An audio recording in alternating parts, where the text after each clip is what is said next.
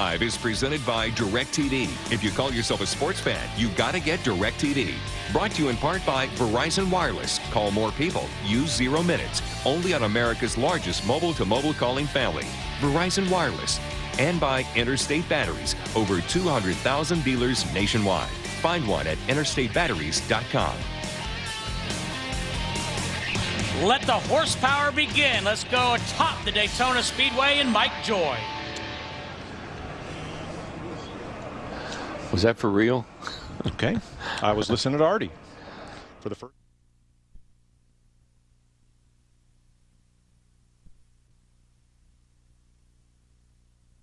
Speedway, the site of speed. These fellas found it last year. Chad Knaus, Jimmy Johnson, defending champions. Kyle Busch, who had a great regular season, looking to rebound in this year's chase. Greg Biffle, could he be a contender for the Cup? We're about to find out as Sprint Cup cars hit the track for the first time in 2009. Not that any points are at stake. It's the Budweiser Shootout opening round practice. The name is the same. The race is completely different. Yes, it has 2 segments, but it's been lengthened to 75 laps, 25 and 50 with a 10-minute pit stop in between. And winning a pole is no longer a prerequisite to getting in the shootout. We're going to take the top 6 in 2008 owner points of each manufacturer and then add 1 wild card entry from each manufacturer. So 4 makes of cars, 7 each, 28 cars. A big field for the Budweiser Shootout. We're back. Hi, everybody, and welcome to Daytona. Mike Joy, Larry McReynolds, Darrell Waltrip, cellmates again for the 9th consecutive year, and having a ball at it. We couldn't wait to come back, and hope you enjoy this opening round of practice for the Budweiser Shootout. So, Darrell, basically it's a whole new race. The distance is similar. It's a shortened field, and it's go for broke because points don't matter. No, and the format is similar to what we've seen in the past, but this is not a bunch of slow leaks in this race. I got to tell you, you got winners of the Daytona 500, you got winners of the Budweiser Shootout, you got former champions. So this is a field of stellar drivers, and they're going to go out here with no testing, and they go out here and put a real good show on tomorrow night, and it's going to be fun to watch, I guarantee you. Larry, what will the crew chiefs and their teams learn from this opening round? Well, they're going to have to learn a lot, and they have a short time to learn it. Like Darrell mentioned, these race cars, they've not been on the racetrack in January like we were in so many years past. And when you think about the 28 teams, Mike, half those race teams have a brand new driver crew chief combination. So these guys are going to be sticking their head in that window saying, okay, just how loose is it? Just how tight is it? So they're not only trying to learn about their race car in these 2 practice sessions, they're trying to learn about each other and their race teams as well. I got good news. There are only 8 guys in this race that have never been in it before. But I got bad news, too. They're all up front. They all start up front. They're all starting up front. And we'll get to the grid a little later on because the grid was determined by a blind and frozen cold draw yesterday evening that Steve Burns conducted on Speed. So while Steve is still thawing out, we're getting ready for opening practice at Daytona.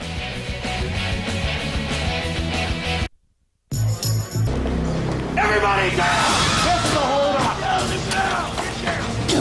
Don't be a hero. I'm not. I've got DirecTV, so I can set my own DVR from here. My favorite show's on tonight. You know, in case this turns into a hostage situation. That's so cool.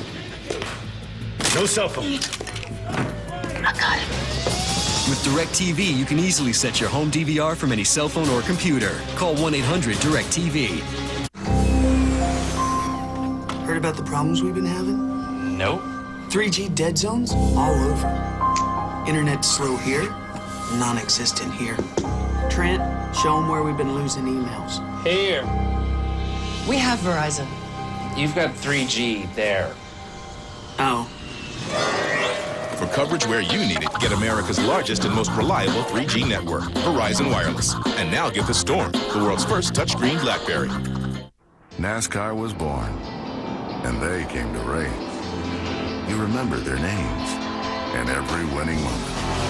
Now it's time to capture your favorite NASCAR memories. Introducing the NASCAR Hall of Fame Commemorative Brick Program. To reserve your place in NASCAR history, visit us online at NASCARHall.com/brick or call 1-888-NHF-BRKS. The NASCAR Hall of Fame, building memories one brick at a time.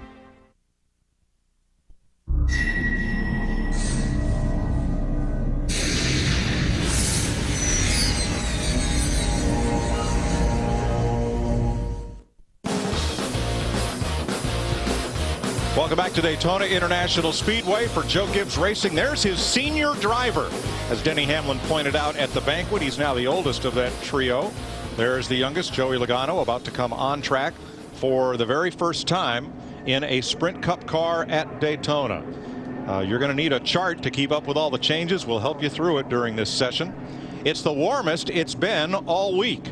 58 degrees. And it's actually supposed to start getting better and better, but that's actually what's forecasted for about 8 p.m. Eastern time tomorrow night when this race is supposed to get the green flag. Which is good because that means the track's going to have some grip in it this afternoon. Got a little wind blowing. There's our wind gauge. Remember the TV show Laugh-In and the Flying Fickle Finger of Fate award? Oh, yeah. Matt Yoakum has more on the story. Mike, this session marks the opening day of 2009 as Carl Edwards making his way to his car.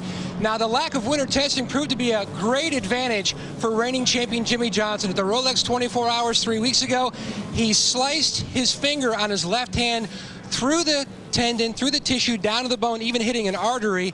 Stitches. He spent time with the doctors at CMC, the hospital up in Charlotte, North Carolina. They fabricated a brace for his finger to be worn inside his glove. He told me moments ago he tried a couple different pair of gloves.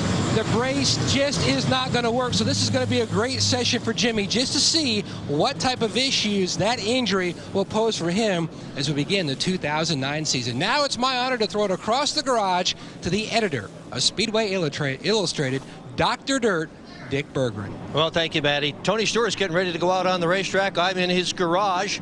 Tony is a 3-time winner of the Budweiser Shootout, but that was all with his old Joe Gibbs team, and this year everything is new. He's about to drive a car he's never driven for a lap before. He's got a new crew chief, a new car chief, a new pit crew that has never serviced a car for him on a pit stop.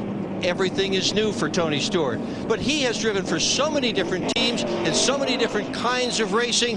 I figure it's going to take him about 2 laps to get used to all of this. The goal in this practice session, get the car so comfortable Tony can drive it all the way around every single lap with his foot flat on the floor.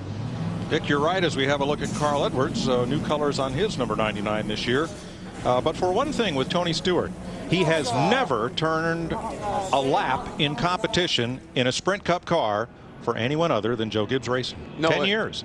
Other thing that I thought was interesting, that he's using one of those carbon fiber seats that Hendrick produces, and he had never used one of those before either. So, yeah, it's familiar surroundings to some degree, but you know, just those little nuances like that. Sometimes it throws the driver's timing off a little bit, so he may have some issues to work through. We spent some time with Tony earlier today, and he said he may not get right up in the thick of things to start this practice. He may want to feel this car out. That car is actually a car that Scott Riggs drove in the Daytona 500 last year. I'll lay a little money on the line that he does. Tony's old ride now occupied by 18-year-old Joey Logano, making his first Sprint Cup appearance in the Budweiser Shootout. Practice next here on Speed.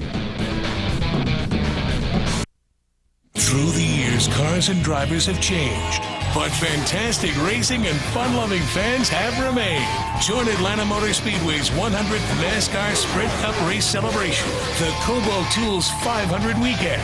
Friday, Georgia Power qualifying night. Saturday, the American Commercial Lines 200 Truck Series race. And Sunday, America's best racers battle for the coveted 100th Winners Trophy. Join the celebration. Reserve your seats today. Many half-ton V8s get around the same miles per gallon, but ours puts out 30 more horsepower. Hello, beautiful. Available on the full-size Tundra, the truck that's changing it all. Takes just 3 years for many half-tons to burn through this much tranny fluid. Ours lasts longer, so you go through a whole lot less. Looks like you got some time to kill.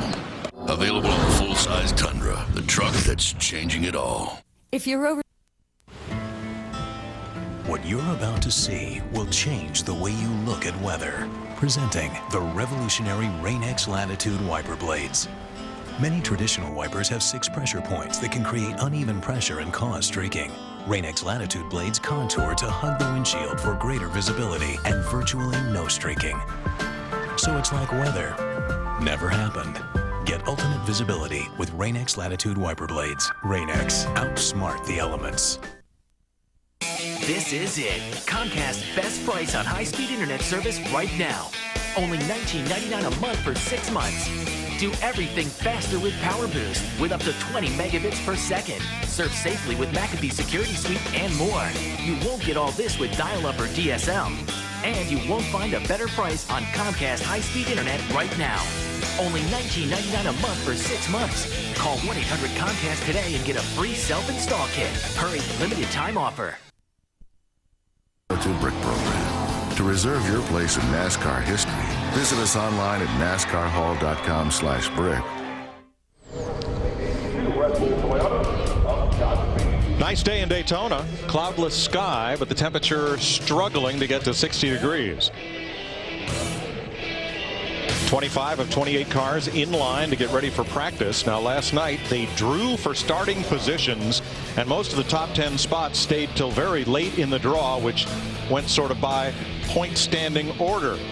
So Paul Menard and Elliott Sadler find themselves on the front row for the shootout. Reed Sorensen, Scott Speed, and former winners Denny Hamlin and Tony Stewart. Paul Menard, Scott Speed, they've never run a Budweiser shootout before. Of course, Scott Speed only has 5 Cup starts total.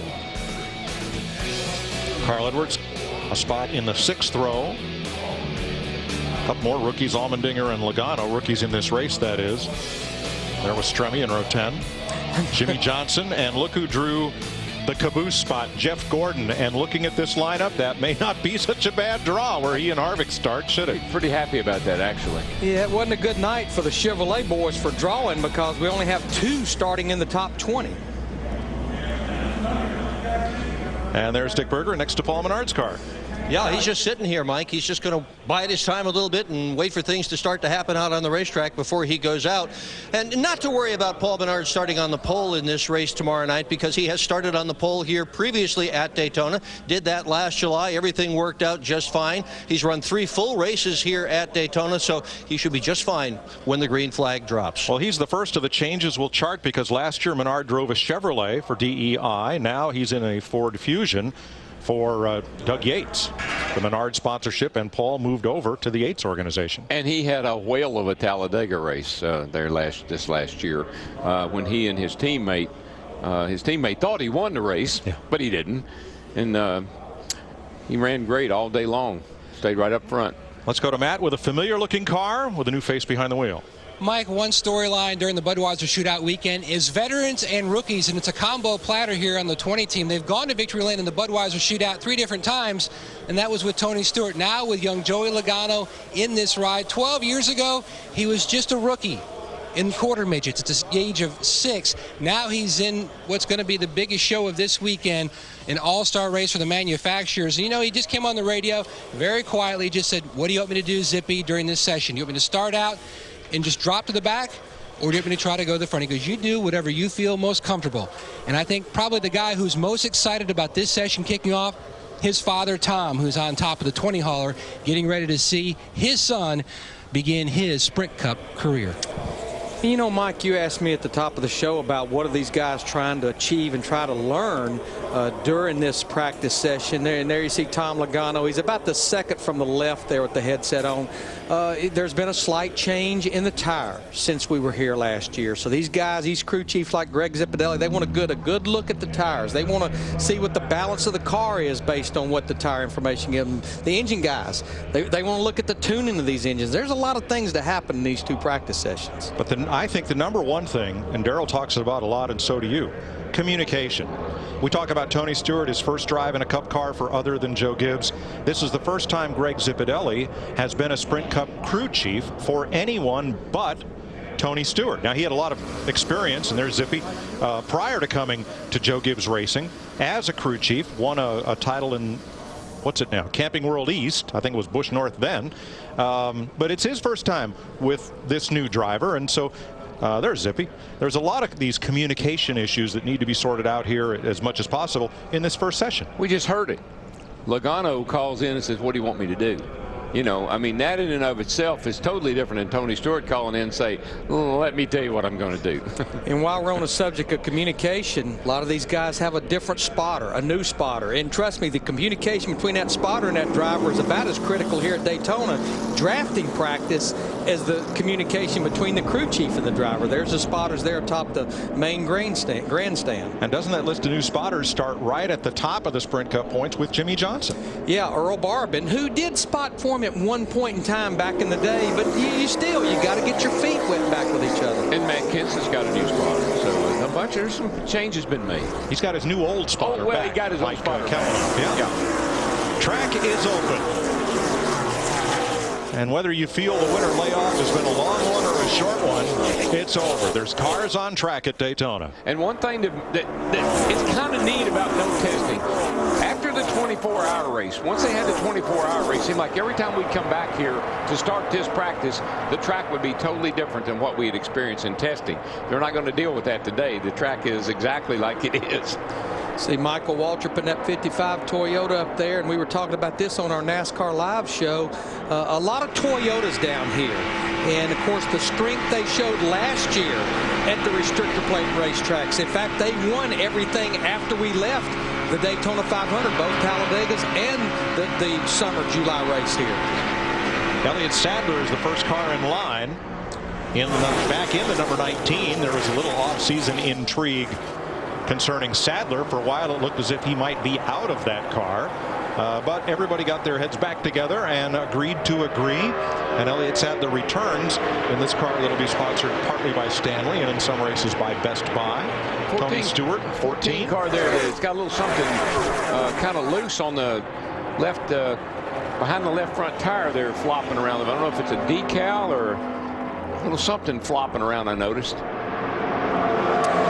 Yeah, back to Elliott Sadler, Mike. I heard him say yesterday at Media Day, he said, you know what?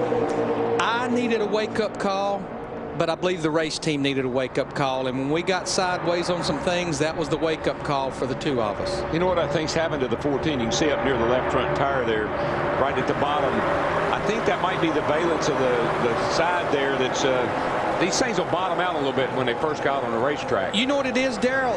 That silver part is a decal, and down there at the bottom is a plastic rocker skirt. You can almost see where the brake's at right there. It's like the decal is not sticking to that rocker skirt. She's going to come unwrapped.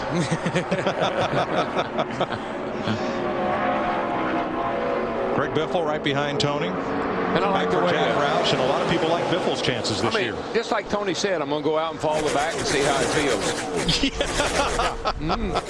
Yes, sir. How'd that work? Yeah, how'd that work out for you? Greg Biffle won the first two races of the chase for the Sprint Cup. And a strong finish to the season.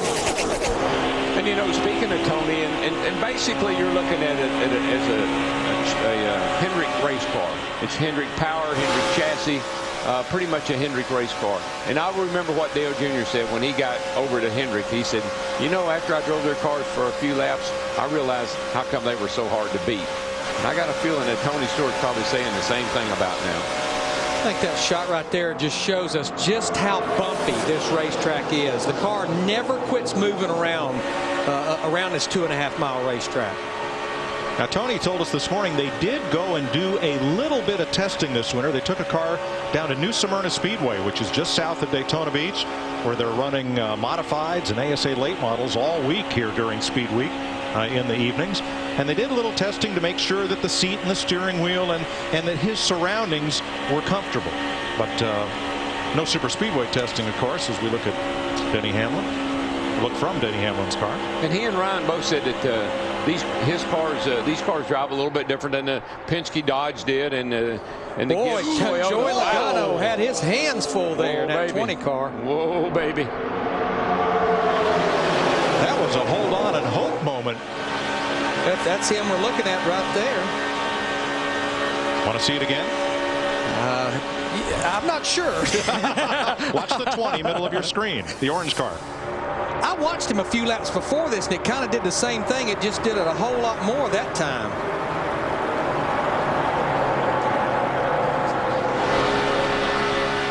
This is looking back from Logano at Jamie McMurray.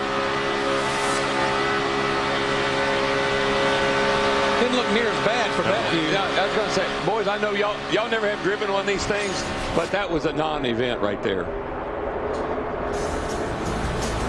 Opening practice for tomorrow night's Budweiser Shootout that you'll see on Fox.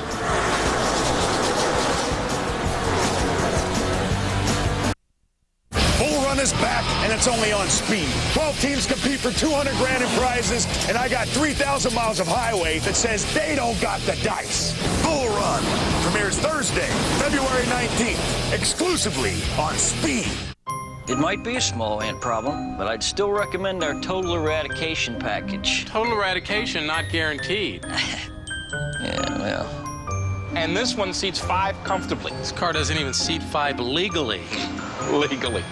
Sounds like the best option for you is a family plan with unlimited text and data. Let's do this. Great phones and plans. Plus, they help you can trust to find the perfect one, like the LG View from AT&T, only $49.99 at Radio Shack. You can't have Valentine's Day without chocolate. Chocolate makes you feel good. It's a real girl thing. Women love chocolate. They just go together. I'm in heaven. Don't give her just any chocolates. Give her Russell Stover chocolates with the famous Russell Stover bow. All right, what do we got? Male, had trauma struck by a bus. It's a Jack in the Box guy. Are you sure? Yeah. Do I really like his sirloin burger? Yeah, but the... Tacos? Breakfast? Breakfast. That's it. Nurse O'Brien and I often enjoy a midnight breakfast at Jack's. So anyway, Bob. Right, I'm going in. Give me a bone saw and a hot glue gun. Announcing Pizza Hut's Real Deal. Buy any large pizza at menu price and get $5 off your order when you ask for the Real Deal. We've never had a deal like this. I would totally order this. Choose Real Taste. Pizza Hut. Now you're eating. Kyle Busch has the fastest lap of practice. Jimmy Johnson, Matt Kenseth, Reed Sorensen, and A.J. Allmendinger. New teammates at Richard Petty Motorsports, which was Gillette Evernham combined with Petty Enterprises, and it's going to take some sorting to get all that figured out. But RPM, and notice anything about his left rear tire and his donut on his door, and they were bumping around pretty good up here in the middle of 3 and 4. He's in the middle right here. Comes off, the car's pushing, it gets a little bit loose. When she straightens up, hello. Got in the side of Greg Biffle's 16 car and down into Robbie Gordon in 7. It's a cue ball right there. Look at it from Carl Edwards' point of view. Carl saying, oops, oops, oops. Oh, excuse me, pardon me. Yeah. Coming through.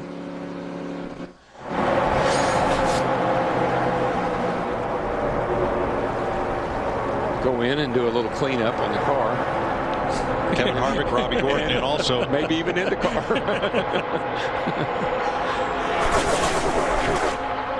All right, I was reminded during commercial we're 22 minutes into this practice. We have not yet mentioned the driver who is 6th fastest on the day.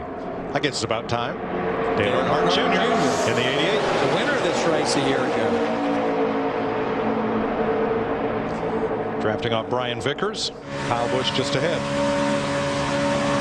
He's kind of doing his normal deal at Daytona in a practice session, a lot like what his dad would do. He'll kind of get to the back, play around a little bit, and then see if he can work his way up through the pack there during practice.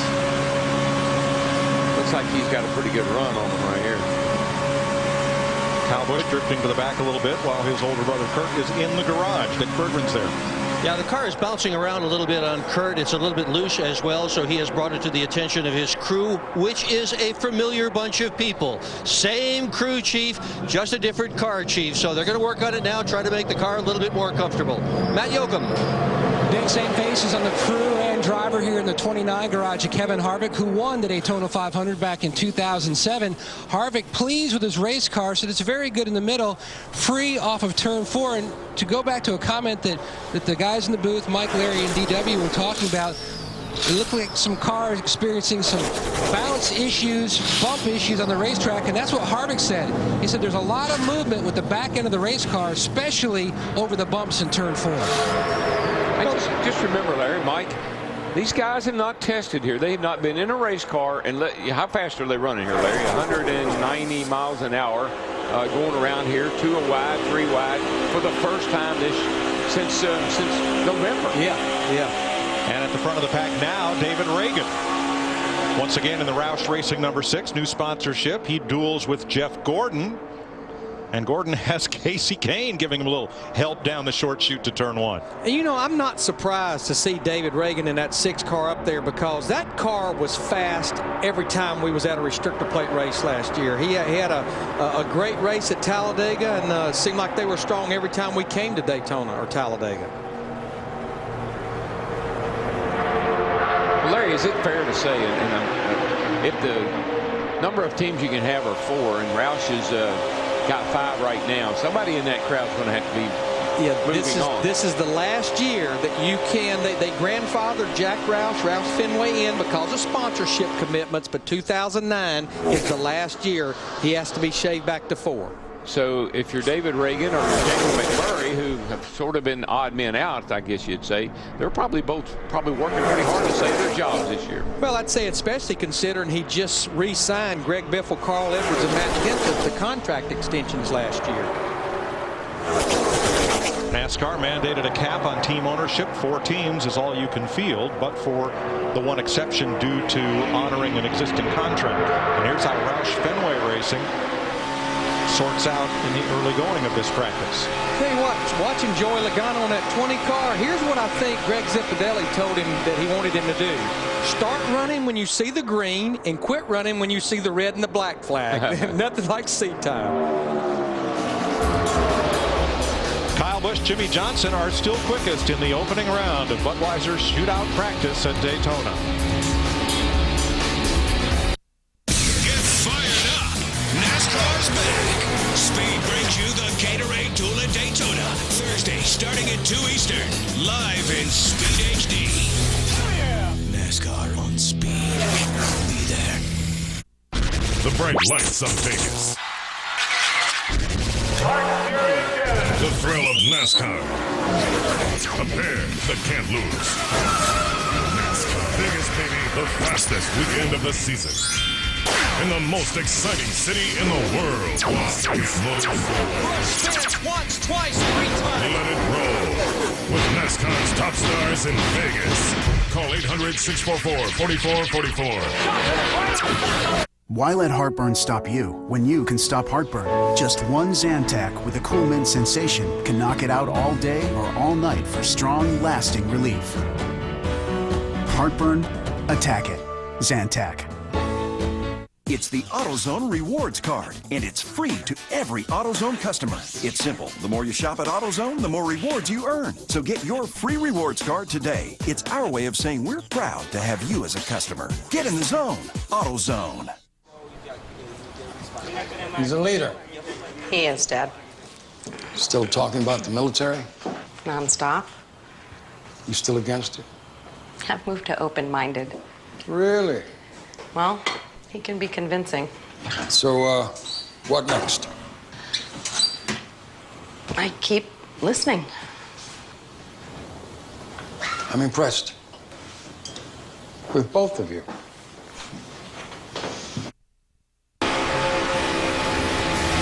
Speed is dueling in Daytona. Next Thursday, the most exciting qualifying event in NASCAR is only on Speed, the Gatorade Duel at Daytona. Be there for the 2 races that set the field for the 500. Live Thursday at 2 o'clock Eastern, NASCAR on Speed. They're going to be big, too. We're going to have about 28, 29 cars in each of those dual races. Boy, Bob Labonte in the Bud car there, or no, that's Casey Kane. Sorry about that. In the Bud car, he was slideways off of turn 4 that time. We get cars around you just right. Looks like these cars have a tendency to want to step out just a tad. From Casey Kane, looking back at Greg Biffle. But, Darrell, I think what is going on is they were not testing at the racetrack, but they've been testing on the pull-down rigs and the shaker machines. And what they're trying to do here is no different than what they'll do at California in 2 weeks, Las Vegas, is pull these things down and just let them ride there on the springs and on the bump stops and on the chassis stops. Yeah, that's why they hop around the way they do. Just hitting solid. There's not a lot of spring action there. It jumps off the spring, actually. Hard to simulate that little push, little shove you get, though. Yeah, you don't get that on a 7-poster. Well, and not only that, but on on the 7-post, you're not turning the wheels to the left. You know, you're pulling it down with the car almost like it's going straight. Now you throw in turning to the left and hitting some bumps. And then that makes things a little more complicated. David Stremme in the 12. For Roger Penske, there's Dale Jr. and Matt Kenseth for Roush Fenway Racing. Down to a pack of looks like about 8 cars now on the back straightaway. And there you see Joey Logano, the 20. He's still making circles. Dale Earnhardt Jr., the 88, still out there. And he is staying on the bottom. That's one thing I've noticed. He hadn't moved that car around much. He's been right around the bottom, thick or thin. He's kind of hung right there, which I think is probably a good idea. You know, I was reading some of Joey Logano's quotes, and as I mentioned at the top of the show, very possibly could have a pit stop in that final 50 laps because it's questionable without cautions. Can you make the distance? Joey said, you know, I even have to learn how to make a pit stop at Daytona. I think that's one of the reasons they're going to be running him in the ARCA race, which will be on speed prior to the Budweiser Shootout, is just to learn some of those nuances. And I believe he qualified 3rd fastest in ARCA time trials earlier today. He started racing quarter midgets near his hometown in Middletown, Connecticut. Won the Pro Legends Championship at age 12. And at age 14 signed a development contract with Joe Gibbs.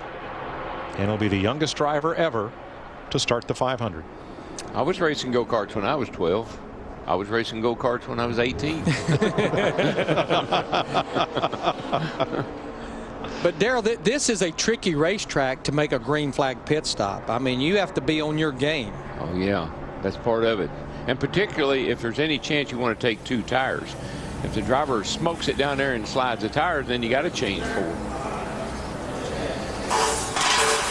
Bob Osborne talking to Carl Edwards about their run. I was trying to look and see roughly how many laps that Carl had run when he was out there. He ran about 14 laps. We also saw Pierre Cattell in the picture there briefly. What Jack Roush has done for Carl Edwards is taken all of the best of last year's Cup team and his championship nationwide winning team, put all those folks together to support Carl's Cup effort. And he says the depth in that team is fantastic, and to have all of that to draw from makes him very, very optimistic about this season. And you know, when you look at all of the Sprint Cup Series teams, this team, from the drop of the green flag in Daytona to the checkered flag in Homestead, probably had the most consistent season of anybody. You look at the Chase, they had 7 top 3 finishes, 8 top 4 finishes, but that little snafu at Talladega, the ignition boxes at Lowe's Motor Speedway, was enough to keep them from winning the championship. If he just had one of those things, it would have been all right. Cue the duck. We'll be right back. Bull Run is back. 12 teams compete for $200,000 in prizes. Bull Run premieres Thursday, February 19th, exclusively on Speed. NASCAR on Speed. Be there. Everybody down. This is a hold-up. Don't be a hero. I'm not. I've got DirecTV, so I can set my own DVR from here. My favorite show's on tonight. That is so cool. DirecTV lets you easily set your home DVR from any cell phone or computer. Need new gear? Now is the time for one-of-a-kind deals at Bass Pro Shops, like Daiwa Baitcast combos, only $59.94, and the Tracker Pro 16, the absolute best value in boating, for only $79.95. What you're about to see will change the way you look at weather. Presenting the revolutionary Rain-X Latitude wiper blades. Many traditional wipers have 6 pressure points that can create uneven pressure and cause streaking. Rain-X Latitude blades contour to hug the windshield for greater visibility and virtually no streaking. So it's like weather never happened. Get ultimate visibility with Rain-X Latitude wiper blades. Rain-X, outsmart the elements. Are you watching that skateboarding kitten video again, Larry? I like kittens. Larry, you have access to over 100,000 real video clips at Comcast.net from providers like Fox Sports, CBS News, and E! Entertainment. I didn't know that. Now you know. Do they have stuff with kittens? Enough with the kittens, Larry. Over 100,000 video clips from trusted news and entertainment sources, only at Comcast.net. Test your NASCAR trivia skills with hundreds of challenging questions like, Who was the Cup runner-up in 2003 and 4? Let's see how you rank. It's at speedtv.com/games to play now. Not sure on that one. Matt Kenton? Survey said? No? What did you say? Yeah, runner-up. Jimmy Johnson, Bill Sloboda says. Okay. And that's right. If he's right, Bill Sloboda said it. And if he's not right. It's kind of like this race, though. Nobody cares who comes in second. Right. Good point. Bobby Labonte has a new deal for 2009 with Yates Racing. Ask.com, Ford Fusion, number 96. With teammate Paul Menard out there on track. Teamed old Bobby back up with Todd Parrott. Todd Parrott will be the crew chief on this car this year. Bobby and Todd worked together a few years ago at Petty Enterprises. You know, it takes a lot of confidence, though, to walk out of a deal like he had with Petty and not have anything really know what you're going to do for the future, and then have what might be a pretty good deal come together for you right here just before time to come to Daytona. Now, I say Yates Racing. That of course was Hall of Fame racing last year and still is Hall of Fame racing in an alliance with Yates Racing. I'm just going to be glad we finally get through the first 5 races on that one. If I can make an alliance with someone for Daytona and Talladega, it would be with Yates. Yeah, there you go. Matt. Mike, Greg Zipadelli conversing with his new driver, Joey Logano, debriefing after 18 laps so far of practice in this session. And Joey, you witnessed it on the video, Joey telling his team the car was just crazy loose, especially when he got someone on the outside of him. But then after around 10 or 11 laps, it really started to push on the exit of 2 and especially off of 4. So they're going to talk about a lot of different things that they might want to just little tweaks here and there on this race car. But you talk a lot about experience. Yes, you've got Greg Zipadelli. Yes, you've got Mark Robertson, longtime spotter on this 20 team. But there's a voice that we've been hearing on the team's radio and talking a lot about variables, things that Joey Logano might see in front of him, not only in this practice session, but throughout Speed Week, different things for him to do. Maybe he's not exactly thinking about, but things that might pop up, and that's Magic Shoes Mike McLaughlin. He's been there. He's been to Victory Lane, a veteran driver, and he's been acting as a coach to young Joey Logano for the past year or so. So we've been hearing a lot of Magic Shoes on the team radio. Dick Berggren? Well, last year, David Reagan knocked on the door of Victory Lane repeatedly, but it wouldn't open. This year, a lot of people think he's going to kick it in completely. How good is this car? It's completely in gear. Our UPS Ford is fast. Man, it feels good to get out there and start making some laps again. The off-season was starting to go by a little slow in January, but I think our Ford is fast. It seems to drive really well on the bottom and in the top, and certainly we just kind of wanted to check everything out and get everybody back in the rhythm, but looking forward to tomorrow's Bud Shootout. So many first-time winners here at Daytona. You going to be one of them? Absolutely. One day we are, and it could be this weekend. We certainly always are thinking about winning a race. That's very important to us and UPS, but we've just got to take it one practice and one lap at a time, and if it comes our way, we'll be ready for it. Good attitude. Mike? David Reagan could be his breakthrough season. Another guy that's a familiar name at Gibbs Racing and been around racing about as long as I have is Jimmy Makart. You see him right here in the picture. He's been over there. He's a winning crew chief. He's been over at Gibbs's for a number of years now, and it's kind of interesting to me that Jimmy is actually leaning in there talking to young Joey. I'm not sure if that's just because of all the experience he has had with cars here at Daytona. He had a great run as crew chief for Bobby Labonte there. Bobby, yeah. Won the 1993 Daytona 500 actually with Dale Jarrett. And yeah. He was the #1 employee that Joe Gibbs first hired to put that whole program together. The crew chief for the 18 car, and he's still there pulling the levers and the knobs. He's a Robert G. protege. Robert G. is, Dale Jr. and Kelly's grandfather, and he went to school at Robert G.'s garage on Hudspeth Road. University of Robert G. That's right. RG. Big G. Not much change in the fastest times. They were set early in this session by Kyle Busch and this man, Jimmy Johnson.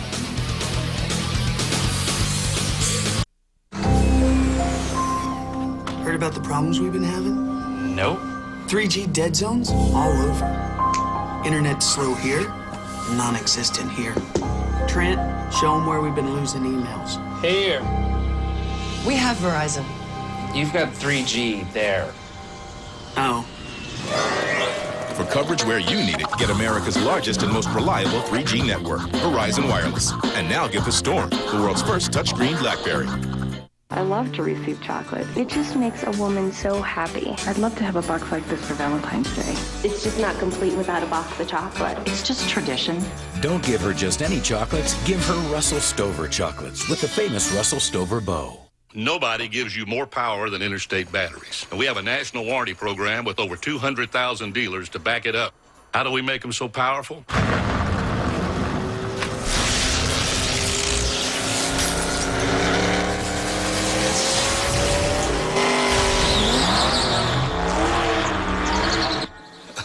Now that's a secret.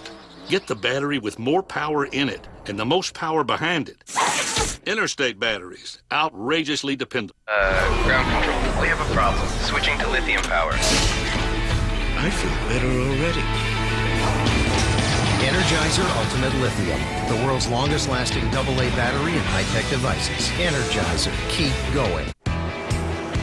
Here's to Friday night dust storms, 200-mile-per-hour winds, and some of the coolest nights in America. Fields of high pressure, big puffy clouds, a sound of thunder, and the scattered showers we hope our favorite drivers get caught up in. Most of all, here's to every fan who's anything but fair weather.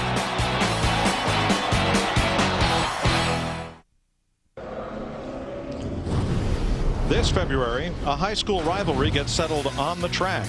Drag Race High returns to speed for an all-new season. Two teams have to build a car from the ground up and then face off in the ultimate drag race showdown. Top Fuel champ Clay Millican will guest judge. Don't miss the season premiere of Drag Race High, February 18th, only on Speed. Lose the race, lose your deployment. It's got to be it. All right, so explain to me what's happening here, because the track is open for practice. There has been no yellow flag, and yet everybody is lined up and waiting for a bigger pack, more cars. Not enough cars. Yeah, that's only 7 cars. You're not going to learn a whole lot there. We're just waiting for some more guys. There's more coming here. Here comes Jeff Burton in his new colors for Richard Childress Racing. I like the tracks on that Caterpillar. That's pretty cool. Here's the best 5-lap average in this practice session, and the same names, 3 of them are at the top, Bush, Johnson, and Kenseth. Dale Jr. Scott Speed. How is he going to do? Going to do all right. He's in a fast race car. Got Jimmy Elledge working on the car as his crew chief, and I asked him how come they changed that car from 84 to 82. And they said that the Red Bull people are big in a driver having an identity. And since A.J. Allmendinger had driven this car for almost 2 full years as 84, they wanted to give Scott a new identity with a new number. So that's the reason the 82 was available. The other side of the 83, so they just went with the 82 number. Well, let's see, he's 26 years old. I wonder if he was born in 1982. That might work out as well as the red rear wheels, too. That's only on race day. I did learn that. Oh, it is? They only do it on race day? Yeah, that's good. Well, let's go to Matt Yoakum with a man last seen on Speed on the auction block at Barrett-Jackson.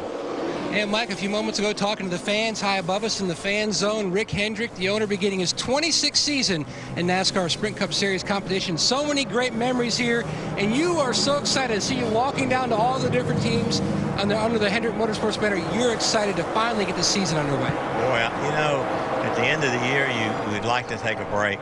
And then after, you know, it's been a while and no testing, and I think everybody was getting antsy, and it feels so good to walk into the garage and see the fans and get ready for the new year, and just a lot going on. It doesn't seem like it's been 26 years ago that I came down here, but I'll tell you what, I'm not as nervous as I was the first time, for sure. Well, talking about a lot of your memories, what's your favorite Daytona memory? Golly, I just remember the first time I got down here, and I looked out on pit road and the Wood Brothers and Junior Johnson and Petty's, and I said, man, I shouldn't be down here. And we didn't have a sponsor, and I guess just Jeff Bodine winning that first race, and dreamed about just getting to go to Daytona. And I remember my mom and dad had come down here just a few years before, and just to be able to end up in a sport that you just idolized, and then a place that was almost like sacred ground, Daytona, and to be able to stand in victory lane. I was just thankful to be here, qualify for this race and get in it, but to win it was just really special. That first one will always be number one. The last time we saw you was at Barrett-Jackson out in Arizona. You made a number of purchases. Have you got all your cars back in North Carolina yet? I'll tell you what, bidding on them is more fun than paying for them when it's over. We had Jeff's car at that race, a lot of money for the Barrett Foundation, and it was a lot of fun. If you're a car guy, you really need to go to Barrett-Jackson and see all the cars that you grew up idolizing or wanting to own, and you probably never did. And so I got into the rhythm out there and bought a couple and got them home, and it's really neat place, and that was a lot of fun. And I hope Ron Pratt's watching today that bought that car. But it was a ton of fun. I'm gonna go back here. I'll go down there in April and watch it again. All right, thank you, Rick. Thanks, man. One of my favorite memories when his cars ran 1, 2, and 3, Jeff Gordon won in the Daytona 500. I think Labonte was second, and Ricky Craven was third. That was a great race for Rick as well. Except that Rick wasn't here. Racing Electronics hooked him up with a two-way so that from home he could talk to his drivers on track. That was pretty trick. It was. He's had some great memories here, I can tell you. So the guys finally got enough cars they wanted to get out there and do a little practicing, and we've got about 11 cars out there right now. And speaking of Rick Hendrick, the 48 car, we've been watching him. He's in this pack right here. This is coming off turn 4. Up behind the 44 car there, and the car it kind of picks up that push where the front end's sliding, then the front bites, and then it's a little bit loose. And it's like we're seeing that on a lot of race cars in the exit of turn 4. Yeah, the front, you can see Jimmy's car is really sliding the rear around a lot. But here's something to think about. Joey Logano comes in and says, my car, I could hardly drive it for the first 8 or 10 laps. Really, really bad loose. And then, whoa, that's really, really bad loose when you got somebody stuck up on the back end of you like that. But they start these cars out that way. And that's the secret to success. Who can hang on to the thing for 8 or 10 laps while waiting for it to come to you, so then you can go racing. That's the tricky part. 44 there is A.J. Allmendinger in one of the Richard Petty Motorsports cars. That's the new name for what was Gillette Evernham Racing and Petty Enterprises in their off-season merger. We tried that a few times, me and Hammond, and I'd be saying, I can't, I'm so loose, I'm going to wreck this thing. He said, just be patient, it'll come to you. And the second time they went by me, it was starting to come around. She was starting to feel pretty good. Well, you look at Joey Logano, he ran 18 laps. That's almost a half of a run. The reason that thing started getting a little bit tight on him, it started burning that fuel load, putting some nose weight into it.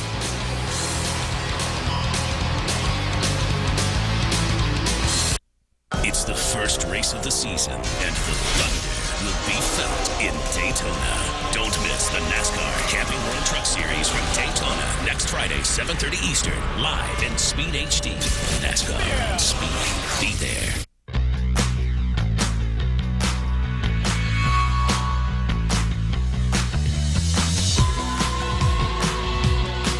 Finally, a car that revolves around you. Because you're more than one thing. So is Venza.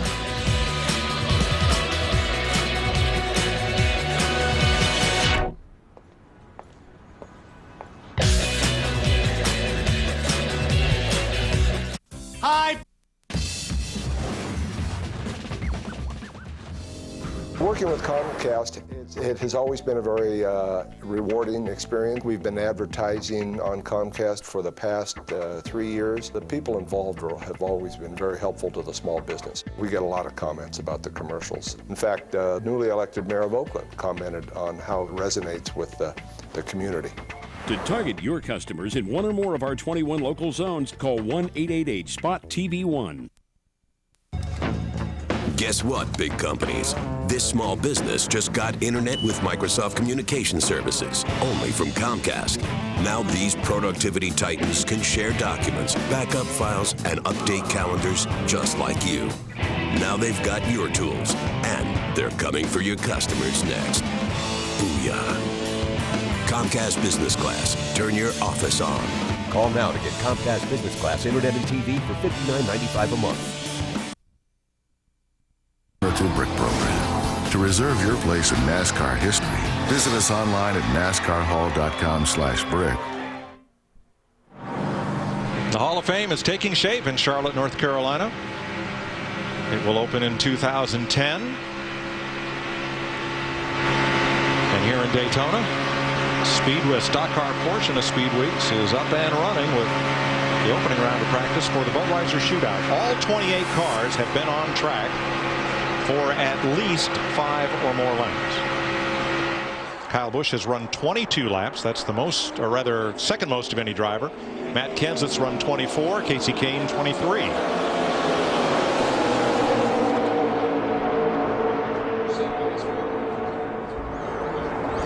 This will probably be about the last run of this practice session for most of these guys, and the old engine tuner, I'm sure, told the crew chief, get them to get me a plug check where they shut that thing off at RPM, where they look at the spark plugs before the final practice coming up in about an hour and a half, and make sure they've got that thing tuned just as good as they can with this carburetor restrictor plate. That's an interesting point, Larry, because with the unleaded gasoline that they run now, that 99 octane Sunoco GTX, is the plug check as beneficial a tuning tool as it used to be in the days of leaded gas? Boy, I didn't mean to dodge your question, right. but Kyle Busch, again, turn 4, coming off turn 4 on the bottom.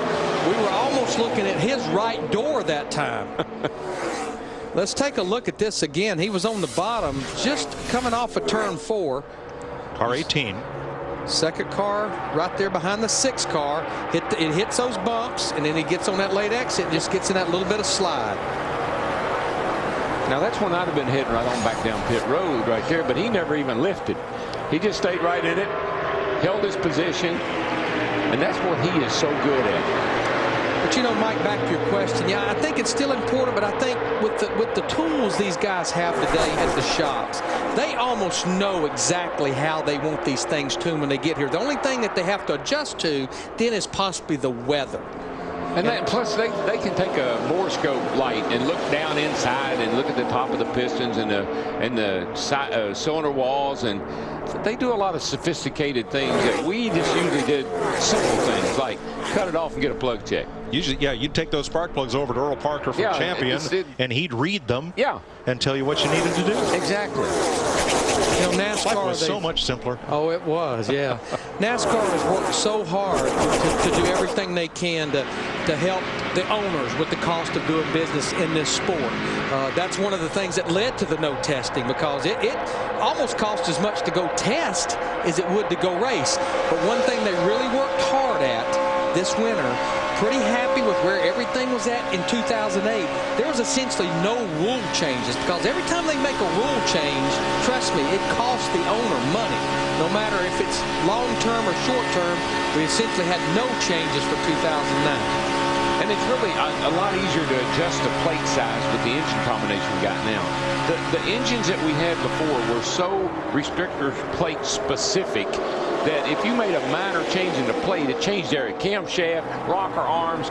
But now with the way the engine is, it's more like an open engine. Yeah. And the plate's not affecting it quite as much as it used to.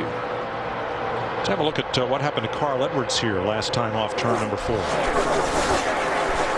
That's the 99. Gets in that sucker hole and gets that front end bouncing, pushing. Whoa. It's a dadgum good thing that he was able to get in there in front of Stremme. Yeah. Man, that 12 car. It's almost like we just need to put a camera in turn 4 and lock it down. It's going to be big. Actually, we have. Caution is out. Apparently something just, or is that the end of the session? It's close. We got about 5 minutes on the mountain. Red flag. A part came off of one of the cars right here. Oh, yeah. You know what that looks like? That looks box. like the air box that puts fresh air down to the carburetor. I think it is there. Well, no, that's not an air box. No, that's a piece of aluminum from under tray. Maybe a tray under the car. Yeah.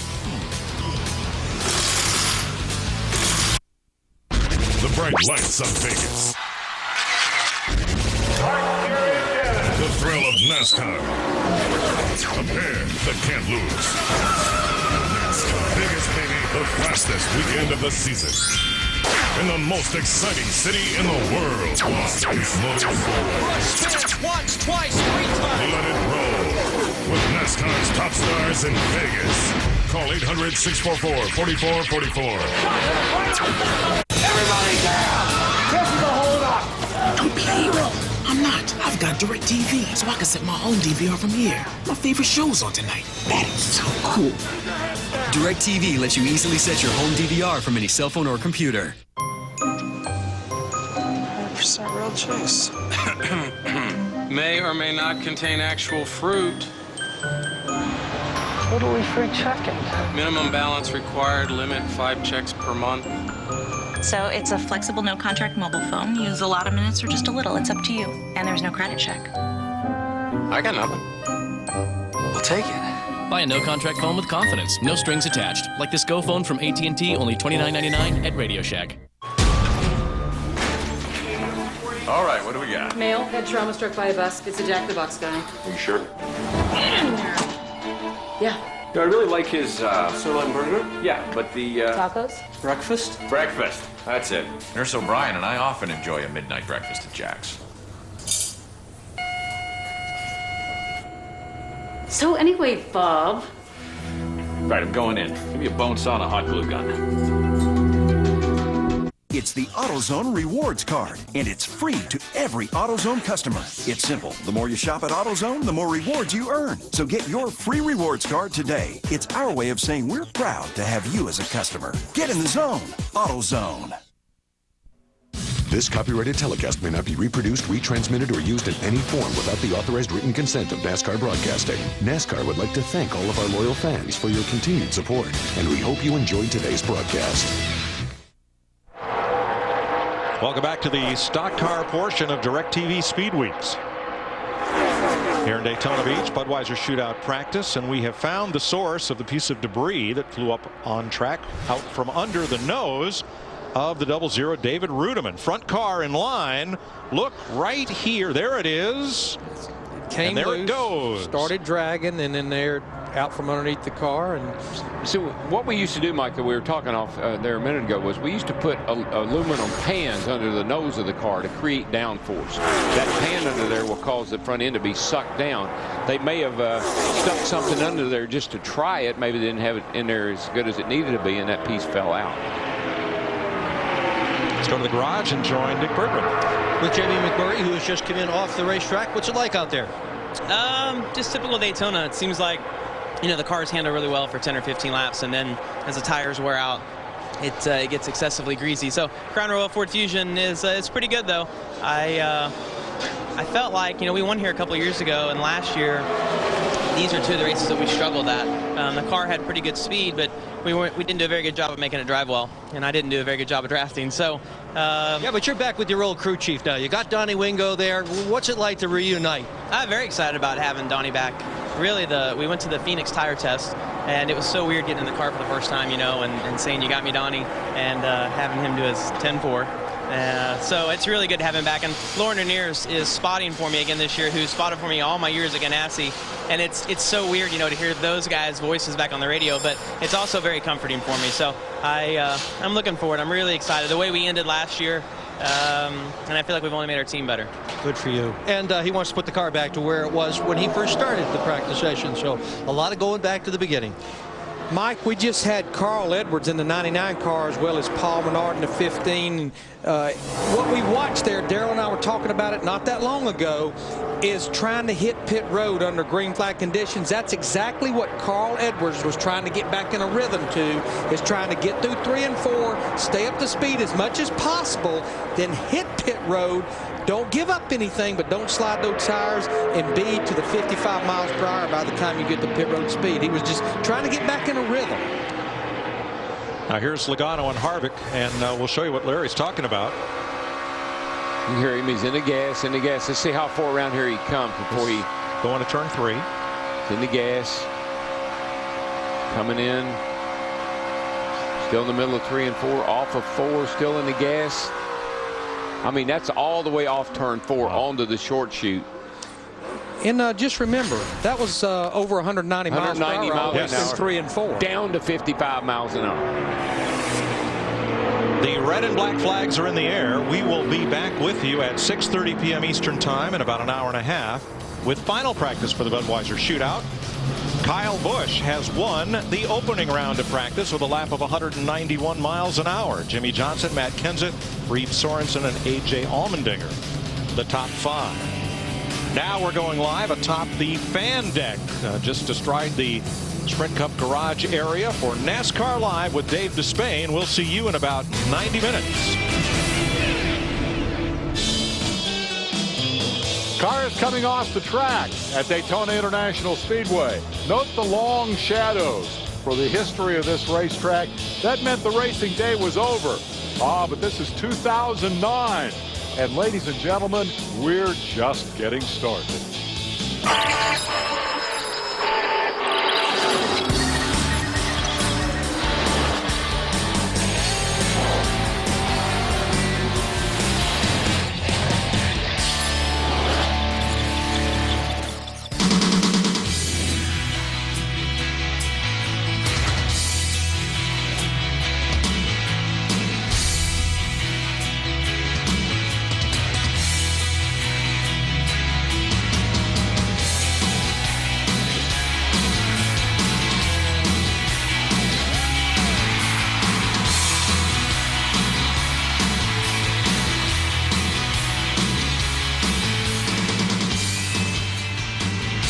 Lights, that's the key to the deal. We race at night now at Daytona. In fact, as we prepare for the run-up to the big Budweiser Shootout tomorrow night during our direct TV coverage of Speed Weeks 2009, final practice for that big night race is the event we're looking forward to next.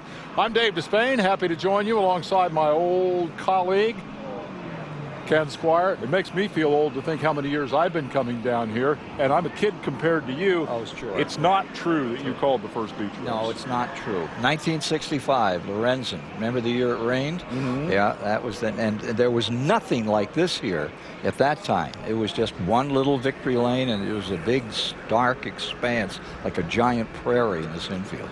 In the previous hour of NASCAR Live, they blew so much smoke at you about your status as Professor Emeritus that we're going to blow right by that this time. Yeah, okay. And instead, because we've seen race cars on the track, that's what we've all come here for. And without that practice this year, this was the first opportunity for these guys to get out there and light it up. Let's see some of the former winners in action. 48, of course, Jimmy Johnson won the race in 2005, and we'll be back to try to add a second victory this year. Cut finger and all.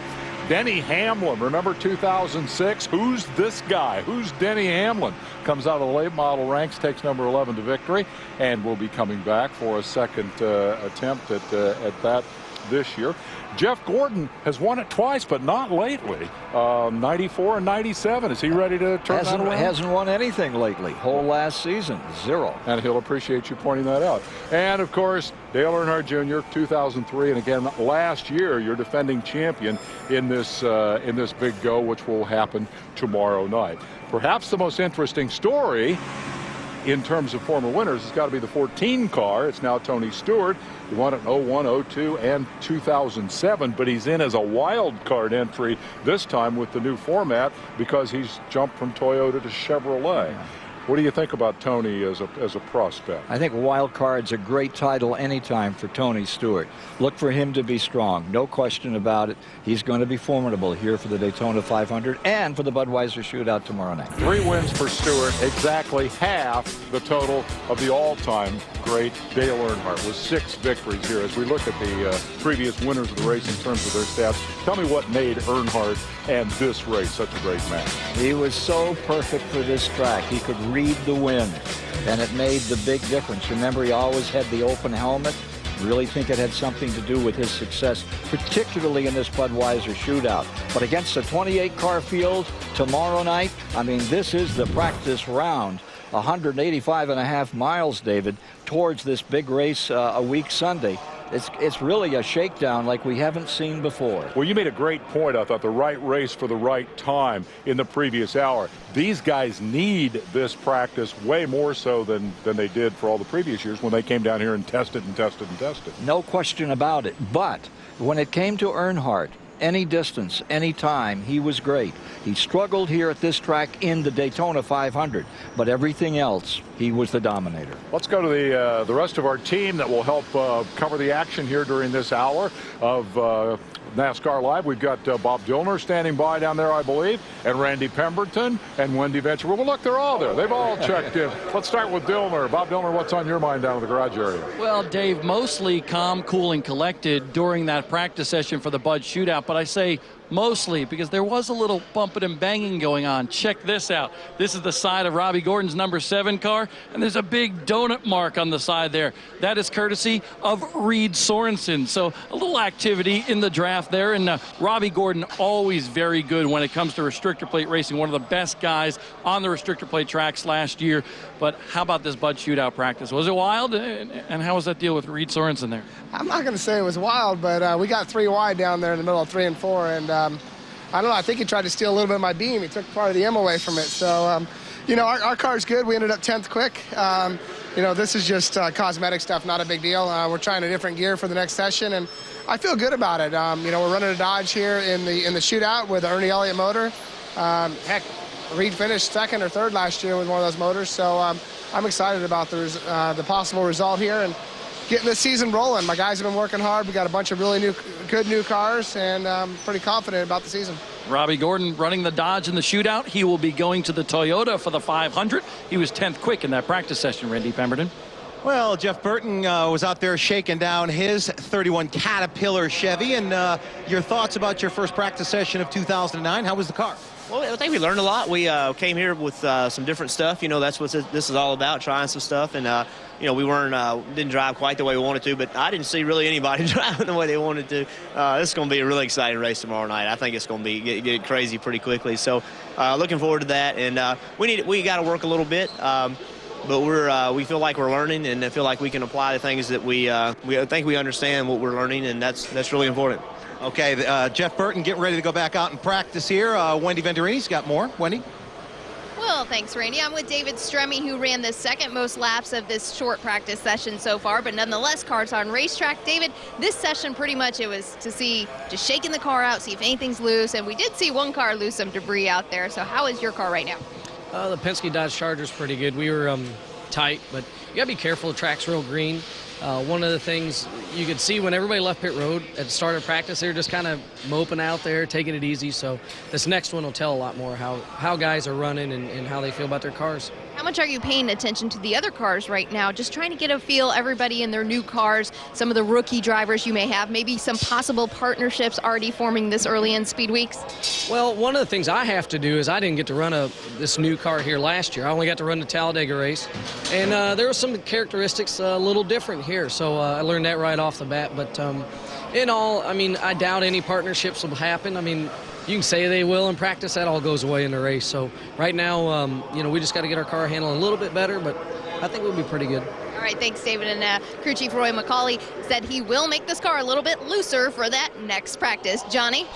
Wendy, thanks a lot. Back here in the fan zones, a lot of fans are looking around here, watching the inspection line, and also they've joined us here at the speed stage as well, along with Jimmy Spencer and Hermie Sadler. Let's look at a couple of the guys who are fast so far. Kyle Busch, Jimmy Johnson, and Matt Kenseth were the fastest 3 cars. That should come as no surprise, but I want to ask you, Jimmy and Hermie, without the practice session during July, does the advantage now go to engineers? Is the team with the best engineering the ones that are going to come out ahead in this session, in this week? Well, let me tell you one thing I saw. I saw a lot of drivers with their hands full on this racetrack already. Guys slipping and sliding, catching them. Jimmy, riding around this racetrack with this new car, with the track has got some bumps in it, is no walk in the park. So that engineering, these guys certainly going to start a little bit ahead. But a lot of these guys, from what I've seen, have got some work to do, Spence. Yeah, the thing that I've noticed in that first practice is that we can't panic. The engineers can't panic. You bring a good point up. These engineers have these cars down to a science, but yet the drivers haven't been in the car. They haven't been up to 190 mile an hour, and so they haven't been. We've seen with Robbie Gordon, those guys getting close, rubbing and racing. That's a big difference. We got to get Formula rolling. It's like a golfer. Can you imagine just going out and saying, okay, I'm going to swing and I'm going to play 18 holes? You better practice. No different here. These guys are logging laps, getting practice, and the second practice is even going to be that much more critical before tomorrow night. And can you imagine how tense it was for these drivers first time on the racetrack? Because you mentioned engineers. These guys have had all winter to sit it back at the shop and say, I know this will work. I think this will work. I want to try this. But the only time you can try it is right here practicing for the Bud Shootout. So these guys are glad this first practice is over. Everybody in one piece. And when you look at the rest of the top 5, perhaps a surprise to many, maybe not surprise to anybody. And also you do have to take restrictor plate practice speeds with a grain of salt. 2 cars from Richard Petty Motorsports. Reed Sorensen and A.J. Allmendinger represented in the top 5. Yeah, and I got to say that the Petty organization now with Gillette Everham. Well, Mr. Everham is no longer with them, so it's Gillette Petty. I think it's awesome. And I think that Richard Petty is going to bring a lot to that organization. And the reason why I say that, the guy's won, 7 Daytona 500s or whatever, and 7 championships. And the guy's got a wealth of experience here. He's going to help Reed. He's going to help AJ. He's going to help Elliott Sadler. He's going to help Casey Mears. You're going to see a lot of changes this year with that team, simply from the standpoint of Richard Petty's hand, that knowledge, that experience. Hey, Elliott rode down here with me, a good trip for us as brothers, riding in the motor coach. A lot was going on in the offseason. He said a lot of changes going on, but the biggest thing I'm looking forward to is having Richard Petty, because they brought in all these new people. They weren't NASCAR guys trying to deal with NASCAR people. Bringing Richard Petty into that organization, the king of NASCAR, helps those drivers relate more to the guys on the engineering and the front office side of that race team. All those guys are happy that Richard Petty's there. The quickest thing I got to say about this is Richard Petty understands engineering and everything else, but he's going to say, guys, hang on a minute. We have to trust our drivers. That's what he's going to bring. And you know what? He also brings that present. That guy with that big hat, big smile, and sunglasses has been in this garage area for so long, starting with some of the first of the Daytona 500s. Now, let's go into another guy who has, been around for a while as well. That's Rutledge Wood, and he's kicking back on the beach.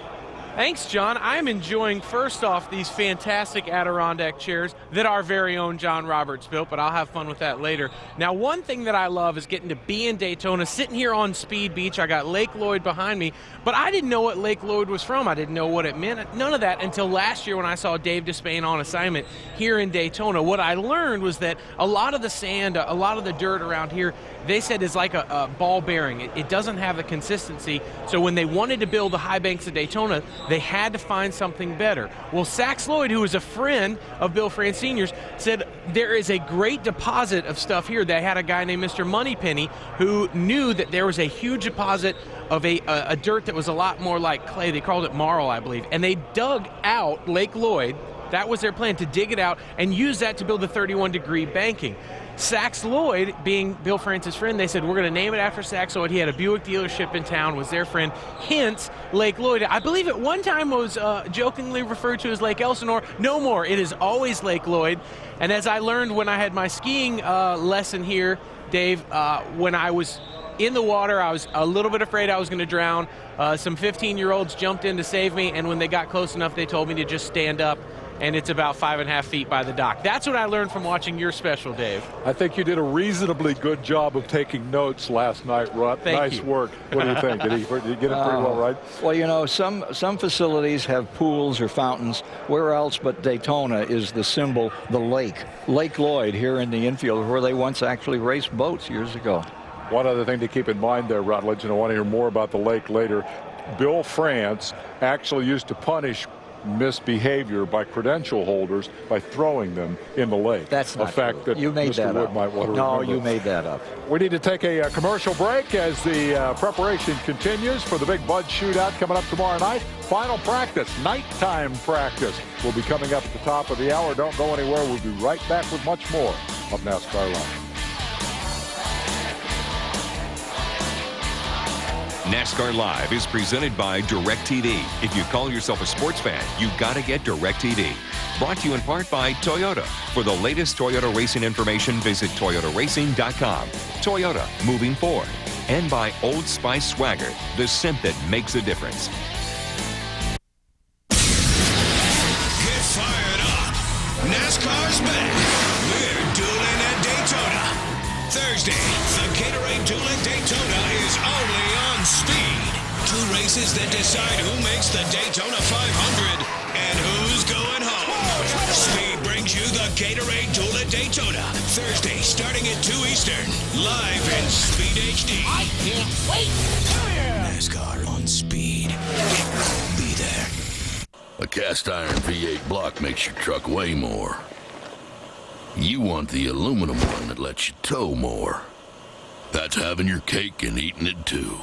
Available in the full-size Tundra, the truck that's changing it all. Most half-ton exhaust manifolds are built the old-fashioned way. You asked for headers born from racing and built for power. Put that in your pipe and smoke it. Available in the full-size Tundra, the truck that's changing it all.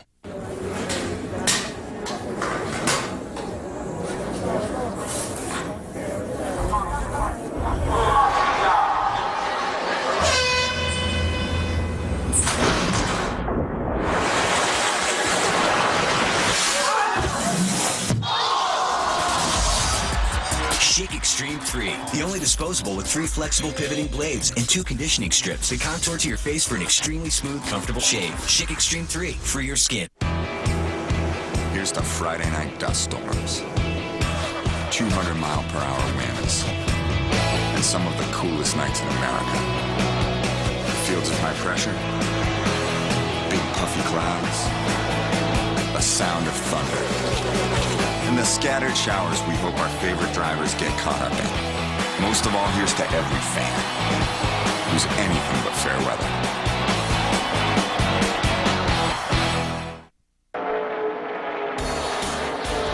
Preparations in the garage area, repairs in some cases after a little minor fender scraping going on during the course of the first practice for the Cup cars this year, the first time the engines are fired in anger. So imagine all the adjustments that these guys are having to anticipate. Speaking of anticipate, let's have a quick look at what's coming up here for the rest of the day as we bring you this continuing live coverage from Daytona. Final practice of the Bud Shootout at the top of the hour, then NASCAR Live back for another half hour. Trackside debut for this year, 8 o'clock tonight, followed by NASCAR Smarts and NASCAR Performance. Let's get back down to the garage area where all this activity is taking place. Randy Pemberton, what's going on down there?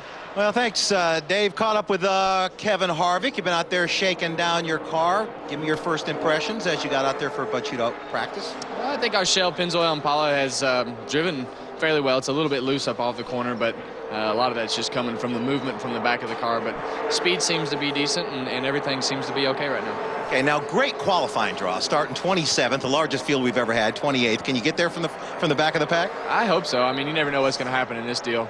You know, for the most part, I can't ever remember every time that I've been in a Bud Shootout ever starting in the front, so I don't think that's anything new. Okay, Kevin, good luck in the Bud Shootout. Good luck in practice. Wendy Venturini? Randy, talking about shaking down the car, Joey Logano was doing more than just his race car shaking it down. Man, you got out there. I was thinking, what is going through your mind right now? Because it wasn't just lollygagging. You went out and you got right into that draft. Yeah, for sure. The plan was to kind of get out there and kind of go to the back, kind of feel it out and everything. And then I just started going and went to the front. I was like, all right, I'll just hang out here for now. But it was fun. I tell you, the whole Home Depot team prepared a great race car for me. And I tell you, I have nothing to compare it to, so I don't really know, hey, is it this or that? I can tell if it's loose or tight, but as far as sucking up and all that, I don't have nothing to compare it to right now. So hopefully I get some more experience, more laps, and I'll figure it out a little bit more. Your dad, Tom, was saying, I don't see Joey nervous very often, but he's glad that you got through that practice session. Are you relieved right now? Yeah, I'm glad I got through that because I wasn't really sure what to expect. I was a little nervous just because I didn't know what was going to happen out there. I never driven one around the racetrack, not a super speedway, so I'm like, we're just going out there in a draft. So, yeah, that was a little nerve-wracking, but I had a blast out there, and now I kind of got a feel for it. We're ready to go. Congratulations, 29 laps in the books for Joey Logano. He said, please do not make this car any looser. Well, Wendy, here is a guy that has a lot of experience at the Daytona International Speedway, two-time 500 winner Michael Waltrip. And heard you on the radio, you said, car feels good. Yeah, I'm really happy with it. The front end's down in the road, and you know, we've managed to make our way to the front at Talladega last year, but we couldn't get it done at Daytona. The car just wouldn't handle, and we came with a whole different package, and it's working. One thing I'd like to say real fast. Real fast? You can't do anything real fast. I can drive kind of fast. Yeah, that's true. Won the Daytona 500. Twice. A couple times. Isn't that a beautiful sight? Aaron's back with your boy, David Rudeman. Yeah, stepping up to the cup for the whole season. So we're real proud of our sponsors. Napa's been wonderful to me, and Aaron's stepping up and sponsoring David's car. And I think our cars are good, Bob, so I'm pretty jazzed. Let me ask you this, though. You know, the big testing restrictions, you know, a lot of people come in here and going, I hope we're good, but we're not sure. You seem to be pretty good. I mean, were you worried about that? Not really. I thought the testing ban was something that was, came from necessity, but could grow into something that we'll learn. We've been wasting a lot of time and money for no reason. You know, the first practice there looked like everybody was having fun. It was a competitive, big pack, guys racing all over each other. The engineers, the guys that build these cars, know so much about what it takes to keep it from bouncing off the road. They know so much about what kind of attitude it needs in the wind. So I knew all the cars would be fairly close when they got here, and I think the first practice at least proved it to me. I have a new crew chief. David has a new crew chief, so there's a lot of new information that we're trying to sort through what we did last year, what he did or they did last year at the teams they worked on. So we had a whole pile of stuff to try to sort through and then filter it down to the two race cars, and I think our guys did a really good job. I'm real proud of them. Well, Dave, the one thing I like about talking to Michael Waltrip is we see eye to eye.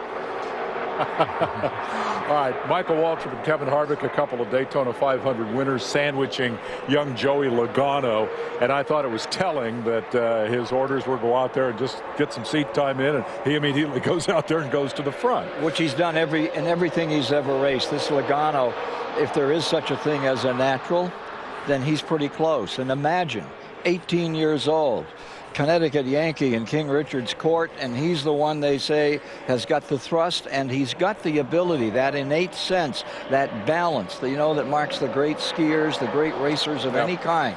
He seems to have that. We'll find out here this week. The fact is he's 18 years old. Exactly. And he's got all these expectations, and everything I see this team doing seems to be about expectation control, about trying to tamp that down in the media. Yeah, no. Is that smart? Well, I think they have to. They have to bridle him in some way. But on the other hand, they know they have a natural talent. And that's like when Mario Andretti came down here in -- Never seen the place. Remember, he was loose. He was all over the racetrack. And he won the 500. I think the fascinating Can't part pack about him down. Fascinating part of this for me is going to be seeing all these Home Depot commercials and how they sell an 18-year-old kid as a Home Depot spokesman. Expectation is the whole story for this week. It's going to be fun to watch. We're going to be heading for a commercial break here as we anticipate the things that are coming up throughout the rest of this Speed Week marathon coverage here. The countdown is on, of course, to the duel at Daytona. The Gatorade Duel's coming up on Thursday. Get fired up. Speed dueling. The most exciting qualifying event in all of NASCAR is only on speed. It is the Gatorade Duel at Daytona. Two big races to set the field for the Daytona 500. Don't miss all of the action from Daytona Live. It's Thursday afternoon at 2 o'clock Eastern Time. NASCAR on speed. Be there. Bull Run is back, and it's only on speed. 12 teams compete for 200 grand in prizes, and I got 3,000 miles of highway that says they don't got the dice. Bull Run premieres Thursday, February 19th, exclusively on Speed. Let's see if this steak place can match the value of Golden Corral's new Applewood Grill. I'd like the sirloin, chicken and pork too, all wrapped in bacon, and all for around $10. Security! And all for around $10. No. What are you, some kind of rodeo clown? No other place can match Golden Corral's Applewood Grill. Get sizzling aged sirloin, oven roasted chicken, and tender pork, all wrapped in Applewood bacon, all included on their endless dinner buffet for around $10. Now that's a rare deal. There's no place like Golden Corral. Hey, Lonnie. What's with the chimps? They're grease monkeys. I love them. Yeah. I bought a case of Castrol Edge and they just showed up. Made me their king. Wow. It's a new advanced synthetic. Nothing beats it in wear protection, not even Mobile One. Strange days. Strange days indeed. New Castrol Edge. With 8 times better wear protection than Mobile One 5W30, it's more than just oil. It's liquid engineering. You want to keep...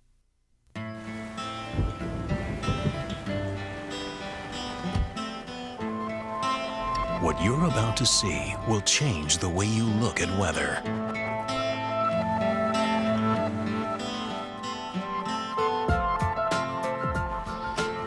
Presenting the revolutionary Rain-X Latitude wiper blades from the maker of Rain-X Original Glass Treatment. Many traditional wipers have 6 pressure points that can create uneven pressure, which can cause streaking. Rain-X Latitude blades use a totally different technology, contouring to hug the windshield for greater visibility and virtually no streaking. So rain or sleet or snow get whisked away like never before. It's like weather never even happened. Get ultimate visibility with easy-to-install Rain-X Latitude wiper blades. Order 2 blades starting at $17.99 each and get the complete Ultimate Visibility Pack for free. Rain-X, outsmart the elements.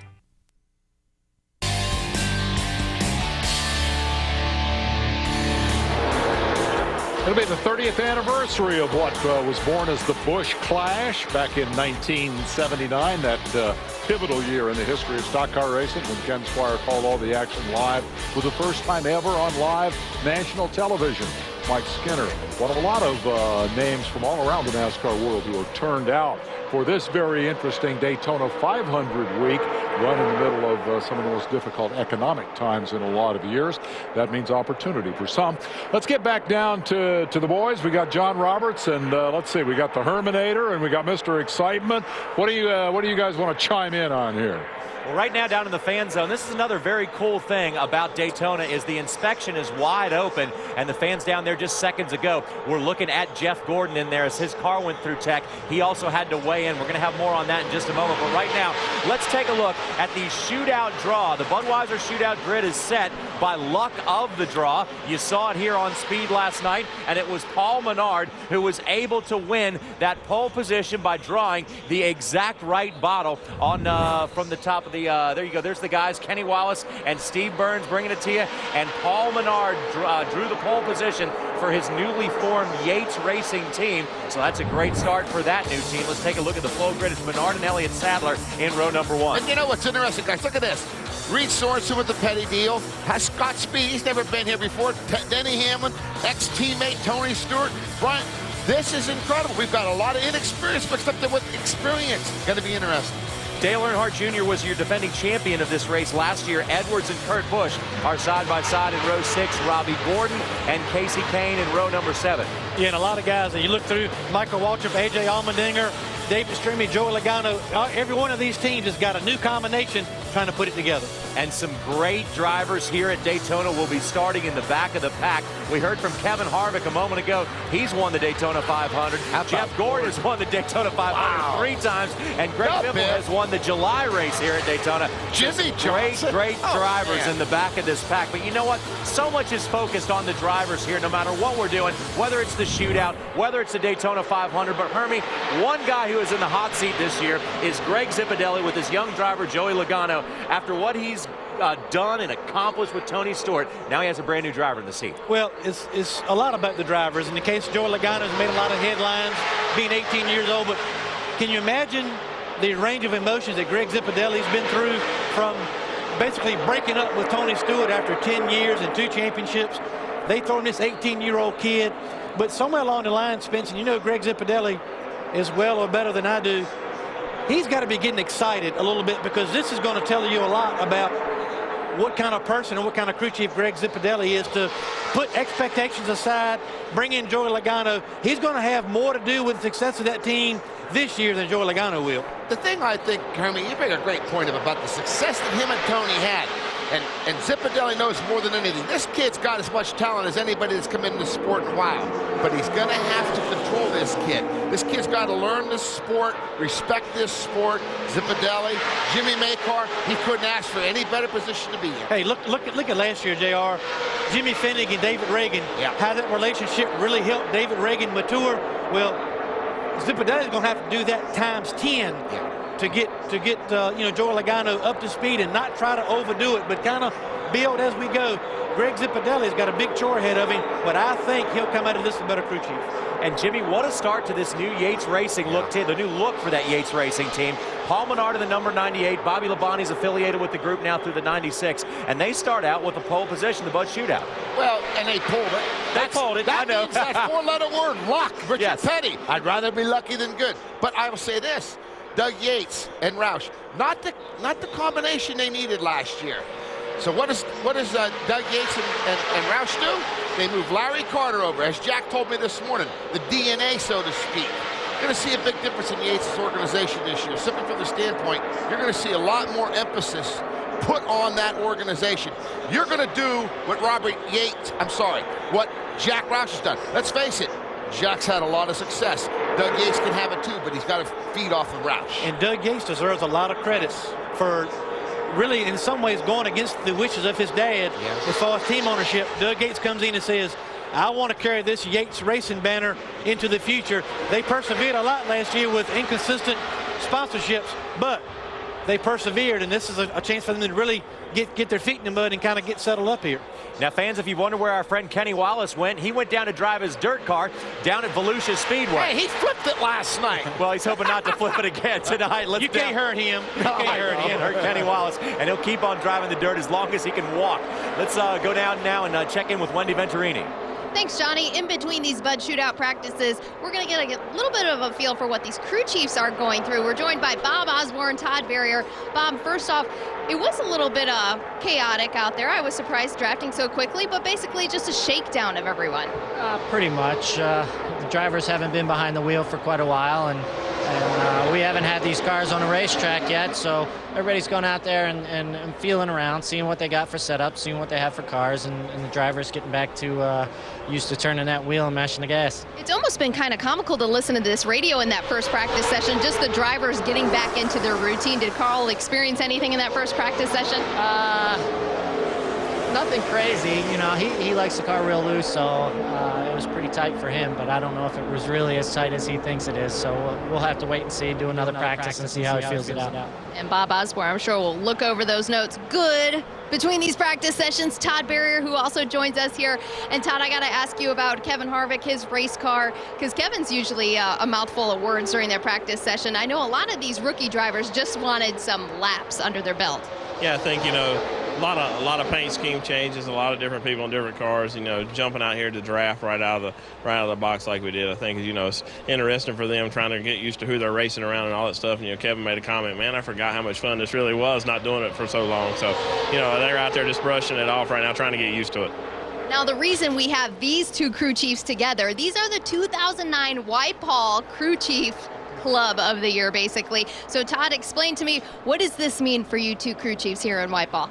Well, what that means is, you know, during the race on Sunday or whatever, Bob and myself and Jeff Hammond, we'll kind of, you know, aside of looking after the 29 and the 99 and the things like that we have to do, we got to kind of pay attention to somebody else, and whoever a crew chief is out there that might have done something great, made a really good decision, things like that. Bob and I are looking for something like that, for somebody to pull something off that, you know, whether it's dominate all day or whether it's do something really great to end up with a great finish, you know, something. So Bob and I have to look for that, and aside of calling the race for the 29 or the 99. So, but we, at the end of the day, we vote for that, and we try to vote for somebody, and it gives them $1,000 at the end of the year. Whoever wins the most, $1,000, like Bob Bout did.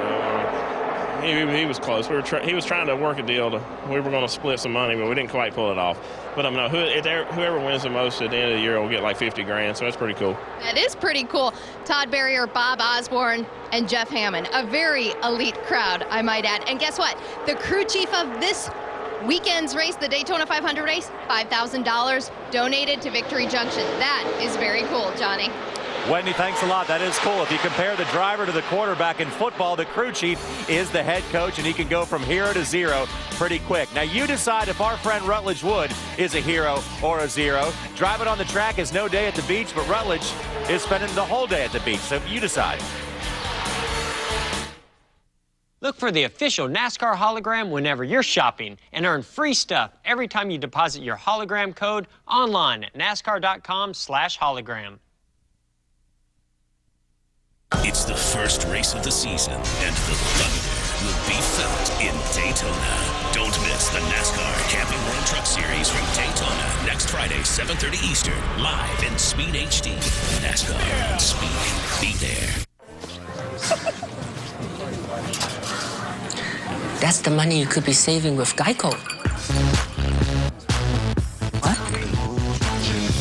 Geico. 15 minutes could save you 15% or more on car insurance. It's the money you could be saving with Geico. You were made for each other. You like money, he likes money. Well, he is money. Geico. 15 minutes could save you 15% or more on car insurance. Why let heartburn stop you when you can stop heartburn? Just one Zantac with a cool mint sensation can knock it out all day or all night for strong, lasting relief. Heartburn? Attack it. Zantac. When I first saw Joshua, it was, oh my gosh, this guy's on eHarmony. I didn't want anyone to know that I was secretly having someone else find someone for me. I was done dating. And when you own your own business, there's no time to go out. So I went on eHarmony to let them find Mr. Right for me. Find out who you're matched with. Log on and review your matches for free. eHarmony.com. Announcing Pizza Hut's Real Deal. Buy any large pizza at menu price and get $5 off your order when you ask for the Real Deal. We've never had a deal like this. I would totally order this. Choose Real Taste. Pizza Hut. Now you're eating.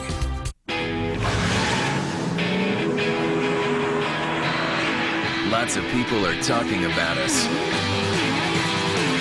And now they're giving us awards. The Pontiac G8, winner of the 2009 Consumer Guide Best Buy Award. Driving just got fun again. Now during the President's Day sale, get 0% APR financing for 60 months on the 2009 Pontiac G8. See your local Buick Pontiac GMC dealer. Affordable ticket packages are still available to experience the thrill of NASCAR at Las Vegas during the 2009 season. Experience the unique combination of racing action and entertainment only at Las Vegas Motor Speedway. And for more information, visit lvms.com or call 1-800-644-4444 and join us here at the Speed Stage in 2009 at Las Vegas Motor Speedway. Now, there is something very special about the sun setting over the Daytona International Speedway because you know what? We got lights out here, and this next practice session is going to be a lot closer to race conditions for tomorrow night's Budweiser Shootout. But now, Rutledge Wood has a very special guest with him out on the beach. Rutledge, who you got out there? John, I told you if you put the chairs out here, people would show up, and my friend Scott Speed came by. And is there a more beautiful place at the track? This is awesome. This is great. Sure. And nice chairs. John Roberts made these. You told me the chairs are very nice. He's got quality in them. That's what he's all about. Well, man, welcome. First full year, and you just had your Budweiser Shootout practice, first one. What'd you think? It was intense. I mean, you can hear him out there. I mean, you're hauling the mail for sure. I mean, I think, you know, not being in the car gives you a false sense of how smooth it is. In fact, it is very, very rough, and you were moving all over the place, and honestly, you don't have that much control. So it's been a little adjustment. You got a second practice coming up later. How did you prepare in the offseason? Like, tell me what you did. What were you up to most days? Honestly, with the offseason, the way it went with the lack of testing, I mean, I spent a lot more time at the shop, and honestly, for me, that was honestly better. You know, I got time to really learn the cars and sit down with Jimmy and the engineers and really go through what exactly the track bar is doing. You know, the simple things that a lot of these guys that have grown up in this type of racing, know for granted. I mean, they just know it because they got so much experience. So it's really kind of been going to school this winter. What has opened your eyes most? What have you seen coming into NASCAR, your success last year in the different series? What are you most surprised about NASCAR to find now that you're in it? I don't know. I mean, there's so many things that are different. I mean, honestly, I think how the whole thing moves around, from weekend to weekend, as a huge group of people. I mean, the motorhome lot over there is like a little high school. I mean, there's always little drama. There's all little rumors. I mean, it's great. It's the traveling circus that is NASCAR. Yes, it is. It's amazing. And what do you, when looking at, we're sitting here, it's beautiful at the Speed Beach. What do you hope to be able to say at the end of this year? What are your goals for you No, to be successful. I mean, I want to be able to have a career in it, and I mean, I'm always going to be getting better and better, especially for the first few years. And I mean, we'll see. I mean, I'm not really setting any, you know, as results standpoint, any goals. But for myself, you know, I want to be able to put the car where it belongs. You know, if we got a 10th place car by the end of the year, I want to be able to put it in 10th. And for me, that'd be a success. And a good draw for tomorrow night certainly helps. Yes, 4th. I don't know if that's a good thing or a bad thing. I mean, we will certainly see, won't we? Well, now, the one thing that I can't say enough, I am so glad that you're a part of NASCAR now, because I may have gotten made fun of a little bit because they say I have no style. It turns out I just have more style than other people. But you have come along to take that torch, and now I can say, like, yeah, Scott Speed likes my sneakers. Yeah, exactly. Everyone's welcome to make fun of me. Strength in numbers, my friend. Yeah, because your Muffin Man t-shirt last year you made to raise money for Foundation was awesome. We just need more stuff like that, and then people get it. We're working on it. We got to start slow, though. We got to inch into the door slowly. Like, look at these crazy sneakers you've got on now. Your Pumas with the zebra stripes. I thought you drew the lines on. They made them for you just like that. Yeah. No, this is the first of many. I mean, we're gonna keep the ball rolling. They get it. Well, thanks for coming out here. Anytime you want to come to the Speed Beach, you're welcome. You can certainly go and have fun with John, but we know the beach is where it's at, John. Understand, Rutledge. Now, Rutledge, there's no subliminal message why I'm going from you to me to this subject, but we've talked a lot over the last couple of hours about driver weight and why they have to weigh in, and Hermie Sadler, why they chug a bunch of water before going in there. Well, I just thought it'd be interesting to point out, not going to talk about Rutledge's weight either. Yeah, we'll get off that subject. Yeah, we'll get off that subject. But we heard even Scott Speed in the last NASCAR live shows, and Greg Biffle, I drink a lot of water to get heavy because you come weigh, and then they want to get rid of the water. Exactly the opposite of boxing, where you want to get down to a weight, then you gain 7 or 8 pounds before you fight. But Spence, you may want to add on this.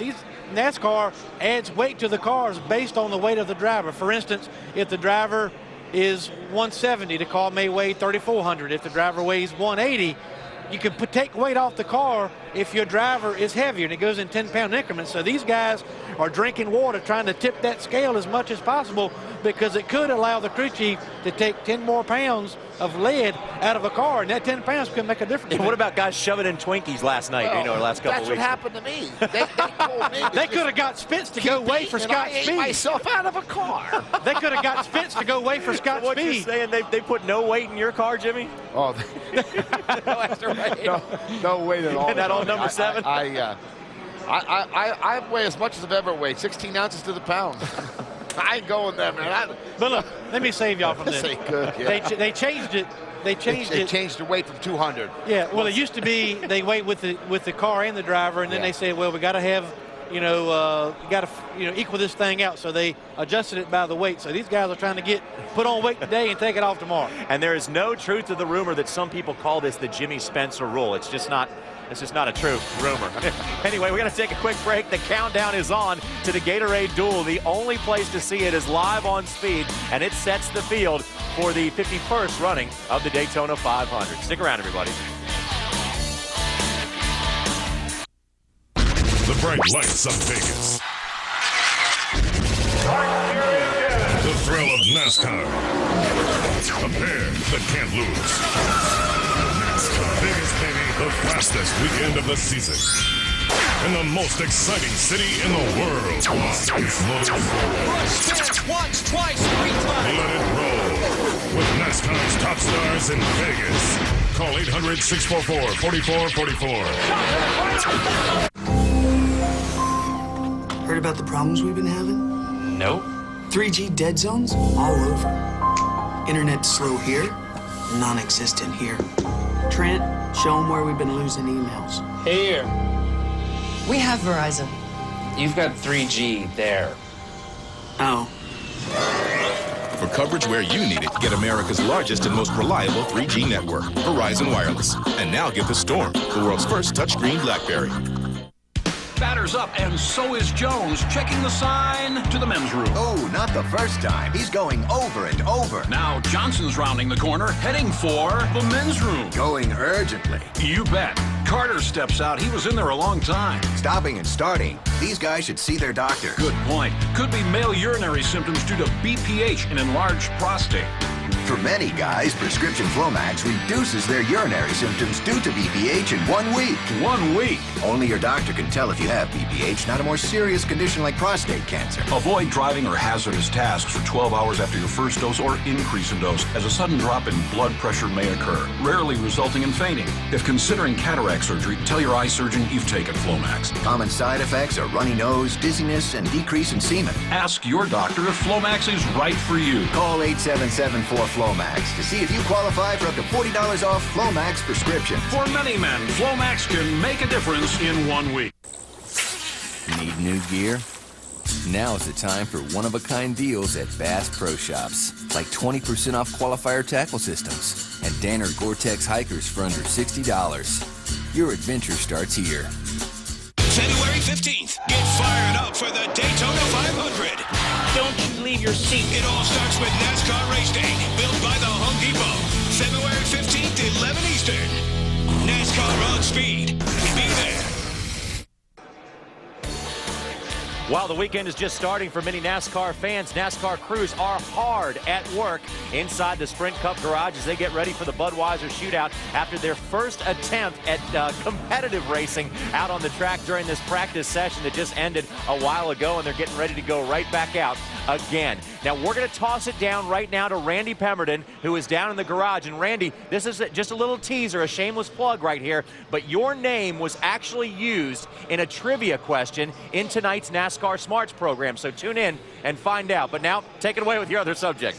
Very cool. Hey, you know, we talk about all these new combinations as we come into the 2009 season. Sometimes what is new is old, and we have a new old combination back together again. Donnie Wingo back on board with Jamie McMurray over to Roush. How was your first practice session? What's it like being back on the radio with him? You know, just like it was yesterday, you know. I mean, we got to do a tire test this winter, so, you know, that helped get things in motion. But, you know, I'm just proud to be a part of this organization, the Roush Fenway group, you know. Big group of people, a lot of good things, and just looking forward to getting this season started, ready to get racing. All right, you went out in practice. Let's get some crew chief insight as to, I know you didn't get a ton of laps out there, a little bit of a different tire that they brought here for the right side. Can you notice anything? Give me your insight. No, I mean, it felt pretty good. I mean, we got 20 laps on the tires. Tires really look good for a green racetrack with no more laps than we've got on it down here so far. And so far, everything looks good. We'll try to get a few more laps on the set this practice here and see what we got. Okay, Donnie Wingo trying to lead Jamie McMurray to some wins in 2009, and he knows how to do that. Got his first one back in 1990 with driver Morgan Shepherd. To Bob Dillner. Tony Stewart in the Old Spice car, and you know, part of the sponsorship thing that we got going is the Old Spice smelling the win, and I know you want to sniff out that win in the Bud Shootout. How about it? Well, how was that first practice, Tony? It was good. I mean, it was really good to just get out, and, you know, biggest thing was making sure the seat's fine and steering wheels there where we want it, and just little things that we didn't have a chance to do in preseason testing. So just good to get out there. We're a little bit tight right now, but I think a lot of guys are. I mean, majority of the field I think is tight with this new tire. So just trying to figure out what to do to make it rotate a little better and go from there. You look really good in the red, in the Old Spice red here, but I have to ask you, because from my perspective, watching practice and seeing you behind the 20 car, the orange car, how was that? Did you realize that? I mean, how was that for you after 10 years over there? You know, I didn't even really think about it. I mean, I knew it was Joey, but I was trying to figure out how we could get our line to go faster than the outside line. So, you know, I thought he's doing a great job. I mean, it's hard to go out there in this first practice of the year and run these cars here and feel comfortable right off the bat, but he looks really good in the car and looks like somebody that we don't mind running with tomorrow night if we have to. All right, Tony Stewart, a little under the weather here, but hopefully he'll be back in victory lane, and that'll make him feel a little bit better tomorrow night. Bob, when it comes to racing in the Bud Shootout, you better watch out for the smoke. One of the two winningest active drivers when it comes to that all-star race, Spence. Yeah, and the thing is we saw the success of Smoke here at Daytona and Talladega winning last year, but I think you're going to see a lot out of Tony Stewart racing, Haas racing with Tony Stewart, and being the two native guys from Indiana. You know, I've watched one of the best races I've ever seen in all of NASCAR with Tony Stewart and Ryan Newman in New Hampshire. Now they're teammates. They understand one another. They are going to have a breakout year. Hermie, you think about this? They got Hendrick Power, cars, the whole package. That, to me, is going to be the breakout season for a new team, Ryan Newman and Tony Stewart. Another thing they have, Spencer, is sponsorship. You and I have both owned teams off and on. You got to admire what Tony Stewart did with a company like Old Spice. He started off with a little bit of a sticker behind the rear tire. Next year, you know, he's got a towel draped over Tony in victory lane. Now he's got Old Spice on the hood of that race car and on the side. He really brought those guys along, showed them what he could do on and off the racetrack, and brought them to a primary sponsorship position. And it is a really good deodorant. I use it all the time. That's why I don't smell. That's why it's okay to sit up here with Jimmy, because he does put on his deodorant. We got to take a quick break before the show starts to stink. We'll be back in just a moment, and we'll get you back down. Hey, there we go. Hey, we're dancing at the speed stage. All right, having a lot of fun out here at Daytona. Come back. We're counting down to the second Bud Shootout practice of the day. The Old Spice Are You Smelling a Win segment has been brought to you by Old Spice Swagger, the scent that makes a difference. Bull Run is back.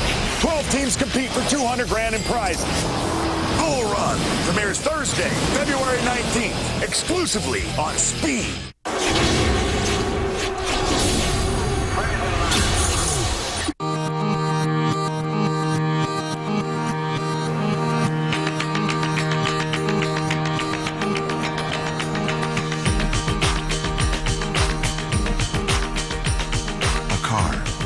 Keeps pace with you. Because you're more than one thing. And so is Venza.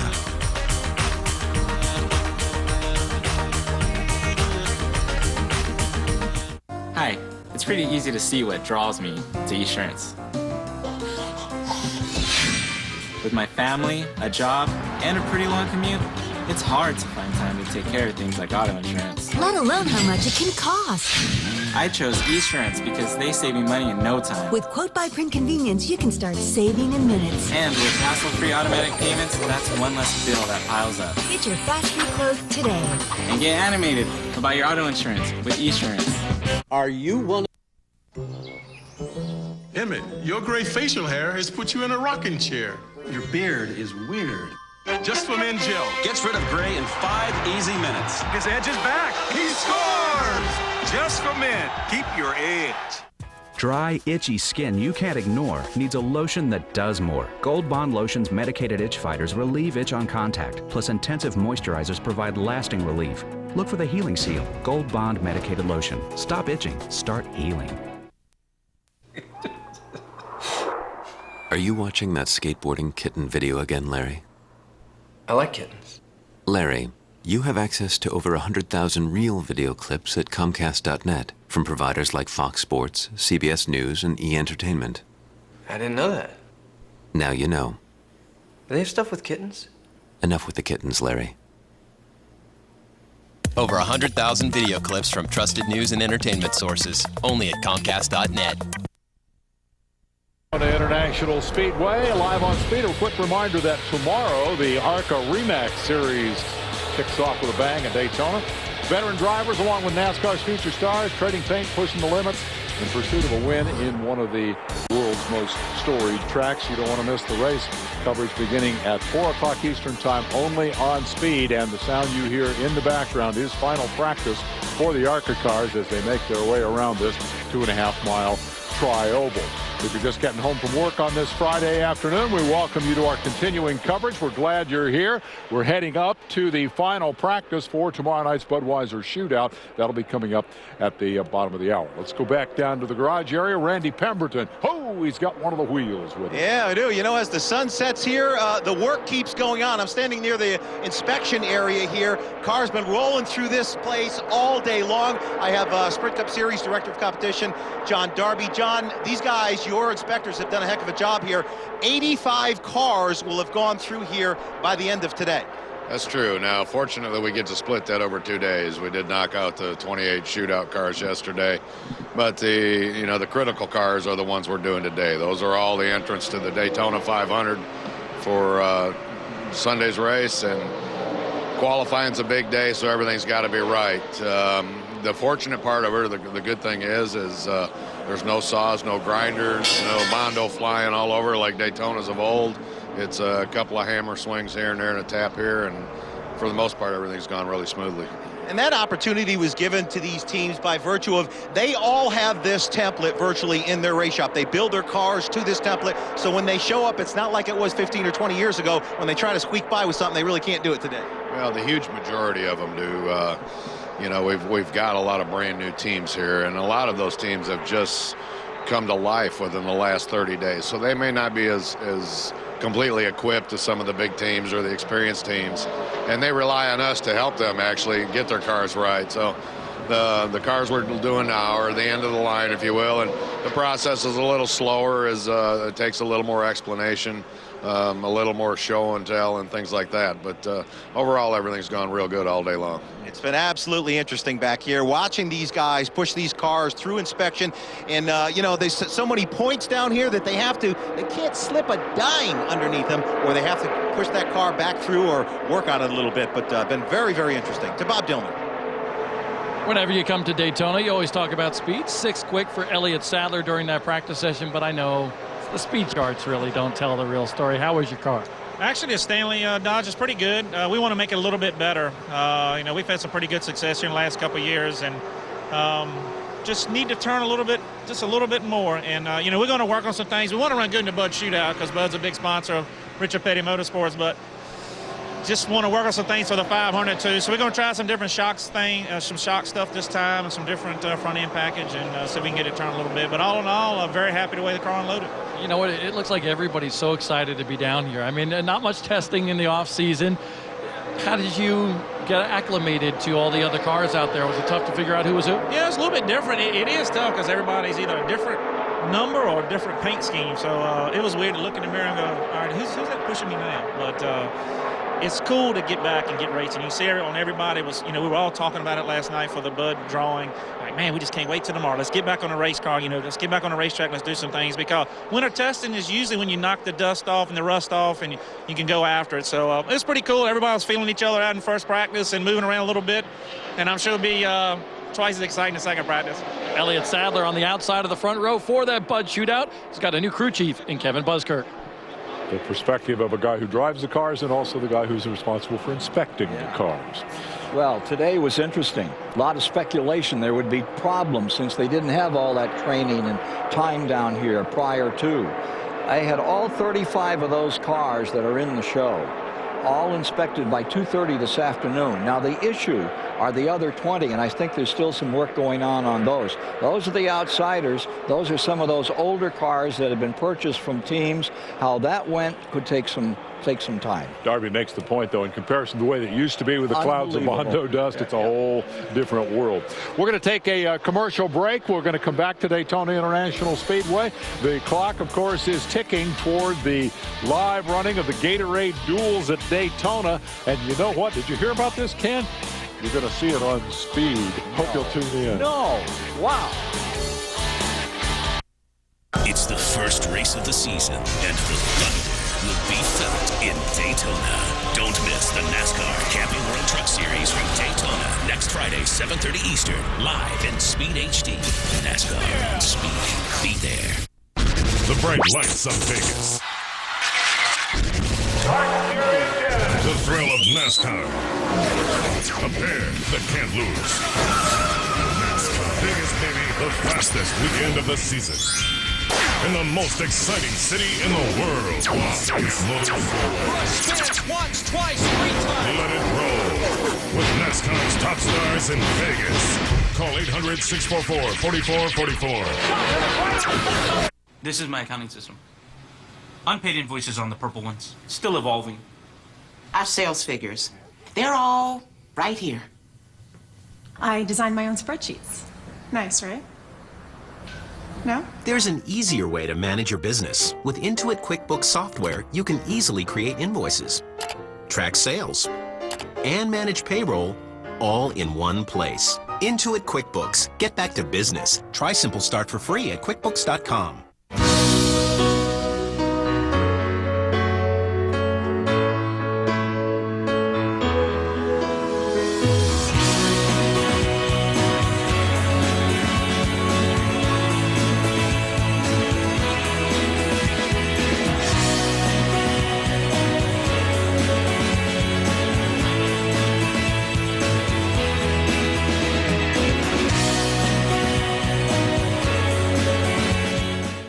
NASCAR was born, and they came to race.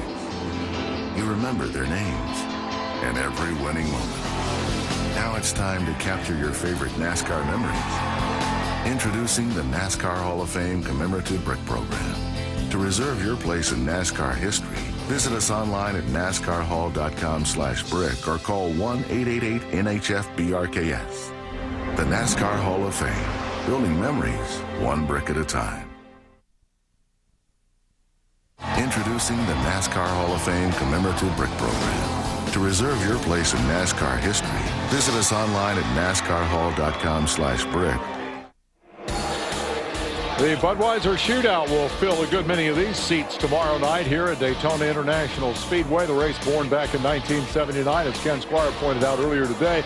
Really a tease back then for the live telecast, first ever live telecast of the Daytona 500. It's seen a great many format changes over the years, one of the most dramatic this year. And I suspect the boys down at the speed stage can tell us all about it. John? You know, Dave, whether it's the shootout or the Daytona 500, there's just something about standing down on that pit road and watching those cars for the first time take the green flag. It just kind of sends you back off your feet. But let's talk about that shootout format. This is a race that Dale Earnhardt Jr. won last year, pays a ton of money to finish high in this one. It is 2 segments this year. First segment, 25 laps. Then we have a 10-minute intermission. Break. A second segment, 50 laps. The race must finish under green. Caution laps will count. So a lot of crew chiefs and a lot of drivers, Spencer, have their work cut out for them. They got to keep their heads and their, well, rear ends wired together. The catch that people don't have, the catch people need to look at there. Caution flag. This race will not end under caution. 50 green laps. The key here, I shouldn't say 50 green laps, 50 laps, but it will not end under caution. It means we can go green, white, checker. These cars, Hermie, are going to have to pit for fuel. They have to be prepared that, yeah, they can run 3 or 4 laps under caution and make it, but what? What if you get new tires? I believe it's going to be very critical at the end of that race. If there's a caution 10 or 15 to go, do you put tires in fuel? Do you take the chance? Interesting. Tires have been very important recently here at Daytona, but I think this format is about the perfect length for both segments. The guy starting in the back, 25 laps, put the hammer down, go, get in position. The second segment, 50 laps, handling fuel strategy, wanting to get in that right position before you come on pit road, going to be very important, but you can't use your stuff up in that second 50 lapper. Now, perhaps the biggest change ever to the race is this year who is eligible. NASCAR wanted to throw a well-deserved bone at the manufacturers, so they've turned this Budweiser Shootout into a shootout between the top 4 manufacturers. You get your top 6 drivers from each manufacturer, plus 1 wild card entry for each manufacturer. I think this is great. You know, the thing is that this is a whole different setup than we've ever had, and the reason why we need the manufacturers to be strong in this country. And this, what NASCAR's done is saying, okay, we're going to put 7 Toyotas, 7 Fords, 7 Dodges, 7 Chevys. I think it's a great format. I think it's going to be a pretty dang good race. It is, Spencer. When you take the fact of, you know, no testing involved, yes, I think it's only fair for NASCAR to say, okay, we're going to have equal representation from all the manufacturers in this first race of the season. I think it all went hand in hand. It's going to be a barn burner. It is going to be every bit of that and then some. Anytime you throw these cars out on the racetrack and you put them together for a big old Saturday night shootout under the lights, you get back to racing in its purest form. Now, the last time we raced here under the NASCAR Sprint Cup banner, Kyle Busch was the victor as he won one of his 8 races last season in the Sprint Cup Series, and he's standing by with Wendy Venturini. A little bit of practice under the books for this first Bud Shootout. Kyle Busch basically just shaking everything out. But you had a good view because you were watching that debris coming off David Rudiman's. What is it like when you first get out on that racetrack and you find out somebody's already setting debris out there? It's all right. I mean, you just hope that it goes over you, not through you, or you run into it or something. So everything was fine with the M&M's Toyota, though. Felt like we were pretty decent there. Had a good practice. We were top of the sheets, but everybody knows that that's just the draft. So we got a good suck one time and made a good lap out of it. But overall, I think you know, everybody seems to be getting a little bit loose off of turn 4 there, but it's just a product of these cars, the way they are and stuff, so I think we'll be all right. Being the veteran compared to your teammate Joey Logano, he was a nervous wreck and now relieved to get that first practice session out of the way. What advice did you give him before, maybe even after that practice? Well, just to, you know, everybody's kind of going to be either really aggressive or really kind of laid back. You know, it's too hard to tell because it's the first time anybody's ever been out on the track because of no testing and stuff like that down here this year. So The biggest thing for him was to just go out there, get his feet wet, get in the front of the pack, learn some stuff, try to keep his car handling well, and go to the back and see if he can't, learn some things back there. But the biggest thing was to just keep your car a little bit tight, just keep it on the snug side, make it feel comfortable for you. And then, maybe this session, try to free it up some, work into that, and see what he can learn as far as how loose he can get it. All right, thanks, Kyle. And of course, Kyle, in this next practice session, should learn a little bit more about that 18 Toyota. Wendy, thanks a lot. It's kind of tough when you call a 23 and a 27-year-old guy the elder statesman. Yeah. Matter of fact, Spencer's got scars that are 27. Yeah, but think about that. There's a 23-year-old kid giving an 18-year-old kid advice. That's cool, man. Hey, that's NASCAR, and we'll be back in a moment.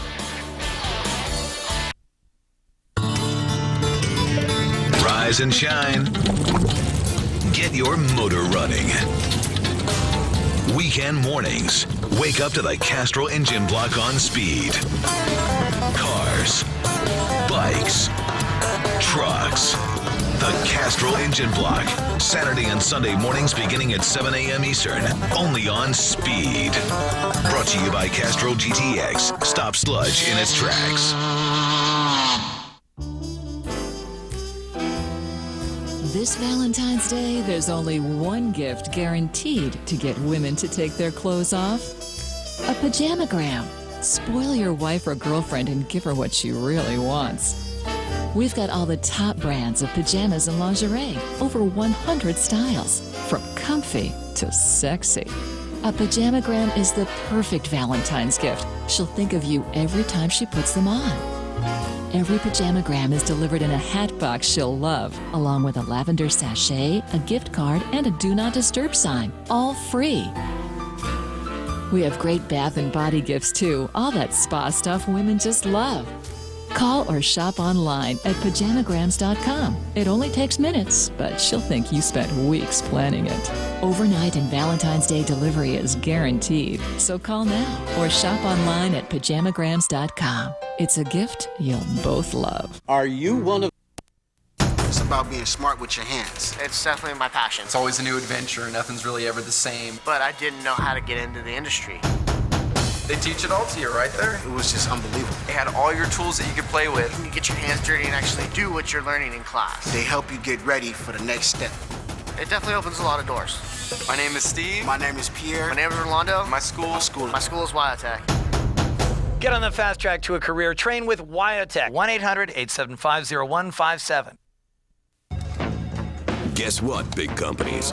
This small business just got internet with Microsoft Communication Services, only from Comcast. Now these productivity titans can share documents, backup files, and update calendars just like you.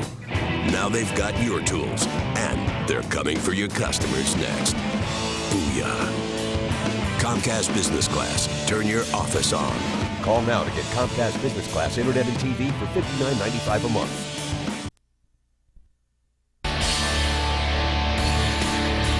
Here at Daytona, we're counting down to a lot of different things. Right now, here in the fan zone, we're counting down to the second Budweiser Shootout practice of the day, but we're also counting down to the Gatorade Duel at Daytona. It's coming up next Thursday, and you can see it live only on Speed. It's the most unique qualifying session for the whole season in Sprint Cup racing, and it sets the field for the Great American Race. Now, there's always surprises at Daytona. Surprise, we're calling a 27-year-old guy the elder statesman of a race team. And even more of a surprise, we're going to Rutledge for a history lesson.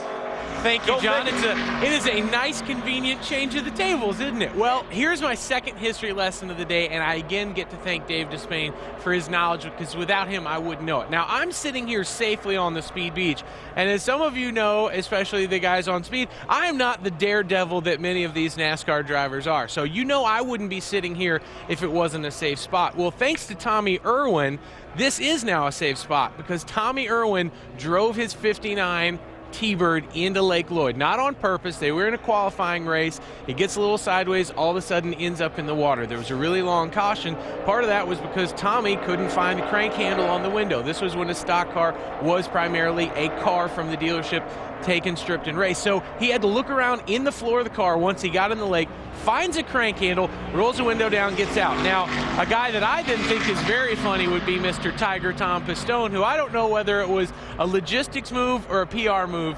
The next race they had, he was wearing an aqua lung and had a lifesaver in the car, a life jacket. So, Dave, I think you would agree that Tiger Tom's kind of my man. I like his style. I don't know how effective racing with an aqua lung would be, but a great valuable tidbit about Lake Lloyd thanks to you.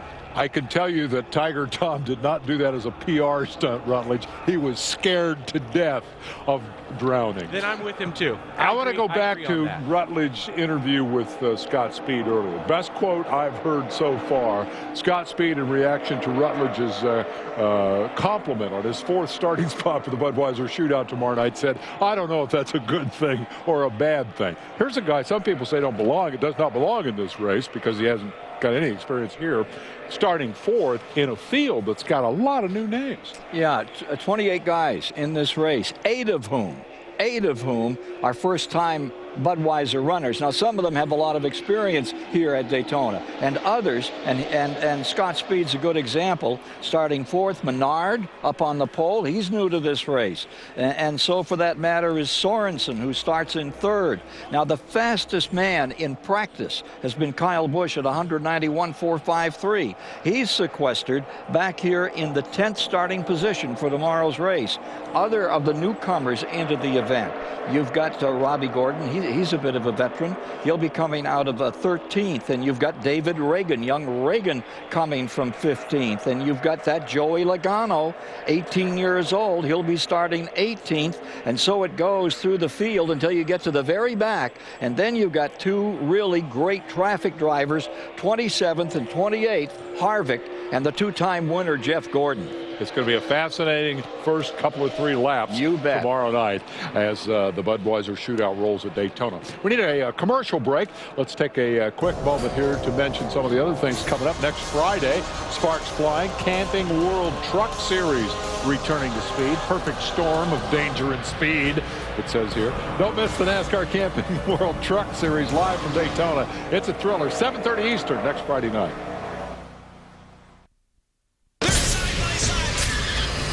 Friday on Speed. It's the first race of the season, and the thunder will be felt in Daytona, where last year's drama returns with a vengeance. It's the perfect storm of competition, danger, and speed. Don't miss the NASCAR Camping World Truck Series from Daytona next Friday, 7:30 Eastern, live in Speed HD. NASCAR on Speed. Be there.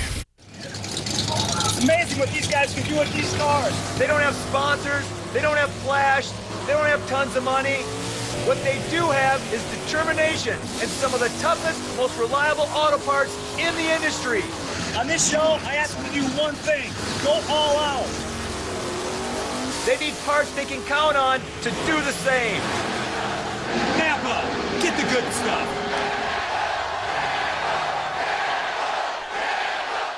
It might be a small ant problem, but I'd still recommend our total eradication package. Total eradication not guaranteed. Yeah, well. And this one seats 5 comfortably. This car doesn't even seat 5 legally. Legally. Sounds like the best option for you is a family plan with unlimited text and data. Let's do this. Great phones and plans. Plus, they help you can trust to find the perfect one, like the Samsung Propel from AT&T and Radio Shack.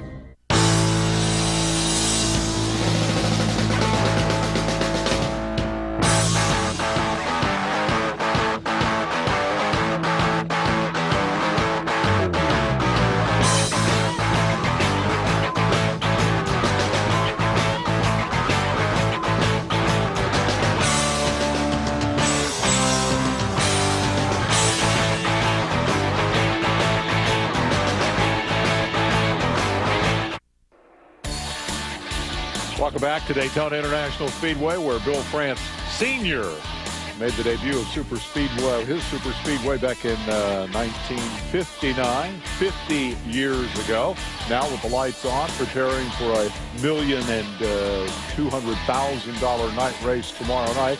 We anticipate the Budweiser Shootout. A lot of things have changed. One thing has not. Every year when we come here, a big part of the story is new paint jobs, drivers in different cars, team reorganizations, getting everybody straight. This year, perhaps the most widespread range of changes ever, with all these mergers going on. And standing by with Wendy Venturini is the star of one of those stories. Wendy? Well, thanks, Dave. You guys were talking about Tiger Tom Pistone just a little while ago, and great friend of our family's, raced with my grandfather, always had the white mechanics pants. Bobby, you're sporting a white uniform this year. Not quite like Tiger Tom Pistone, but nonetheless, talk about what you learned in that first practice session, because it's not much. When you go out here this next time, trying a little bit more now. Well, obviously, this practice is going to be closer to our race time that we're going to be at tomorrow night. The first practice, I think everybody's just trying to figure out, what their car is going to do over the wintertime changes. And our car was a little bit tight in the center, a little bit free up off. So, and I say free off, and just kind of over-rotated after past center. So we'll work on that and get it turned a little bit better. Pretty excited about it, obviously, to get behind the Ask.com Ford Fusion for the Hall of Fame racing. So got some great power and some great people behind us, and, looking forward to the next practice. From your driver's seat, a lot of new paint schemes, a lot of new drivers in this series. What is it like from your seat, your point of view of what you're watching when you first go out this last practice session and this next one? Are you still trying to figure everyone out in their new places? Yeah, I had the guys tell me, well, so-and-so looked like this, so-and-so looked like that. And I'm like, I'm not sure where that's at. I didn't know that car was that paint scheme this year or this was that. So I should have done a little homework on looking at that, but we'll figure it out real fast, and hopefully we can we get our car working better, and then I feel good about it. Just a matter of getting out there for some laps. It's been a while. Everybody idling at 3,200 RPM, and now we all have 9,000. So everybody's on go, and just looking forward to get out there and get some laps. All right, just keep watching speed to study those paint schemes. Right. Bob Dillner. I'll tell you what, Wendy, Carl Edwards, like a little kid in a candy store. You saw some of his fans up there. They're all waving. They have the Aflac duck on the back there and so forth. Let's get a shot of them. Carl, you can see them over there. They're saying hi. They're up on the fan zone deck, and Carl's waving to them.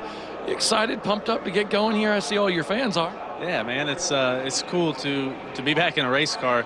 I heard some guys talking about it, and it's true. It's like, man, I forgot how much fun this is, and took a couple laps to feel real comfortable. But this Aflac Fusion's real fast, and it seems like it's a little slippery out there, which is going to be fun. I got loose a couple times, but drives pretty well. Other than that, and just excited about a race that's not worth any points. It'll just be a fun race tomorrow night to be a part of it. That's what Carl Edwards likes, is those races that really nothing much matters except for the big check at the end. They do earn their money, don't they? It's been 3 months since they've been in a race car. They go out on a green racetrack, slippery as Edwards says. The first bump draft that I saw was on lap 2. Kind of like a bicycle. You never forget how. We'll be right back. Bull Run is back, and it's only on speed. 12 teams compete for $200 grand in prizes, and I got 3,000 miles of highway that says they don't got the dice. Bull Run premieres Thursday, February 19th, exclusively on Speed.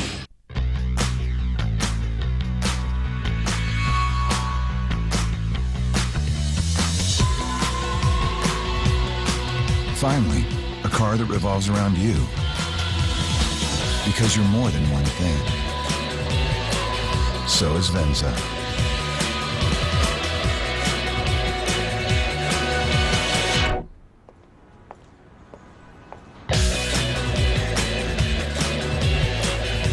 Why let heartburn stop you when you can stop heartburn? Just one Zantac with a cool mint sensation can knock it out all day or all night for strong, lasting relief. Heartburn? Attack it. Zantac. Need new gear? Now is the time for one-of-a-kind deals at Bass Pro Shops, like Daiwa Baitcast combos, only $59.94, and the Tracker Pro 16, the absolute best value in boating, for only $79.95. If you're... Dad? It's time. You'd be a really nice catch for somebody. Please? Just for Men takes 5 easy minutes, targets only the gray hair, and can start something great. Yes! Just for Men. Dry, itchy skin you can't ignore needs a lotion that does more. Gold Bond Lotion's medicated itch fighters relieve itch on contact, plus intensive moisturizers provide lasting relief. Look for the healing seal, Gold Bond Medicated Lotion. Stop itching, start healing. Putting on a show is always fun. What are you looking at? Done things like The Simpsons and Letterman. I came up with this idea to do Little Bush. People were ready for something new. It was a little edgy. People like me who come up with crazy ideas for a living, no one would ever see them if it wasn't for people like Comcast. If you're part of the Comcast team, you're essentially part of our team. This is your chance to get into show business. And you don't have to wear makeup and stuff and tights and dance around. They make it, we bring it. Comcast is hiring. Be part of the team that brings entertainment and information into millions of homes and businesses. Here on Speed Weeks on Speed, brought to you by DirecTV. We have just barely fired our engines. We're counting down to the Gatorade Duel at Daytona, which you will see live here on Speed. Jimmy Johnson getting back in the saddle again, and Greg Biffle, also another former winner at this racetrack. He won the July race. These guys are all chomping at the bit, getting ready to drive this racetrack tonight under very similar conditions as to what they will face in the Budweiser Shootout. And right now, Jimmy Spencer, as a driver, we want to ask you what you'd be looking for if you were jumping out on that track in this practice session. You just said it, Johnny. I mean, the conditions right now are what we're going to see tomorrow night in the shootout. That's going to be important. Now you want to know what you got. This is it, guys. You know, it's over. We've got the bugs out of our system. This is the last time we get on the track before the big day tomorrow. The key is get your car handling, get your car moving around, get oriented with who is who, other competitors, what they're doing, what your car's doing. The guy that handles the best at Daytona usually wins. I think that's what's going to happen tomorrow night. Yeah, I think, Spence, a lot of these crew chiefs and drivers just marked a couple things off the list. I mean, do we have the right gear combination? Do we need to take gear out, add gear, shocks, kind of checked off a few things you wanted to try? They're going to get down to business in this practice session a lot more like what it's going to be tomorrow night. Before we go here, I want to get back to Rutledge. Is there any way we can get Rutledge Don't back include up? him in here, Herman. I've got one, Rutledge, I got one thing that I've always wanted to say to you. What's that?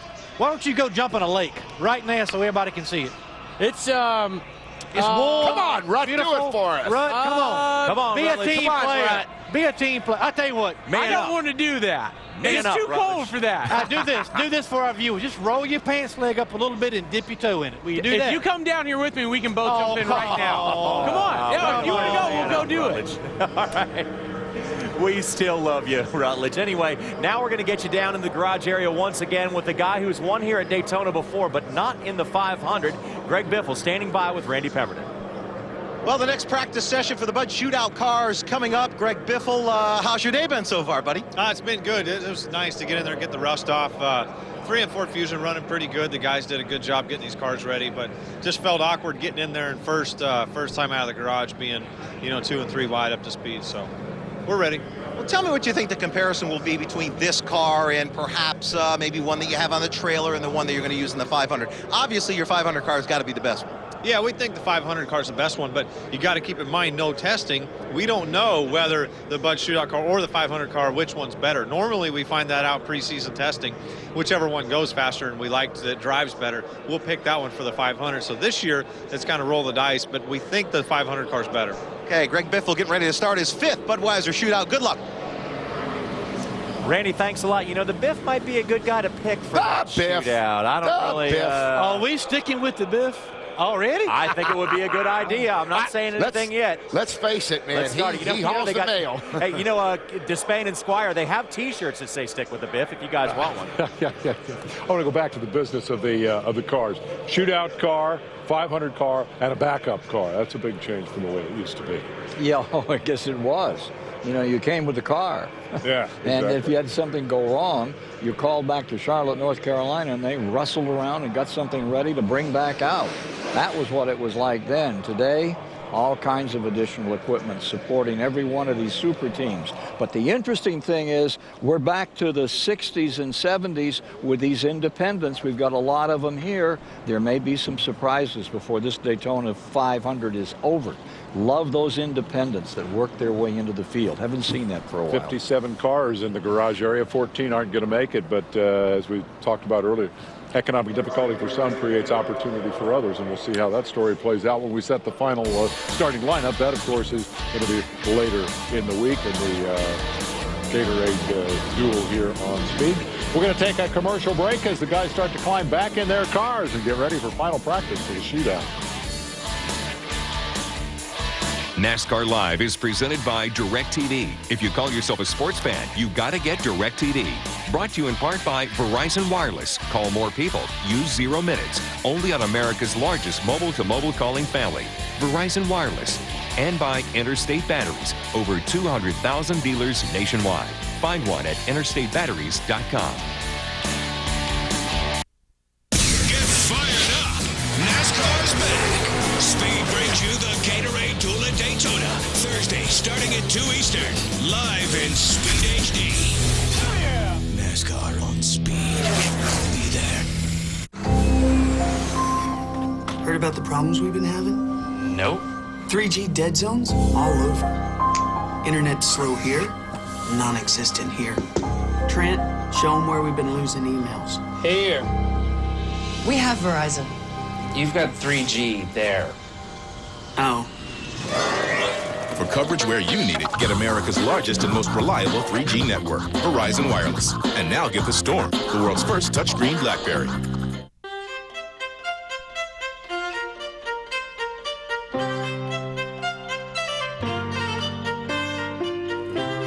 If you have a history of smoking and breathing problems, it could be COPD, which includes chronic bronchitis, emphysema, or both. Discover Spiriva, the only once-daily inhaled maintenance prescription that treats both forms of COPD. Spiriva significantly improves lung function to help you breathe better for a full 24 hours. And it's not a steroid. Spiriva is not a rescue inhaler. Tell your doctor about your medicines, even eye drops, and illnesses like glaucoma and urinary or prostate problems. These may worsen with Spiriva. The most common side effect is dry mouth. Others include constipation and problems passing urine. In the event your breathing suddenly worsens, your throat or tongue swells, you get hives, vision changes, or eye pain, stop taking Spiriva and call your doctor. Spiriva is one of many treatment options to consider with your doctor. Make a habit of breathing better with Spiriva. The way I see it, all synthetic oils are the same. Oh, think with your dipstick, Jimmy! Aren't all synthetic oils the same? Think with your dipstick, Jimmy! Synthetics or synthetics? Castrol Edge. I'm going to try this. Oh, no, that's thinking with your dipstick! So why did you hit me? Because you were thinking with your dipstick, Jimmy! Think with your dipstick. Upgrade to new Castrol Edge with 8 times better wear protection than Mobile 15W30. It's more than just oil. It's liquid engineering. February 15th. Get fired up for the Daytona 500. Don't you leave your seat. It all starts with NASCAR Race Day, built by the Home Depot. February 15th, 11 Eastern. NASCAR on Speed. Be there. Hey, you can throw away the remote with a lineup like this. Coming up next on Speed will be the Budweiser Shootout final practice live from Daytona. Back with a half-hour edition of NASCAR Live at 7:30. 8 o'clock, season's debut of Trackside with DW and the rest of the team. NASCAR Smarts at 9, NASCAR Performance at 9:30 this evening Eastern Time. Cars are all lined up down there ready for that final practice. Let's take a quick whirl through the garage area. Bob Billner, what's going on?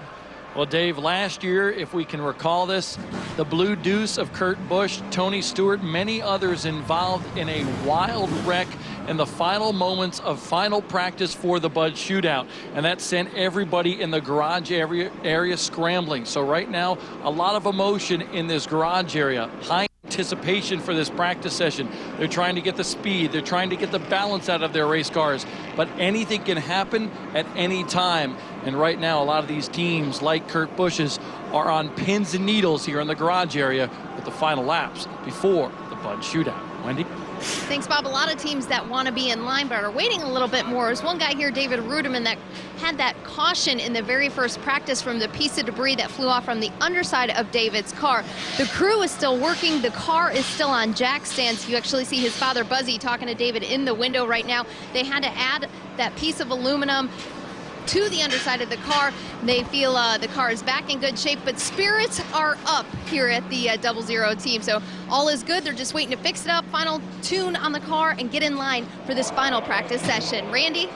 Wendy, we've talked a lot today about these guys that are going out for Budweiser Shootout practice, how much of an advantage they're going to get over guys that are only running in the Daytona 500. We also talked about a different right side tire, what that feels like, and these guys are just out there feeling it out. But one other thing I want to make a point of is the engine guys. Don't forget, we're coming here for the first time in 2009. Restrictor plate engines.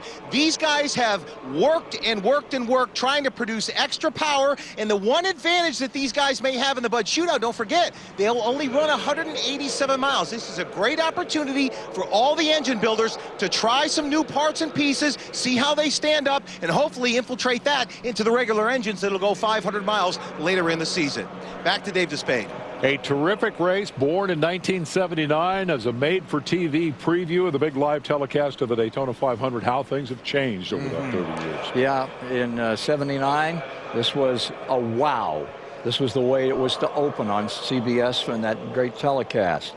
They wanted something special, something unique. A guy named Monty Roberts put it together, and it was a 15-minute race that ran 194 miles an hour.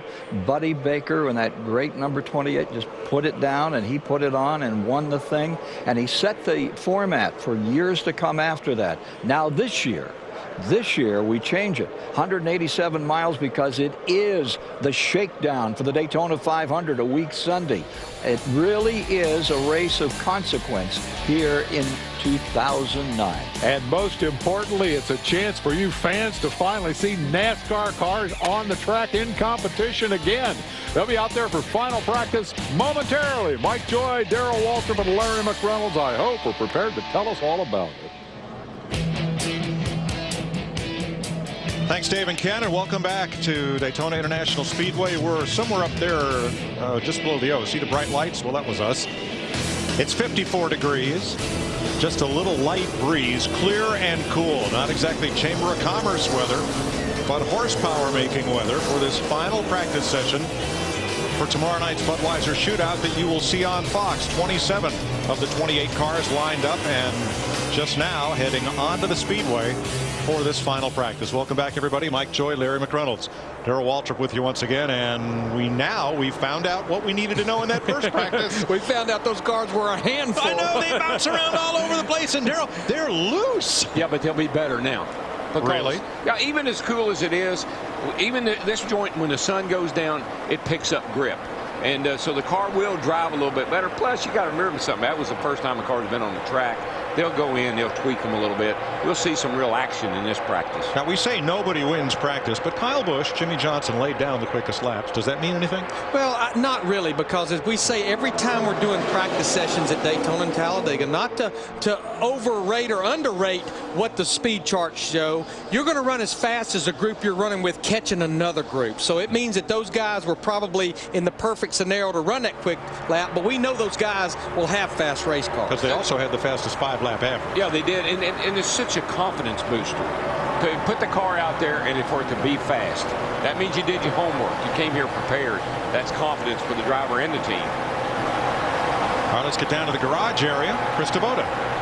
Well, isn't it ironic? That's the message Matt Kenseth has been sending all week. He said it's ironic that he's in this event and someone like Ryan Newman is not.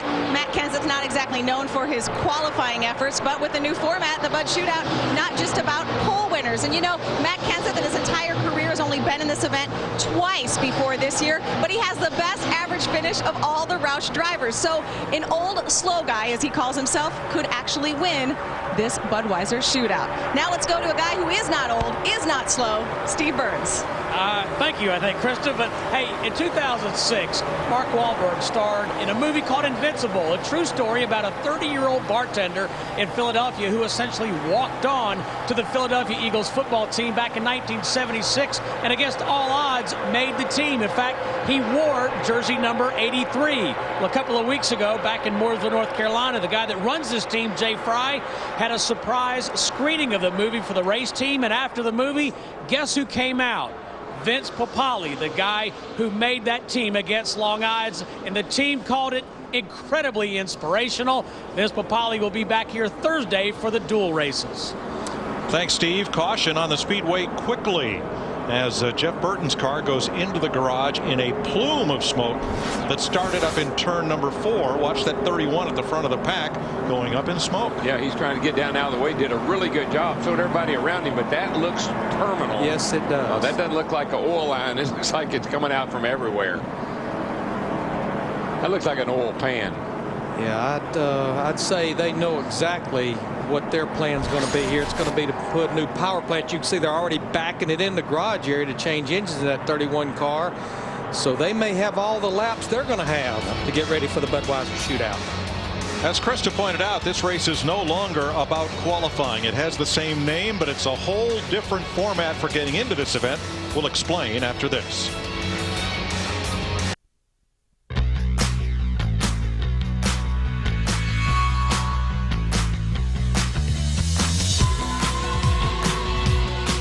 Finally, a car that revolves around you. Because you're more than one thing.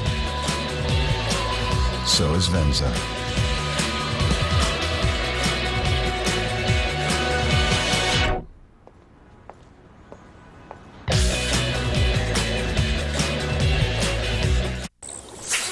Need new gear? Now is the time for one-of-a-kind deals at Bass Pro Shops, like Daiwa Baitcast combos only $59.94, and the Tracker Pro 16, the absolute best value in boating for only $79.95. This Valentine's Day, give the sweetest of American traditions, Whitman's chocolate. The Whitman Sampler Heart, an American favorite since 1842.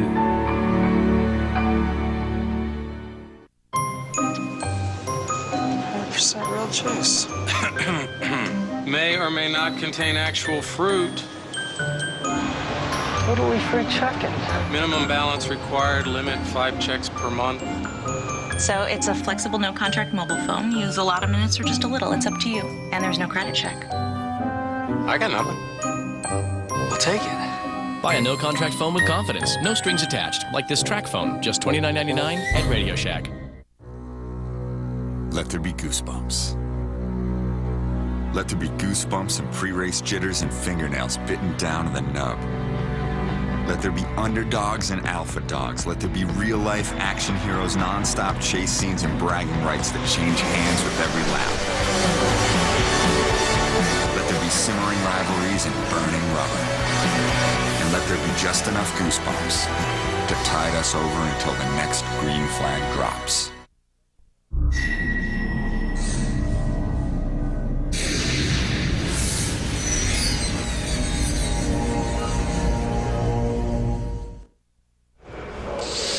Smoke on the water and up over turn 4 and Lake Lloyd and just about everywhere else here in Daytona. Problems with Jeff Burton's car have put the red flag temporarily on this practice session.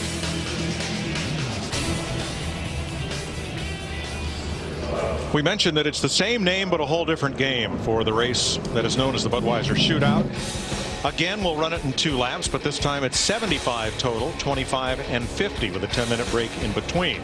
Qualifying no longer has anything to do with who makes the race. It's the top 6 in owner points from each of the 4 participating manufacturers.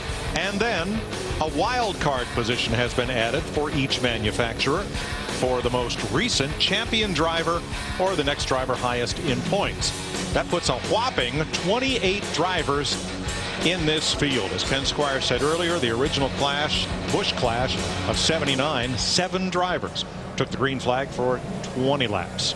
So all very different now, but still a good race to tune up for the Daytona 500, and a big pot of cash awaits the winner. And this is not what you want to experience in your second practice session leading into this weekend, and certainly thinking about the 500 miles next weekend. An engine failure, it's an alarm. It goes all the way through the garage area because everybody uses a lot of the same parts and pieces. Push rods, pistons, valve train components, and all of a sudden the word starts going around, uh-oh, this happened, that happened. Well, that's the same part we're using. Wonder if we got a problem. Well, of course, these engines are built by the Earnhardt Childress Racing Engines Group. There's Ron Liddell, one of the engine guys right there. Richie Gilmore, you can see them putting their heads together. And I know they're going to have, I think it's 8 or 9 engines in Daytona 500 cars coming out of that that engine shop. And this discussion right now, is this engine the one that's got those new pistons in it, or is this one of the old engines that's got the old parts and pieces?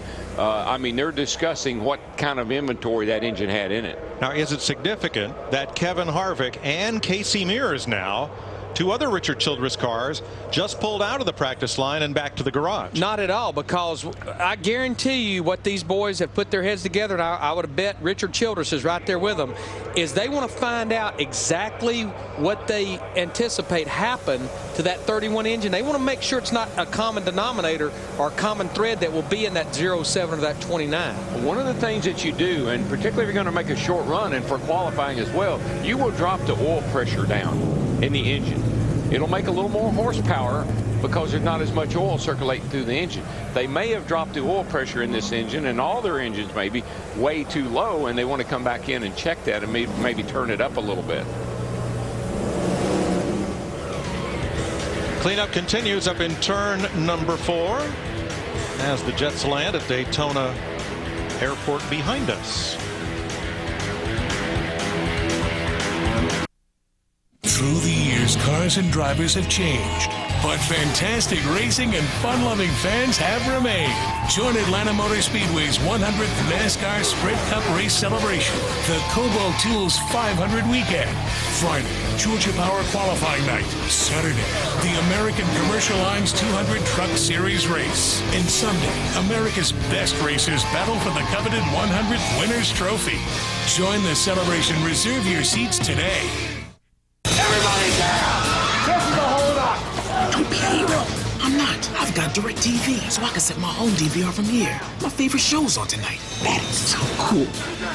DirecTV lets you easily set your home DVR from any cell phone or computer. It's the AutoZone Rewards Card, and it's free to every AutoZone customer. It's simple. The more you shop at AutoZone, the more rewards you earn. So get your free rewards card today. It's our way of saying we're proud to have you as a customer. Get in the zone. AutoZone.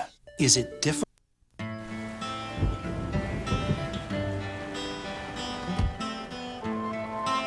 What you're about to see will change the way you look at weather.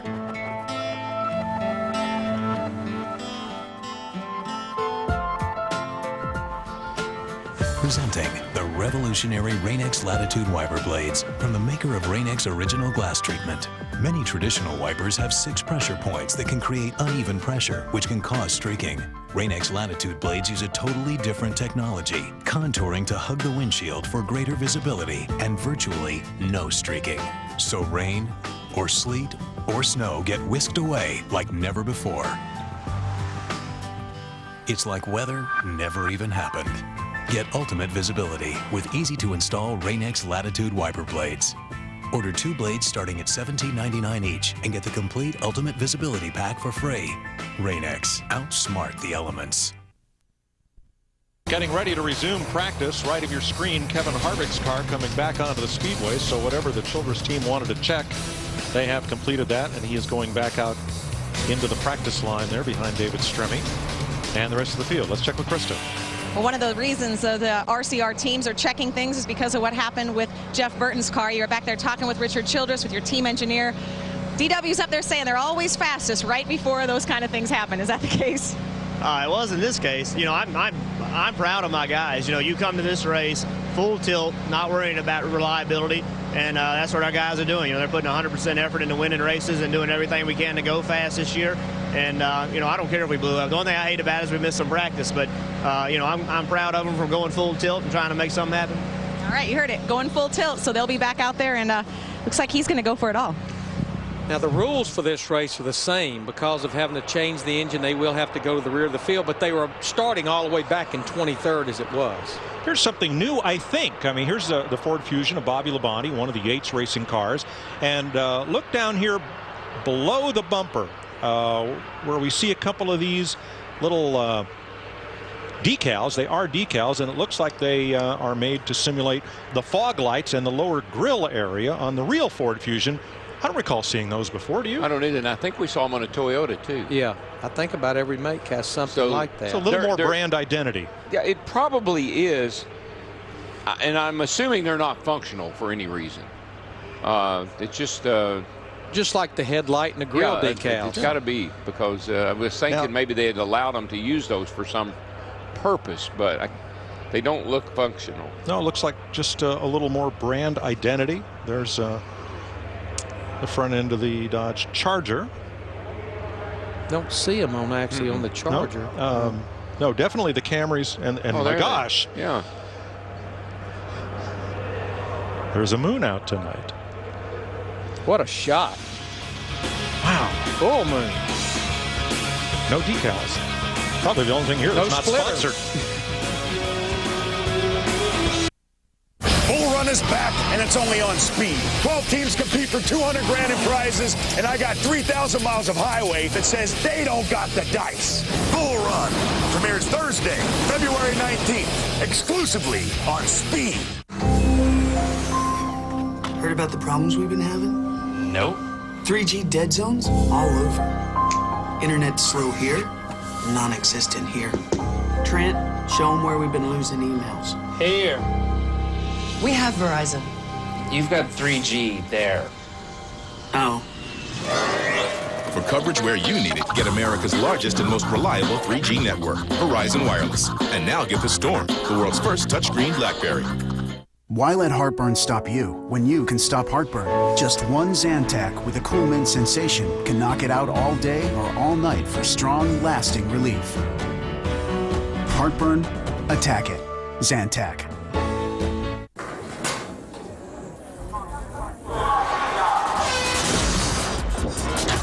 Chic Extreme 3, the only disposable with 3 flexible pivoting blades and 2 conditioning strips for a smooth, comfortable shave. Chic Extreme 3, for your skin. All right, what do we got? Male, head trauma struck by a bus. It's a Jack the Box guy. Are you sure? Yeah. I really like his sirloin burger. Yeah, but the... Tacos? Breakfast? Breakfast. That's it. Nurse O'Brien and I often enjoy a midnight breakfast at Jack's. So anyway, Bob.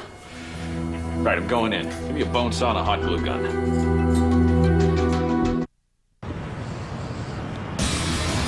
Speed is dueling in Daytona next Thursday, the most exciting qualifying event in NASCAR. The only qualifying races in NASCAR, only on Speed. The Gatorade Duel at Daytona Thursday, 2 o'clock Eastern, live and only on Speed.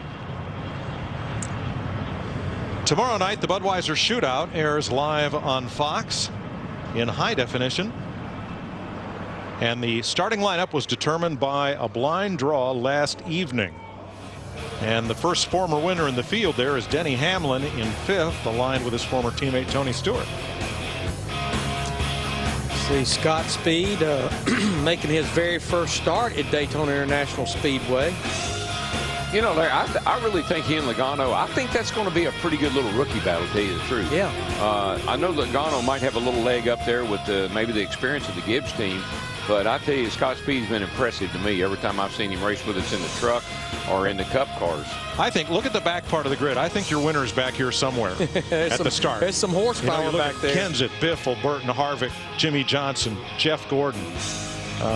Be a good chance that those last 4 rows at the start could have your winner. And probably so, based on what we saw last year with these cars really suck up in a hurry. I mean, the closing rate on this car now with the plate and the aerodynamics of this car is much faster than it used to be with the old car. We had to do it with momentum. This sucker here, when there's a hole, you can get in it. And that means better racing for the fans. Yeah, it does. And plus, it's better for the drivers because you got some throttle response where you didn't have to just ride the brake and keep the gas wide open and run over people. You do have a little bit of an option with this combination.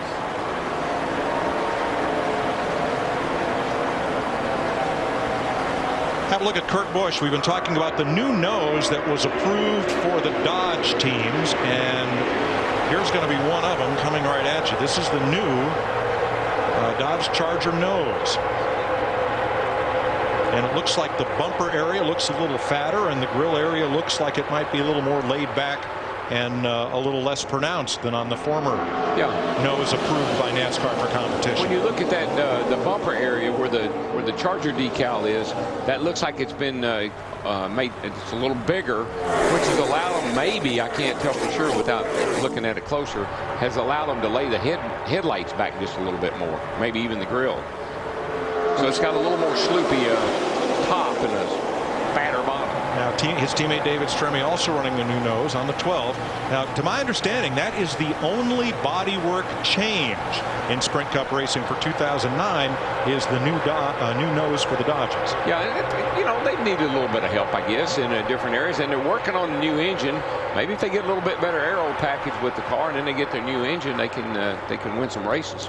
Interesting situation about Robbie Gordon in the 7 car. Mike, you talked about how the format, how you got into this Budweiser Shootout, and basically, you know, the top 6 from each manufacturer, how they were in owner points. But to qualify, you had to make sure you were in the same make for this race that you were in 2008. Robbie Gordon has made the swap to Toyota, but he has to run a Dodge in this race. So he's got a Dodge in this race. He'll be trying to qualify a Toyota for the Daytona 500. Steve has more. Yeah, Mike, and when we talked to Robbie Gordon last night during the draw show, and he said the best thing about Saturday night's race is I don't have to bring the car home. Yeah, this would not even be his backup car. I think that's his creed every week. Darryl.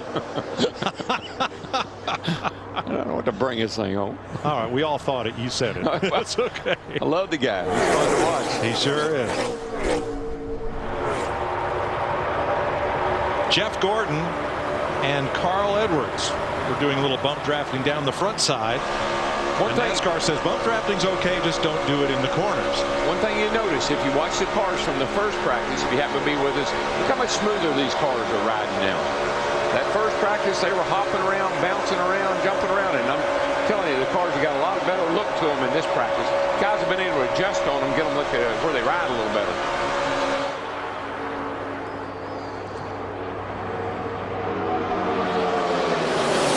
This is basically what you're going to see tomorrow night. Just pretty much everybody out there, 2 lines. Somebody will go 3 wide every now and then, like the 18. I can almost guarantee you. You can still see some sparks flying where these things are bottoming out here in the nighttime. Yeah, down at 1 and 2, down low, that track, it's always been a big dip down there, and it'll really send the car for a ride. And that's one reason you can see this racetrack is plenty wide enough for 3, even 4 wide. But when you start bouncing around at over 190 miles per hour and that car just jumps a little bit, that's the reason our voices go up an octave when they're 3 and 4 wide. Yeah, Larry, that jumping around, the driver has to do something. He can't, I mean, he's got to react to the car moving when it starts to bounce. It's when it lands and the tires grab, then the thing does something crazy that you didn't expect it to do, and that's when we have a problem. And there they are, 4 wide with Bobby Labonte way up top. Now back to 3 abreast. I tell you, Logano has got his hands full. I've seen that car. He's doing a great job of hanging on to it, but he has got his hands full. He's in the 20. They're on the outside, having that seat vacated by Tony Stewart, who now has his own team with Ryan Newman. I mean, the car is super fast. Look at it suck up. But I think he's got his hands full hanging on to that old girl. David Reagan in the 6. Jamie McMurray, the Irwin car, just ahead. But, you know, I can't help as I see Joey Logano go by David Reagan. And here David Reagan's in his 3rd year of Sprint Cup. Joey Logano's in his 1st year. About 8 or 9 years ago, as kids that were not even 9 or 10 years old, they were at Atlanta Motor Speedway on the quarter mile in the infield racing each other in the Bandolero cars. Those 2 guys right there, Reagan in the 6 and Joey Logano in the 20. Okay, Larry, you got an 18-year-old kid driving a car that we know is capable of winning here, and he calls, you're the crew chief, he calls and says, I don't like the way this thing drives. What are you going to do? Well, I think you've got to listen to him, and if you've been watching our broadcast, you're probably going to agree with what he's telling you just a little bit. You can see that he's definitely having to fight that race car. You can't hang on to it. I mean, it's going to be a hard day's night for him to hang on to that thing with it driving that way. Now looking back from Bobby Labonte. Oh, you hear it? Yeah, a little. Had to get out of the throttle. The car in front of you had to get out of the throttle. Stacking up. But I think that, Darrell, that could be one of the biggest challenges that Greg Zipadelli has, is he knows what worked for 10 years with Tony Stewart. And in his mind, he's human. And in his mind, okay, is Joey Logano giving me the right information, or do I need to just try to get him to learn what we're doing here? That's going to be a tightrope to walk. Well, it really is, and that was my point. I mean, you got a kid that has, this is the first time he's raced at Daytona in a Cup car. So you got a kid out there in a car that you've got set up the way you know it ought to be, and he doesn't like it. Yeah. And one thing I'm not sure I like, Darrell, as we look out the back of Logano's car, is he is using a double handful of steering wheel. He's using a ton of steering input. And I remember a conversation we had last year with a veteran driver talking about his new teammate, saying we're trying to get him to not use so much wheel. Relax. Not turn the wheel so much. Take it a little easier in the corner and not abuse those tires. They tried different steering boxes, different things. I watched Joey's hands in the corner. Yeah, I mean, he keeps a lot of chop at the wheel. And, you know, who am I to say that's bad? I'm not saying that. Right. I'm just saying that he looks really busy in there. Look at his hands. You can see him through the windshield, and you look over, if you can see Jeff Gordon, you don't see him doing that. So that's something they got to get worked out. They got to get it. They got to get the car where it drives a little smoother. And you can tell how he's leaning. See how he's leaning forward and how he's just, I mean, he's really intense. Well, let's compare with a veteran. Here's Jimmy Johnson.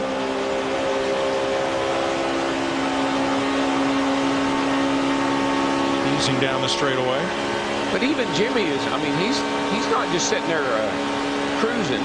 Let's see how he looks in the turn here with his, there you go, there's the two of them. Very similar. Difference, I think, the biggest difference is Jimmy seems to be laid back and a little more relaxed. Yeah, and not nearly as much steering input as Logano. So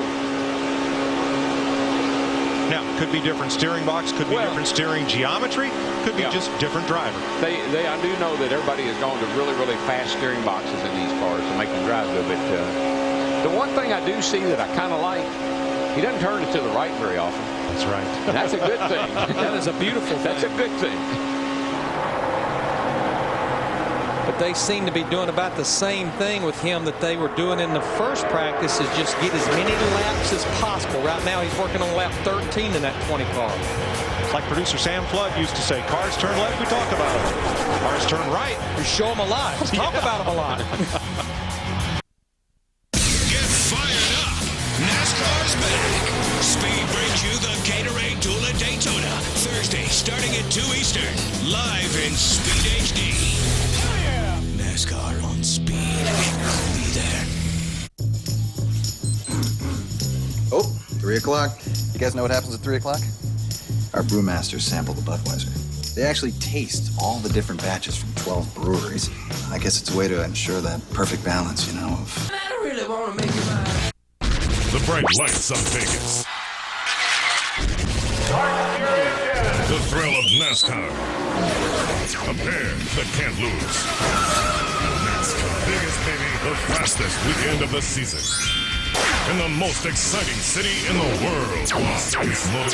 Rush spins once, twice, 3 times. Let it roll. With NASCAR's top stars in Vegas. Call 800-644-4444. The relationship you have with your car isn't so different from your other relationships. Some burn hot and fast, but don't last very long. Some burn for a while, but don't throw much heat. And some smolder beautifully for a long, long time.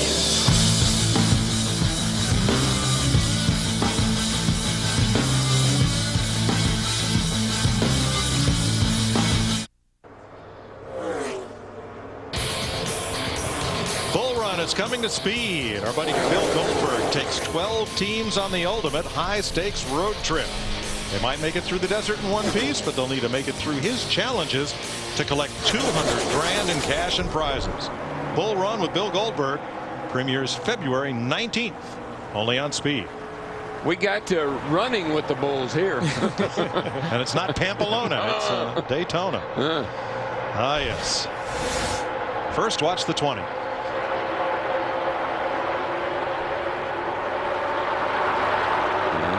Up the hill, and he gets a lot of wheel in it and around. Boy, that's close. It's like that thing picked up that push. Big push. Front end wouldn't turn up off of 2. And now Casey Kane. Yikes. That was coming off turn 4 just a few laps ago. He actually took it to the garage area, I think. Yeah, he had Reed Sorensen right alongside. No contact with Reed, but a bit with the wall. These cars do seem to be not very forgiving. When they do start to go, it doesn't seem to, they just go. They just go into the wall and scrape it a little bit, but they seem to be hard to get back once they lose their aerodynamic downforce.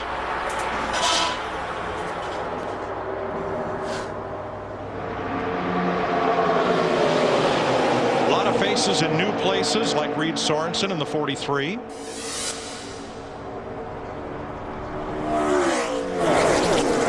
Back to the garage, Krista.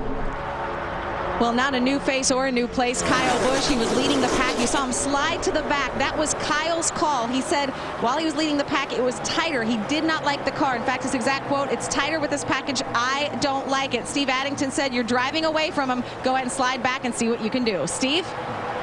Well, Krista, just listening to Kurt Busch in the 2 car, he told crew chief Pat Tryson that his car was pretty good. They've run about 15 laps. They're going to head to the garage soon. What Kurt is doing now is running with different cars in different places on the track. Well, and that's something you have to do. You know, you'd prefer to see your car out front, but you know there's probably going to be a point in time during the race that you're not going to be out front, and you've got to put it in different configurations to see how it's going to drive. It's kind of interesting that the 088 car, Junebug there, has finally tried to surface here a little bit and make his way to the lead. He's been back in the pack a lot. I don't know if he's working on something to make the car drive good in traffic. I think he realized he has a car that maybe he can go up there and pass people with, but it looks like he's been working on something. And he's third quickest in this session. Kyle Busch was fastest in the last session. The most consistent, Jimmy Johnson, second in practice round 1, and Johnson has the fastest lap of this session.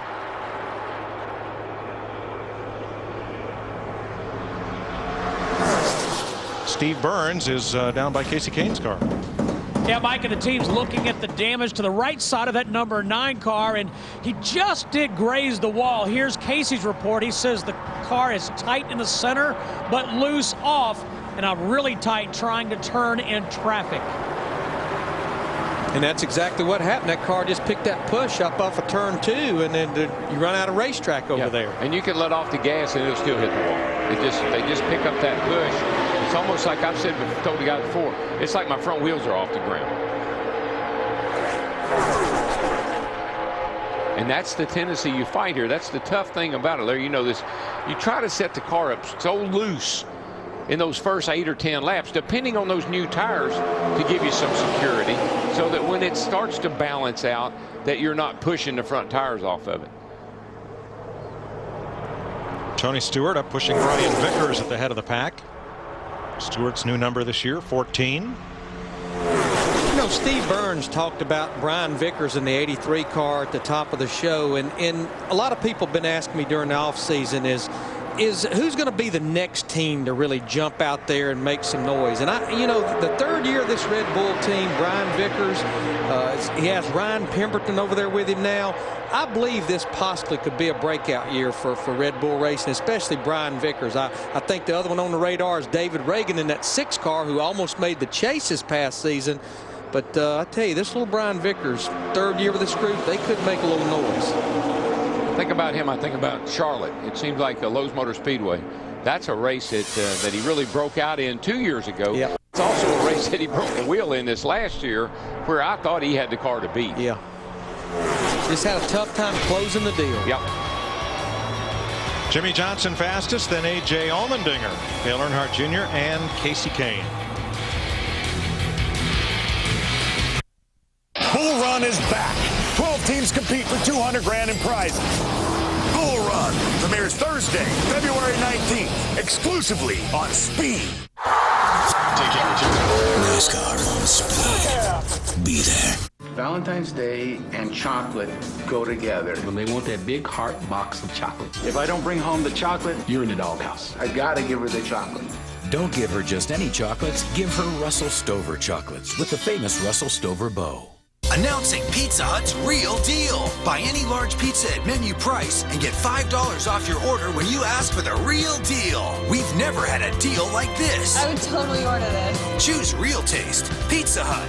Now you're eating. Hi. Do aches, pains, and arthritis have you in their grip?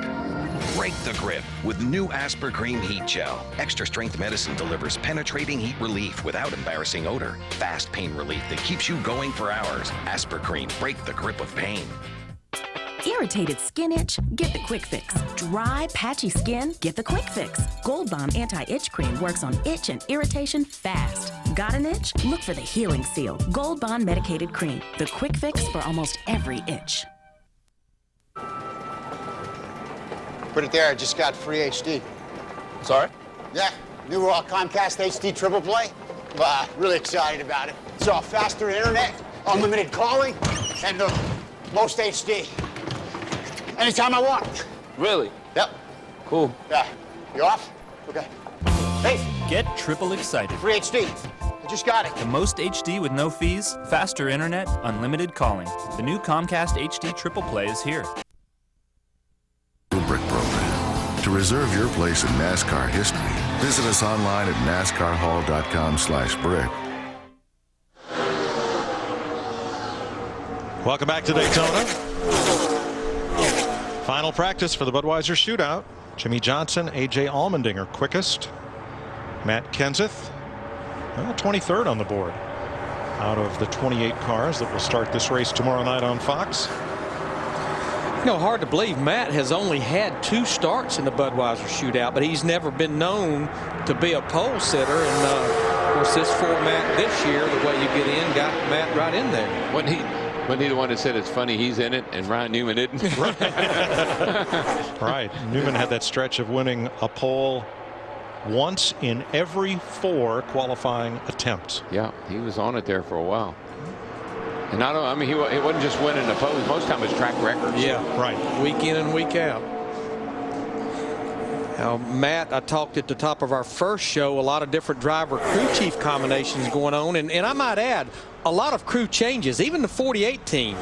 Jimmy Johnson, Chad Knaus, they've got 4 new crew members they're working with at the racetrack. But back to Matt Kenseth, Drew Blickensderfer, one of his crew chiefs from the Nationwide Series, is looking after this car. Chip Boland, who was the team engineer when Robbie Reiser was crew chief 2 years ago, who took over last year, he's back in a team engineer role again with Matt in the 17 group. They're going to have to do, how do you say his name? Blickensderfer? Blickensderfer. They're going to have to do him like they did PK. Give him an initial. All right. From now on, he's DB. He's DB. All right. You know who his father-in-law is? Ron Hornaday. Oh, really? Yeah. Oh, man. Rocket Ron. So it looks like a lot of guys ran somewhere in the neighborhood, about like the first practice, 15, 16, 17 laps, and they're in the garage making some changes because this group has definitely dwindled down to about 4 or 5 cars now. Now, when Jeff Burton lost the engine, both Kevin Harvick and Casey Mears went to the garage. Harvick has come back out for practice, but Krista, Casey has not. Well, one thing they did when they were working on the 31 of Jeff Burton after his engine blew, the 07 crew brought the car back in, and one thing they wanted to do right away was increase the oil pressure. And this is not the first team we've heard talking about this. Jeff Gordon, he was on the radio talking about needing more oil pressure also. But Casey has been out. He came back in and he said whatever they did make the car, quote, way better. Right now they're working on a little bit of front end camber. And that's exactly what Darrell talked about a while ago. These things have an external oil pump, and you can adjust the oil pressure. And like Darrell said, when we have Daytona 500 qualifying on Sunday, especially with it not being an impound race, they'll have that oil pressure screwed down. I mean, so low, it'll scare you to death, but it's going to make more power. Yeah, you have a little red light on the dash. And when it falls below whatever they want it, 20 pounds is kind of as low as I would normally see it.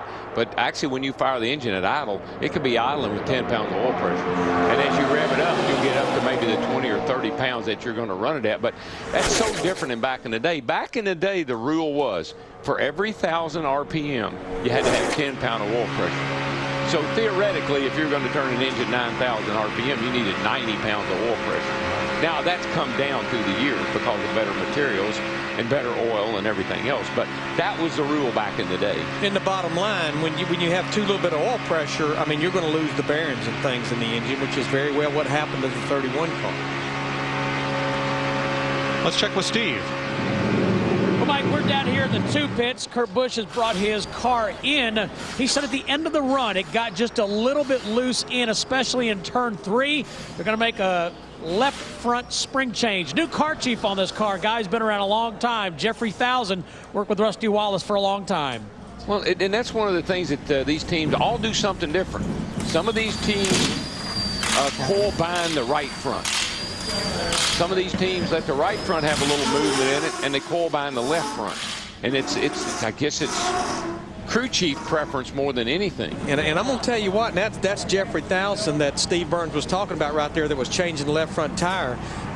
Obviously, when you coil bind either one, which means you just let the spring travel, it becomes a solid piece. And you're just sitting there riding on it. Yeah, bump stop, really. When you coil bind the left front, the car is a little more forgiving. But when you coil bind the right front, you are sitting on top of a razor's edge. There's not a lot of adjustment in that race car. Right. Well, let's try to get a little more on the Childress engine situation. Here's Krista.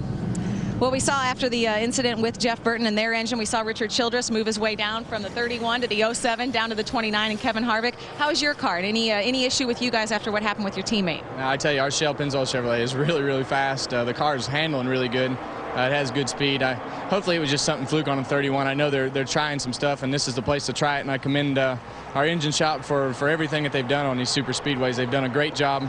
A year ago, we couldn't get out of our own way, and now we're contenders. So it's fun when you can make those gains, but just want to thank everybody for a lot of hard work on the engines and cars, and just they're a lot of fun to drive right now. Well, Kevin said his car right now is very good, so for now, he is done. You see the 07 covered up. That is not their Budweiser Shootout car. This is. Casey Mears back on track. What he's trying to do is get up to speed because we've got a pack of about 8 or 9 cars in the middle of 1 and 2. He's coming off turn 2. So I'm assuming he's going to try to get with that pack of cars right there. This one, the spotters is kind of in your ear telling you, coming off turn 2, pick it up, and you try to blend in, just like you're getting on the interstate. You try to blend yourself right in there, not cause any problem.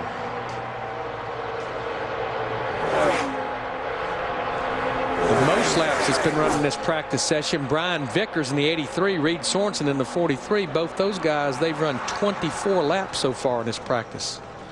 Don't you think, Larry, don't you think most of these guys are running about 25 laps because that's the first segment, and so you kind of get a feel for where you are in that, and you know it's going to get worse in the next 25. So. Well, it's the first segment, and it puts you halfway through that second segment. Exactly.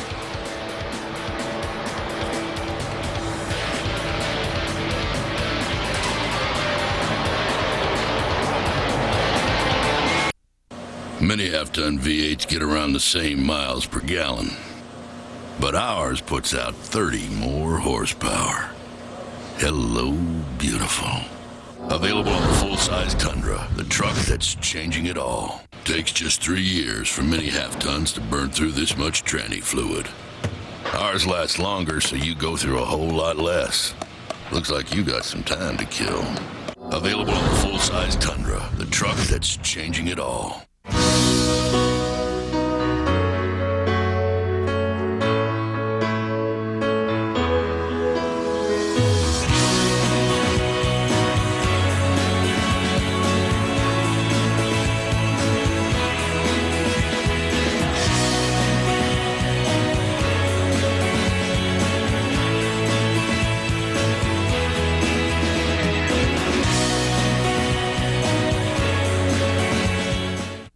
Might be a small ant problem, but I'd still recommend our total eradication package. Total eradication not guaranteed. Yeah, well, and this one seats 5 comfortably. This car doesn't even seat 5 legally.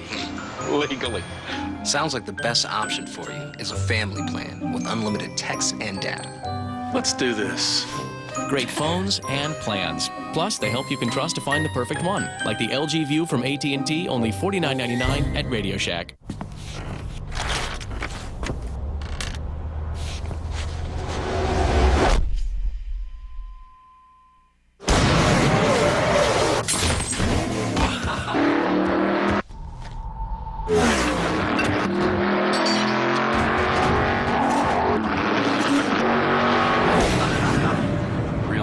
Gear should feel like real NASCAR gear. Look for the official NASCAR hologram and get free stuff every time you enter your code online. Don't miss the ultimate pre-race party in NASCAR for the first time this year. NASCAR Race Day.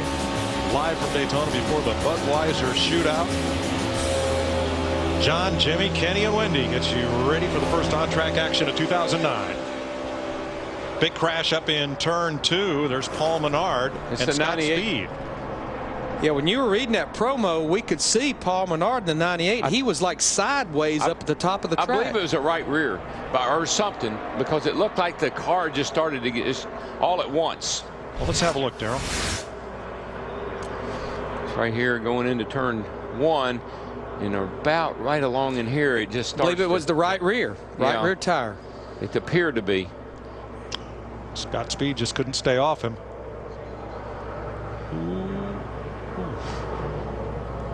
Yeah, it just steps out. It's got the look of a right rear tire being down. See if we can see when he comes by here. Yeah, I think that's what it was. You see the sparks off the wheel. I believe in the first replay we see a little something flying out from behind. There it goes. Yeah, you saw the rubber chunks flying out from behind it. What's going to be good is I think we've got minimum damage on both those race cars. Scott Speed, he turned that car just at, almost the last minute. The right rear gets into the wall pretty good right there. A little bit of right front damage on Scott Speed's, the 82. You can see the right rear tire is definitely down on the car, and I don't know if he's made contact with somebody earlier in this run, but he just steps out. It's a sign of a right rear, just soft, and then it goes. Now there's Scott Speed's right front. The tire is down and damage from contact, and the valence is all pushed up. That's from contact with the track apron coming off the banking. These are you got your pole setter for tomorrow night's race, and Scott is up there in third or fourth place. So this could have significant impact on the race tomorrow night. Menard walks away. He's okay. But the big question is, how bad is that car? Exactly. Well, we know the guy that works on it's used to fixing them. He fixed Dale Jarrett's car here one year, and he won the 500. That's right. Wow.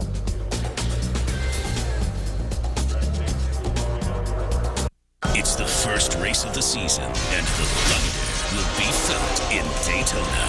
Don't miss the NASCAR Camping World Truck Series from Daytona next Friday, 7:30 Eastern, live in Speed HD. NASCAR on Speed. Be there. Everybody down! This is a hold-up! Don't be a hero. I'm not. I've got DirecTV, so I can set my own DVR from here. My favorite show's on tonight. That is so cool. DirecTV lets you easily set your home DVR from any cell phone or computer. It's the AutoZone Rewards Card, and it's free to every AutoZone customer. It's simple. The more you shop at AutoZone, the more rewards you earn. So get your free rewards card today. It's our way of saying we're proud to have you as a customer. Get in the zone. AutoZone. Is it different?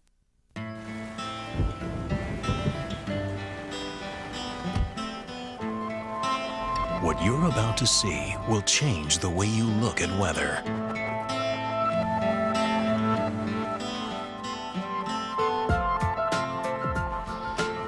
Presenting the revolutionary Rain-X Latitude wiper blades from the maker of Rain-X Original Glass Treatment. Many traditional wipers have 6 pressure points that can create uneven pressure, which can cause streaking. Rain-X Latitude blades use a totally different technology, contouring to hug the windshield for greater visibility and virtually no streaking. So rain or sleet or snow get whisked away like never before. It's like weather never even happened. Get ultimate visibility with easy-to-install Rain-X Latitude wiper blades. Order 2 blades starting at $17.99 each and get the complete ultimate visibility pack for free. Rain-X, outsmart the elements. Jimmie Johnson has the fastest lap of this session, the best 5 consecutive laps, and the best 10 consecutive laps. Now he starts deep in the field tomorrow night, but he's got a fast car. When I was looking at that 98, I was thinking about Todd Perry. And right. Todd had fixed Dale Jarrett's car here. But Larry Carter is capable of getting his hands around that baby. Oh, yeah. I'd say they'll evaluate it very closely before they would give up that front row start. Let's go down to the Red Bull garage. Steve. Thank you, Mike. And Larry Mack was talking about this 83 team and Brian Vickers. And you guys look pretty happy. We heard you say on the radio the car is very comfortable. Yeah, you know, so far it's been good. We're actually just going to, you know, call it quits on the rest of this practice. The car's in one piece, and that's the best way to end the practice. But really proud of the guys. You know, a lot of new guys on the team. They've done a great job. You know, right out of the gate, we didn't have any problems. We had no rubs, no major issues. The first practice, the car was a little loose, which it seemed like a lot of people were experiencing as well, especially in the long run. And then that practice, we made some adjustments and felt really good about it. All right, thank you, Brian. And Chris, the new crew chief for Brian Vickers, is Ryan Pemberton. Well, Steve, a torn-up race car down here for Scott Speed in the 82. Scott Speed trying to get all the experience he can here on the super speedway at Daytona. So we were joking, at least it happened at the end of practice. You got some laps, but now you got to go out there and race. Yeah, we're with a brand new car. I mean, I guess they're going to be able to just take the front clip and replace it, and we'll be all right. But no, it's definitely good. We got most of practice in, and it's good. We got my first wreck under my belt here at Daytona, and it came out, and I was all okay. So that's a good thing. What did you see? Did you see anything come off of Menard's car? What was your view out there? The guy in front of me started spinning out and slowing down, and I didn't know where to go, so I started doing the same. I mean, I couldn't really see much, honestly. Well, you're trying to get as much experience as you can. Does this shake your confidence at all? You seem like a pretty confident guy. Are you shaking at all? No, we're all right. I mean, for sure, it's going to be a very interesting race tomorrow, regardless if I got 10 more laps or not. It'll be a big learning experience. I'm looking forward to it. All right, that's Scott Speed, new driver for the number 82 Red Bull Toyota. Boy, that's a new kind of ball cap in NASCAR. You know Haven't what? seen one of those in a while. You know what I like? The guy in front of me, he doesn't even know who the guy is. Doesn't matter. The guy in front of me. Now, what's interesting here, Darrell, is I think what they're trying to do with that right rear tire tore up is they don't want to drag that thing back around all the way from turn 2 with the wrecker, so they're trying to put it on this rollback. So I don't know. It doesn't look good. I'm telling you that. I don't know what they're trying to do, but I don't have a good feeling about it. I don't either. No, I want to stand up for these fellows, these Miller Towing guys. They rehearse these things. I mean, they practice, you know, during the off season, and this is a very dedicated group of. These aren't the guys on Wrecked on speed. Okay, these aren't the tow guys from Chicago. Well, I'm feeling better now then. No, this is a very dedicated group of professionals that, you know, what they do for a living is they haul these race cars, and they do it at quite a variety of most of the ISC tracks, at least in the eastern United States. And so that I'd say that car's in good hands. Yeah, no, and Larry, the right side's not too bad. But again, Mike, to back up what you're saying, they're trying to keep from destroying that race car, putting it on the rollback, and they don't want to drag it around because the right rear tire is destroyed. Right. See how they're positioning the rollback under it so they don't have to move the car further? Yeah. I mean, I remember a crew chief got in a big argument with a record driver at Talladega who didn't know what he would, you know, quite what he was doing to the satisfaction of the team when he brought their car back. And I'm glad we're a long way from those days. You and me both.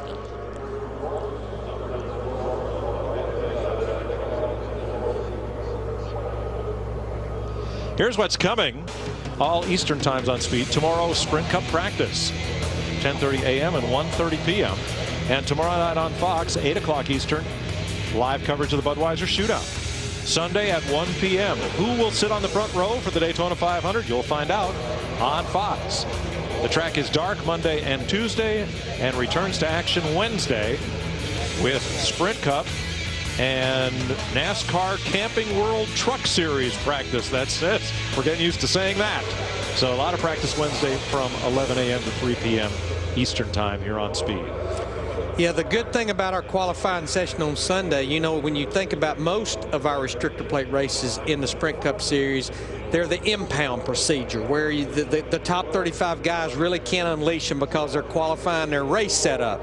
But this is let it all hang out, and 57 cars here trying to qualify for this Daytona 500. And it's a little time consuming, but I like what's happening here because we all remember the day when, you know, the local record driver would pull up with a tow rope, hook it around whatever piece of roll cage he could find, and drag the carcass back to the garage. And oftentimes, you know, you had the potential to do more damage towing the car back than was done in the crash. So I applaud the process and the fellows that are doing it. They're doing a great job. This is definitely progress. Absolutely. It may not be exciting to watch, but it's progress, folks. We'll have more from Daytona right after this. The bright lights of Vegas. The thrill of NASCAR. A pair that can't lose. NASCAR. Vegas, baby. The fastest weekend of the season. In the most exciting city in the world. It's motorsport. Once, twice, 3 times. Let it roll. With NASCAR's top stars in Vegas. Call 800-644-4444. Heard about the problems we've been having? Nope. 3G dead zones all over. Internet slow here, non-existent here. Trent, show them where we've been losing emails. Here. We have Verizon. You've got 3G there. Oh. For coverage where you need it, get America's largest and most reliable 3G network, Verizon Wireless. And now get the Storm, the world's first touchscreen BlackBerry. Are you figuring out how to use the credit you already have? Maybe you don't have any credit at all. That's why Rent-A-Center offers brand name merchandise with no credit needed, all with our satisfaction guarantee. And with the state of the economy, sounds like a pretty smart way to own right about now, doesn't it?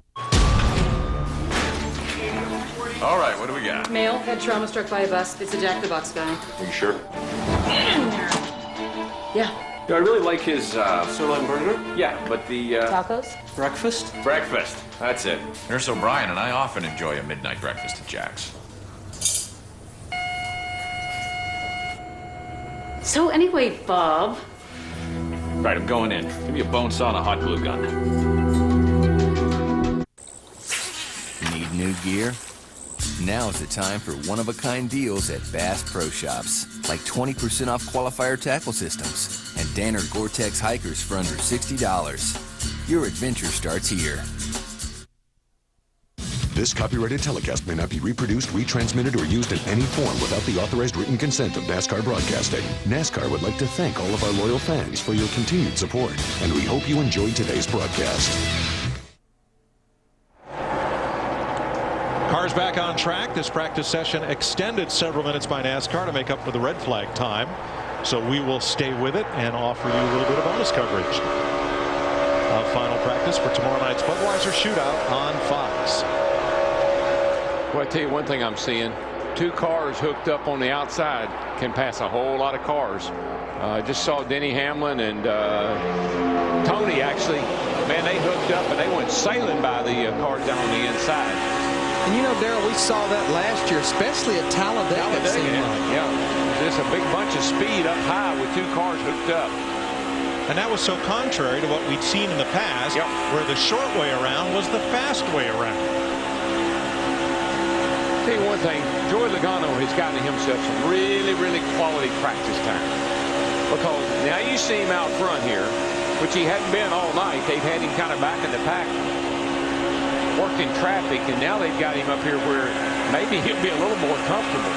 No, I'd say, oh boy, no, he's not comfortable at all. That didn't look comfortable. That car is just not right for him. No, it's not. I'll show you a different angle of that up in turns 3 and 4. This car just doesn't seem to be happy when somebody gets stuck right up under it like this. See him just pushes it right. It just takes off. Wop, wop, wop, wop. Yeah, because Junior never actually touched him, but he just put it right there that takes air off the back part of that race car.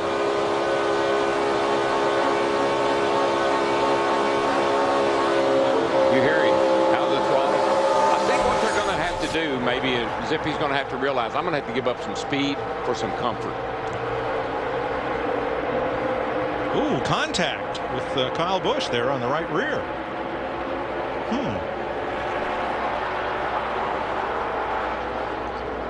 See Casey Kane in the 9 car back out there after he had a little damage on the right side of his car from scraping the wall earlier.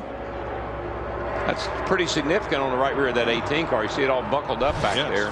See how that happened. Going down into turn 1. Go check up. Yeah, he got hit from behind. Everybody checked up and accordion effect. Yep. Yeah, Reed Sorensen couldn't react quickly enough. That is a lot of damage on that quarter panel. panel. It really is. It folded it up all the way over the rear tire. Krista? A lot of the guys starting to wrap up this practice session, including Jeff Gordon. So, Jeff, you're number 24. It looks great. Is it going to be a Bud Shootout winner? It's definitely capable of it. All the guys in this DuPont Chevrolet team did a great job preparing this car, and I don't know if this is a car we had here in July, but I think so, and it handled so awesome there. It's handling great now. I'd like to have, you know, a little bit more speed out of it, but it's so hard to tell with these cars in that kind of draft what you really have. And we've done everything we can. Feel really good and positive about it, and can't wait to get it all going, man. And I've been waiting to get back in a car for so long, and everything went great today. So I'm very, very excited. Jeff Gordon's ready. Steve. Krista, back here on the other side of the garage, Paul Menard is taking a look at his number 98 car, and just saw you debriefing with Larry Carter, some of the Goodyear folks. What was your position on what happened, Paul? Caught me by surprise. I don't know if we ran over something or if the tire just let loose, but going into one, it felt a little like the tire was going down, and then it just snapped sideways. So we'll look at it here. All right, good luck. Now there's a dejected young man. He was set to start on the front row of tomorrow night's Budweiser Shootout, and still will if that car can be repaired. But if they have to go to a backup car, he has to go to the back. Well, certainly not wanting to borrow any trouble, but just think about the Talladega practice at Talladega last fall, having a couple of right rear issues down there where tires just lost their air all at once.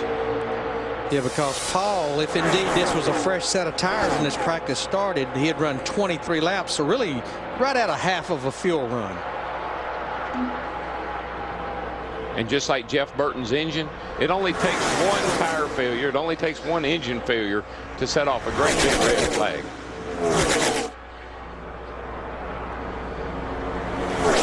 Several cars peel off and head for the garage. Kurt Busch, David Reagan coming off the track, and Jamie McMurray. Their practice session is likely done as we only have a couple of minutes to go. Joey Logano is getting baptism by fire from his Sprint Cup compadres here. I can't even watch. It's got to the point where I can't even watch. Let's call this rookie orientation. Bam. David Strimmy, the 12 car. Got parts flying everywhere. But the good thing, David did that mainly on the straightaway. By the time they got to turn 3, he backed off of it. You know, I read somewhere Joey Logano said, well, Joe Gibbs and JD and them wouldn't have put me in this car if they didn't think I was ready. I bet he's going to go home tonight. And he said, Dad, you think they know what they're doing? It's been a tough day, buddy. He'll be fine. Oh, he will be. We're just messing with him a little.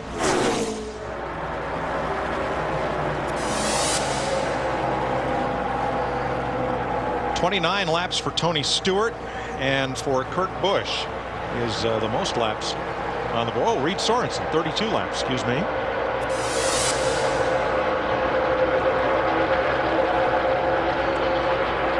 Now, David Stremme, interesting story here. The car is labeled Penske and is entered by Penske Championship Racing, the new name for what was Penske Racing South.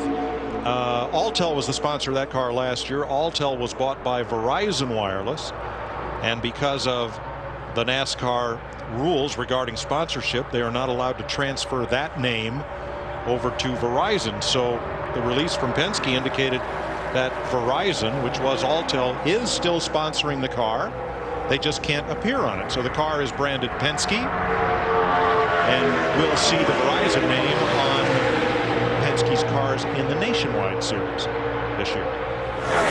But just to show you, we were talking about the big packs of cars that were out there in the early going when everybody was running those high 46s and low 47s. These 3 cars that we're watching right here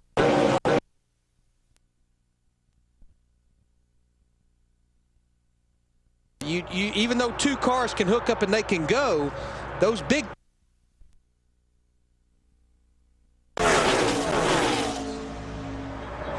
back to the garage and Krista. Well, Mike, what's going on with our defending winner of this event? I'm sure some of the folks watching our broadcast right now would like to know what's happening with Dale Earnhardt Jr. He said his car is better on this run, but it's pretty bad, especially behind people. Extremely aerotight. Dale Earnhardt Jr., one of the few cars still out there milking every last second of this practice session. And Daryl, you know, when we first started racing this car at the restrictor plate racetracks, first time was Talladega back in the fall of '07. Even here a year ago, we didn't hear that much about that. But it's almost like the more they've worked on getting these cars down, the more we're starting to hear that. Yeah. I don't know what that was. When you were telling me that, it looked like a windshield tear off, I think. Yeah. But man, I never saw one explode like that. Oh. Yeah, well, these cars have evolved, Larry. Obviously, I mean, you know, they're got them down on the racetrack. We came here a year or so ago, and they couldn't get them down on the racetrack like that 14 car is right there going into turn 3. So they've learned how to get the car down and still make it drive good, and they've gotten a lot more speed out of the car. And look who's together. Our 2 favorite drafting partners at Daytona. Tony Stewart, Dale Earnhardt Jr., they just always seem to find each other, don't they? They do, and they work well together. You know, it doesn't matter. And that's, I guess that's, I know they're both in Chevrolets, and that's a beautiful thing, but I guess it goes back to what I was saying earlier. I know this race is about the manufacturers. In the perfect world, you would hope that manufacturers help each other, teammates help each other, and I'm sure we'll see some of that. But when we get down to 5 or 10 laps to go, you're going to go with who can help you. It doesn't matter what the emblem says on their race car. What Tony told us this morning was that he and Dale Jr. find each other on the racetrack, and the reason they run so well together is that when Tony thinks about making a move and Junior's in front of him, it's the same move Junior's already making. Right. And when Tony makes a move, it's Junior going with him because that's the move he intends to make. Not that any move is right or wrong, but oftentimes you line up with somebody, and if they are going to the left and you're thinking of going to the right, then it doesn't work out for either one of you. But it just seems that he and Junior seem to want to make the same moves on the racetrack in concert, and it works. Yeah. Well, you can't argue because they've had some very good success together. But Junior's just a good guy to draft with. I mean, I think about he and my brother. They had some great runs together. And Junior's a good guy to draft because he doesn't do anything crazy. He doesn't do anything weird, you know. He just kind of does what you would expect a guy to do in every situation. And that is the end of practice. And one thing we are seeing different at Daytona is around the inside of the racetrack, we're seeing a double yellow line. Mike, I think that was a lot your idea. Well, we all kind of talked about it and talked with NASCAR about it. For Daytona and Talladega was after Darrell raised the question, what happens when we go to California and you got the same yellow line you got at Daytona, but there you can go below it and here you can't? You know what a double yellow line means, folks? No passing. No passing. Don't cross that line. That's out of bounds. We're going out of bounds, and we will see you tomorrow with practice coverage and the Budweiser Shootout on Fox.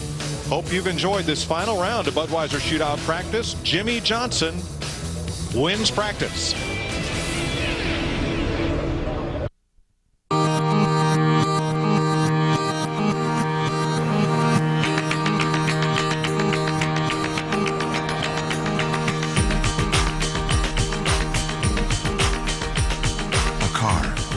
Keeps pace with you. Because you're more than one thing. And so is Venza.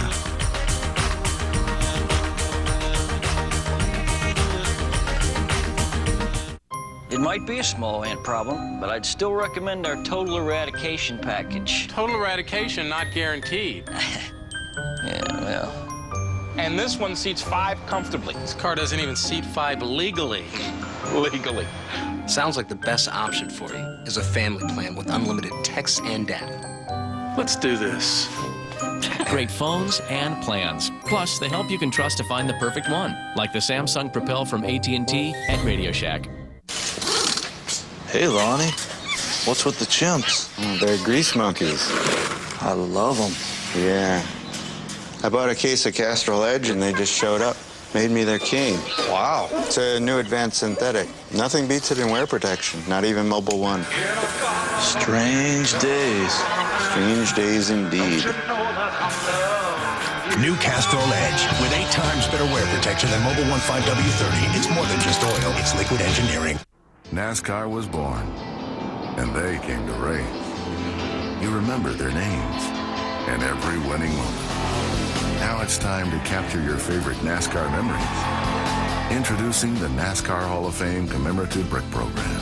To reserve your place in NASCAR history, visit us online at NASCARHall.com/brick or call 1-888-NHF-BRKS. The NASCAR Hall of Fame, building memories one brick at a time. The yellow 98 Paul Menard scheduled pole sitter for tomorrow night's Budweiser Shootout. The 82, that would be Scott Speed with 0 super speedway experience at Daytona. So when Menard's tire went flat and Speed collected him, it opens the question, will these two newcomers still be up front tomorrow night?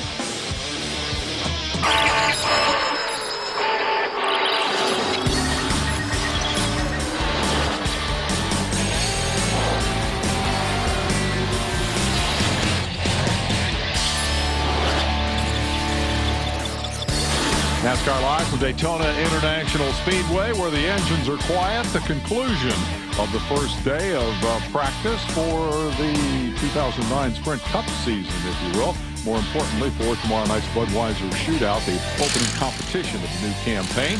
Casey Kane got a little piece of the wall today among the activities. I'm Dave Despain alongside Ken Squire, who's been watching this stuff down here forever. What did we learn today? Well, I'm not quite sure. I sure would like to talk to Jimmy Johnson and to Logano tomorrow morning. They both look like lightweight fighters, you know, feinting and throwing left hands and right hands. A lot of action inside those cars. Seemed like there was more than we've often seen. And I thought DW, yeah, they were sawing away, particularly Logano. And I thought Darrell Waltrip had one of the most cogent remarks that we heard in the course of that broadcast when he talked about Zipadelli with car 20 having to give up some speed to give that driver, this 18-year-old, some comfort out there. And that's critical. You know, Darrell used to talk about that a lot, that one of the big things about winning in the Daytona 500 or in this 187-mile Budweiser race tomorrow is being really comfortable. And that kid did not look very comfortable. Daytona is a handling racetrack. Handling racetrack, and it got cooler. And as it got cooler, I wonder if it tightened up on them. I'd sure like some answers. And Waltrip is, of course, forever cogent. Let's go down to the garage area and hear from Randy Pemberton. All right, we've got Casey Kane, who brushed the wall a little bit earlier. He turned in a lot of laps, though. What about the incident of brushing the wall, Casey? Yeah, I just got a little high off of turn 4 and rubbed it. Made these guys had to work a little bit harder to get me back out, but it was good. We tried a carburetor, a couple different carburetors to try to see where the engine was, and definitely made one was much better than the other, so that was a good thing. And just kept working on the setup, trying to see where we'd be tomorrow night. But I felt like our Budweiser Dodge was close and should have a good shot tomorrow night to run well. Good. We talk a lot about what you guys can learn through this practice session, then the Bud Shootout, and apply it to chassis. What are the engine guys talking about? I know they don't talk to you too much, but is this a place, we saw the 31 lose an engine earlier, knowing that you guys can only go around 187 miles, is this something that some of these guys can look at in parts and pieces? I think it's a great place to try some things similar to the All-Star race in Charlotte. You know, that it's no point, so you can try some things with your engines. I don't know really where we're at with engines. I think it's pretty similar. Obviously, Burton wasn't. I heard his interview, but you know, I think the guys can learn some things. Carburetor stuff's all we tried. Other than that, I think we're real similar to last year, just other than the horsepower that they gained over the offseason. All right, Case, good luck in Bud, or I should say 500 practice tomorrow, as well as Bud Shootout practice, and we'll toss it over to Ray now. Well, thank you, Randy. You know, I think back to 1981 when this Budweiser Shootout race only had 7 cars in it, and that wasn't much fun to watch. But Jimmy Johnson, how about tomorrow night? 28 vehicles, the largest field ever for a shootout. Yeah, I think we'll get a really good idea of what the 500 will be like, or I should say the duels for that matter. It's typically a smaller field, and you don't get all the energy from the cars out there and the aero situations that you would see. So I think it's going to be good. Practice was exciting. I'm not sure if it looked that way on television, but there are a lot of cars sideways and a lot of guys driving their butts off to hang on to them. So I think we'll put on a great show. 48's at the top of the board right now. You guys got to be proud of that. But how different was the first practice today and the nighttime practice? It really simulates what the race is going to be tomorrow night. Yeah, the pace picked up. I'd say probably a half a second for the fast lap. Around a half second, I guess. And then the average of the 26 laps that we ran, it was much quicker than what we ran earlier today. So we kind of expected that with how cool it is and the track temperature coming down and how old and tired this racetrack is, I should say. It's it's a great track, and I think the first half of the 500 we're going to have our hands full, and then it might be a little single file, but once we get into the night and the track cools off and the grip comes back, we're going to put on one heck of a show. Yeah, we're looking forward to it. Johnson, three-time champion, and as Dave, like he was talking about, coming off turn 4, those guys all with a big handful of steering wheel. Jimmy Johnson with a little bit of a new look there, standing the same distance exactly from the razor as Tony Stewart. Very close to Dave Despain. It may have to do with his cut finger. Oh, he yeah, cut that sure. Yeah, heck out of his finger. Maybe he can't grip that razor. He cut that finger preparing for the 24 Hours of Daytona. Right. Anyway, any other observations you'd like to make at this juncture, my friend? Well, let's not forget the ARCA 200. The Automobile Racing Club of America is going to get after it, right? Yep, indeed. And Tomorrow. Logano will start third in that race. Kid from California named Justin Lofton is on the pole. And Logano will start third, so he's going to get some more seat time. And seat time doesn't matter if you're on a quarter mile, third mile, or 2.5 miles here at Daytona, is critical in new drivers, always, David. And this was certainly an example when we saw him sawing away on that thing, trying to stay at 10-2. 18 years old, you want all the laps you can get at Daytona. It is a place where experience pays huge dividends. We're going to take a commercial break, come back with much more of this edition of NASCAR Live, and then, of course, the opening edition of Trackside for the 2009 season. It's a big night on speed. Don't go anywhere. NASCAR Live is presented by DirecTV. If you call yourself a sports fan, you've got to get DirecTV. Brought to you in part by Toyota. For the latest Toyota racing information, visit toyotaracing.com. Toyota, moving forward. And by Old Spice Swagger, the scent that makes a difference.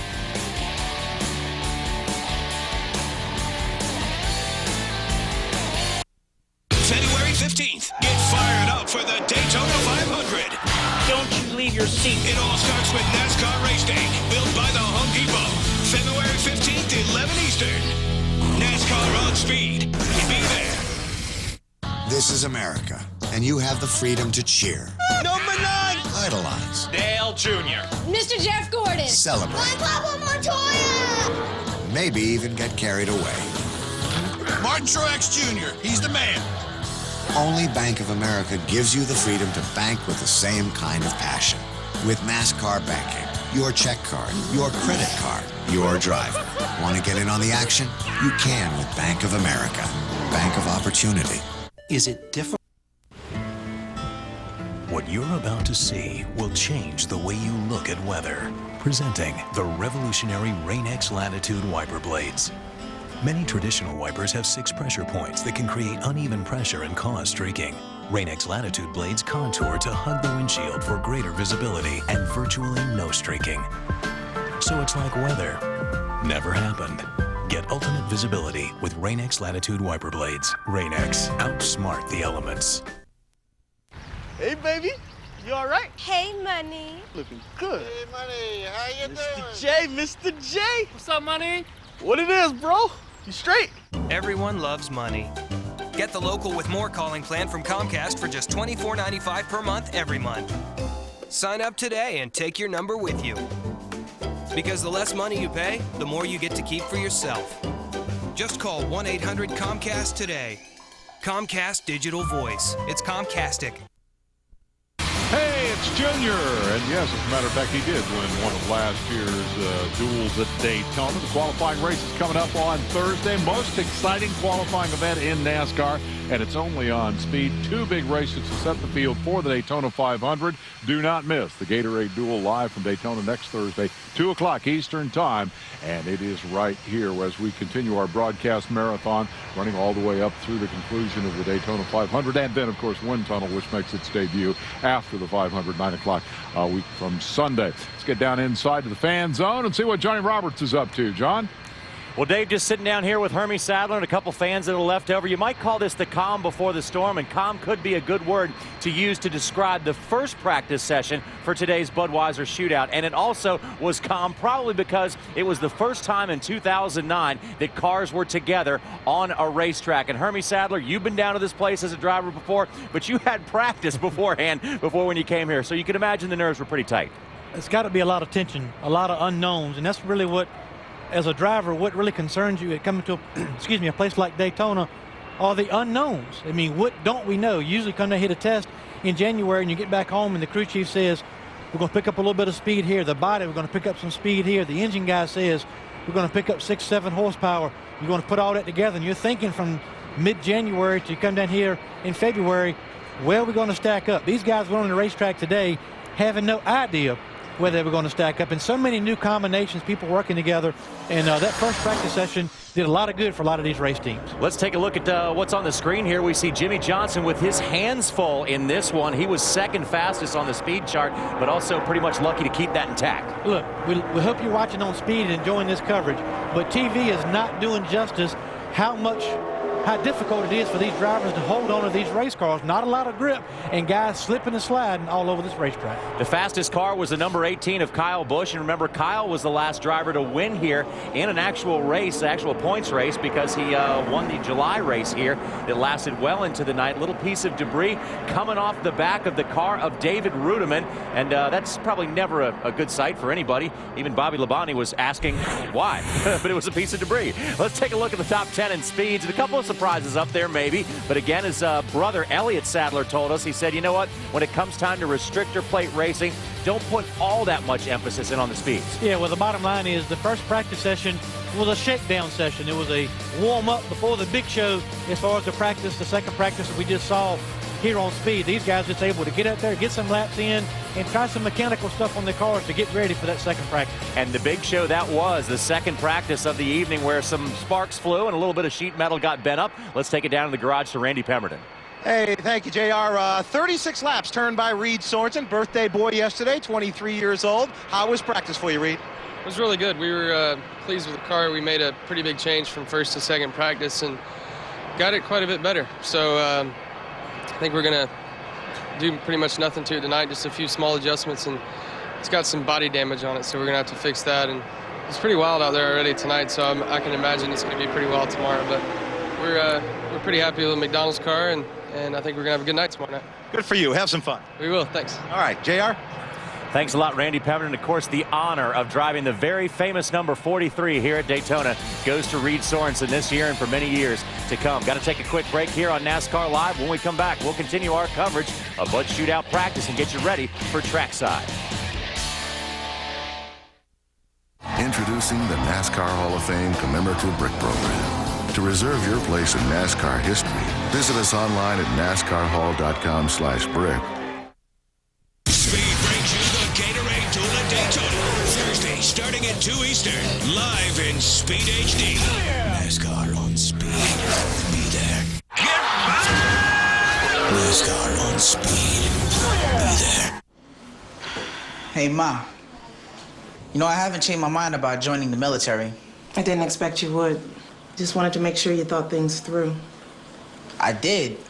And I know for me, this is the right decision. It's what I was meant to do. I believe that. And why'd you want me to keep thinking about it? Because I'm your mom and that's my job.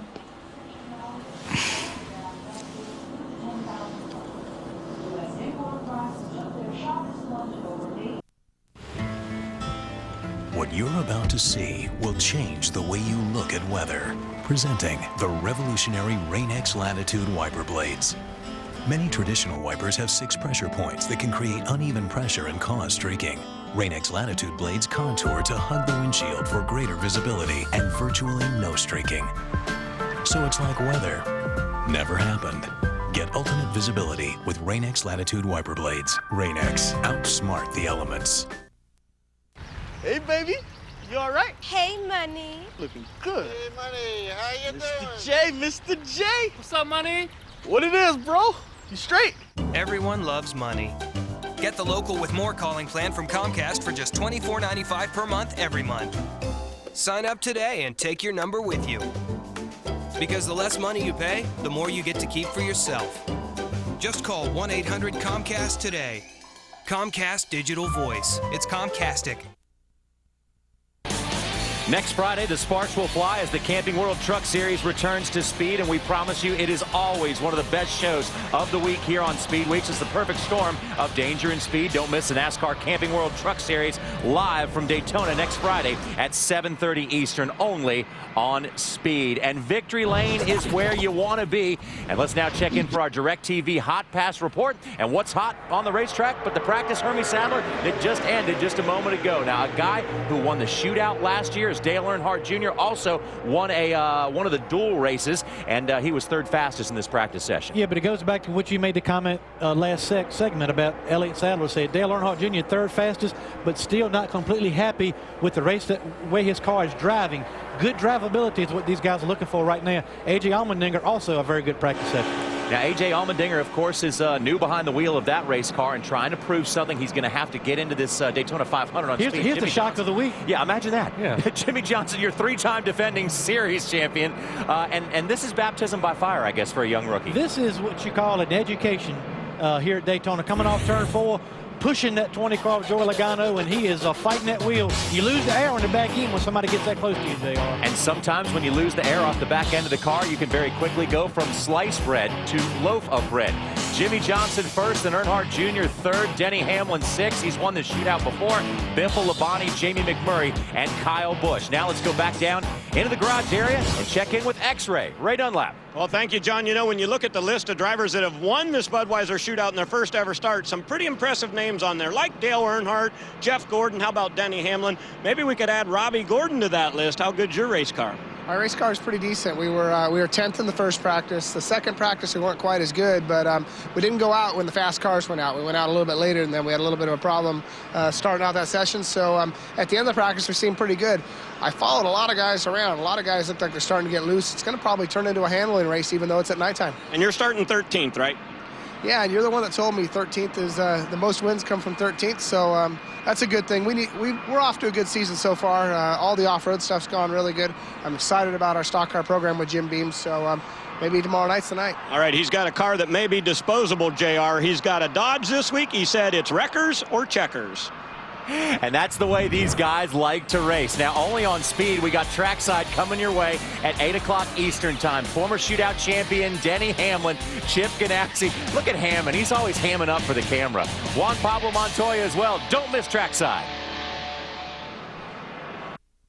It's the first race of the season, and the thunder will be felt in Daytona. Don't miss the NASCAR Camping World Truck Series from Daytona next Friday, 7:30 Eastern, live in Speed HD. NASCAR on Speed. Be there. Heard about the problems we've been having? Nope. 3G dead zones all over. Internet slow here, non-existent here. Trent, show them where we've been losing emails. Here. We have Verizon. You've got 3G there. Oh. For coverage where you need it, get America's largest and most reliable 3G network, Verizon Wireless. And now get the Storm, the world's first touchscreen BlackBerry. Nobody gives you more power than Interstate Batteries. And we have a national warranty program with over 200,000 dealers to back it up. How do we make them so powerful?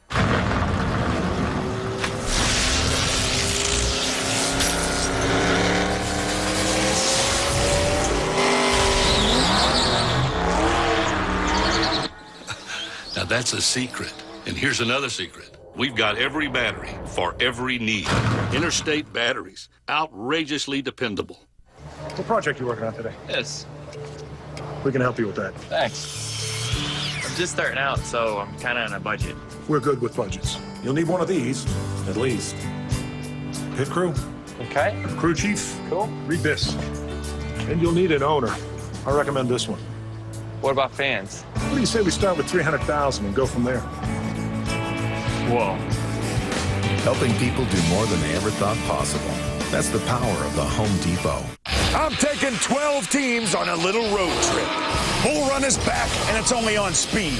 These teams compete for 200 grand in prizes, and I got 10 days and over 3,000 miles of highway that says they don't got the dice. These cars will go grill to grill across the entire Southwest.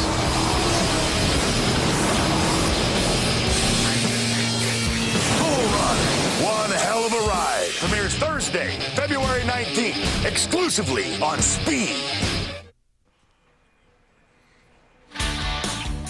NASCAR Live is presented by DirecTV. If you call yourself a sports fan, you've got to get DirecTV. Brought to you in part by Verizon Wireless. Call more people. Use 0 minutes. Only on America's largest mobile-to-mobile calling family. Verizon Wireless. And by Interstate Batteries. Over 200,000 dealers nationwide. Find one at interstatebatteries.com.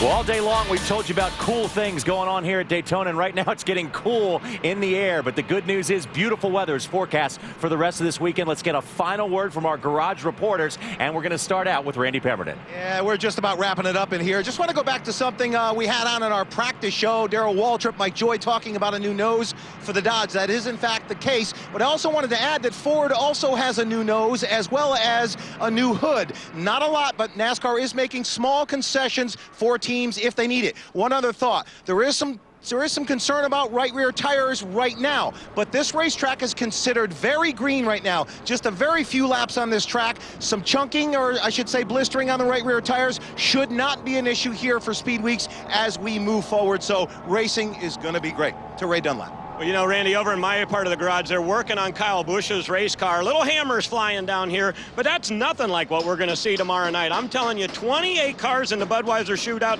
I love the new format. I can't wait to see the action here under the lights at Daytona. We've been sitting around all winter talking about getting ready to go racing. Well, guess what? It's here, Dave. We're ready to go racing. Tomorrow night, the Budweiser Shootout. I think you are among millions who are ready. Ken Squire, final thought on today's Boy, are we ready. Yeah, all the political talk, the mergers and acquisitions and such similar horsepucky, we can set that aside. We're ready to go for it.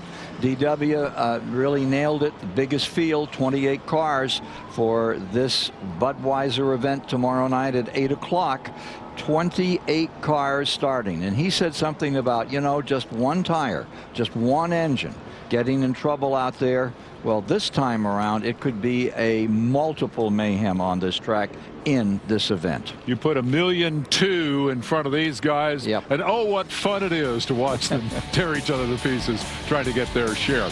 Now, the fun really begins. It's kind of the motorsports television equivalent of herding cats. I mean, how do you keep Darrell Waltrip, Larry McReynolds, Hollywood Hammond, and the driver stars all headed the same direction? That is the question that will now be answered by our own Steve Burns. It's trackside time.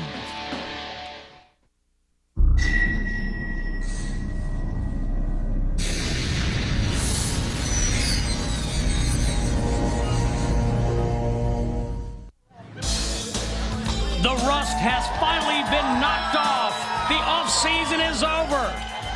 28 drivers have taken to the high banks here at the Daytona International Speedway.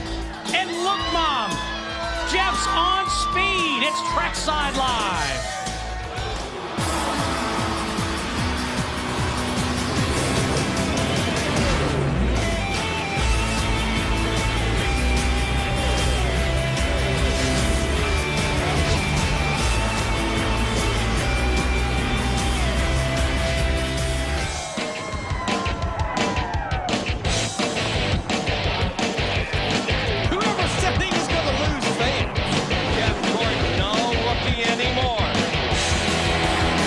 Seemed to be pretty much the best car today, didn't it?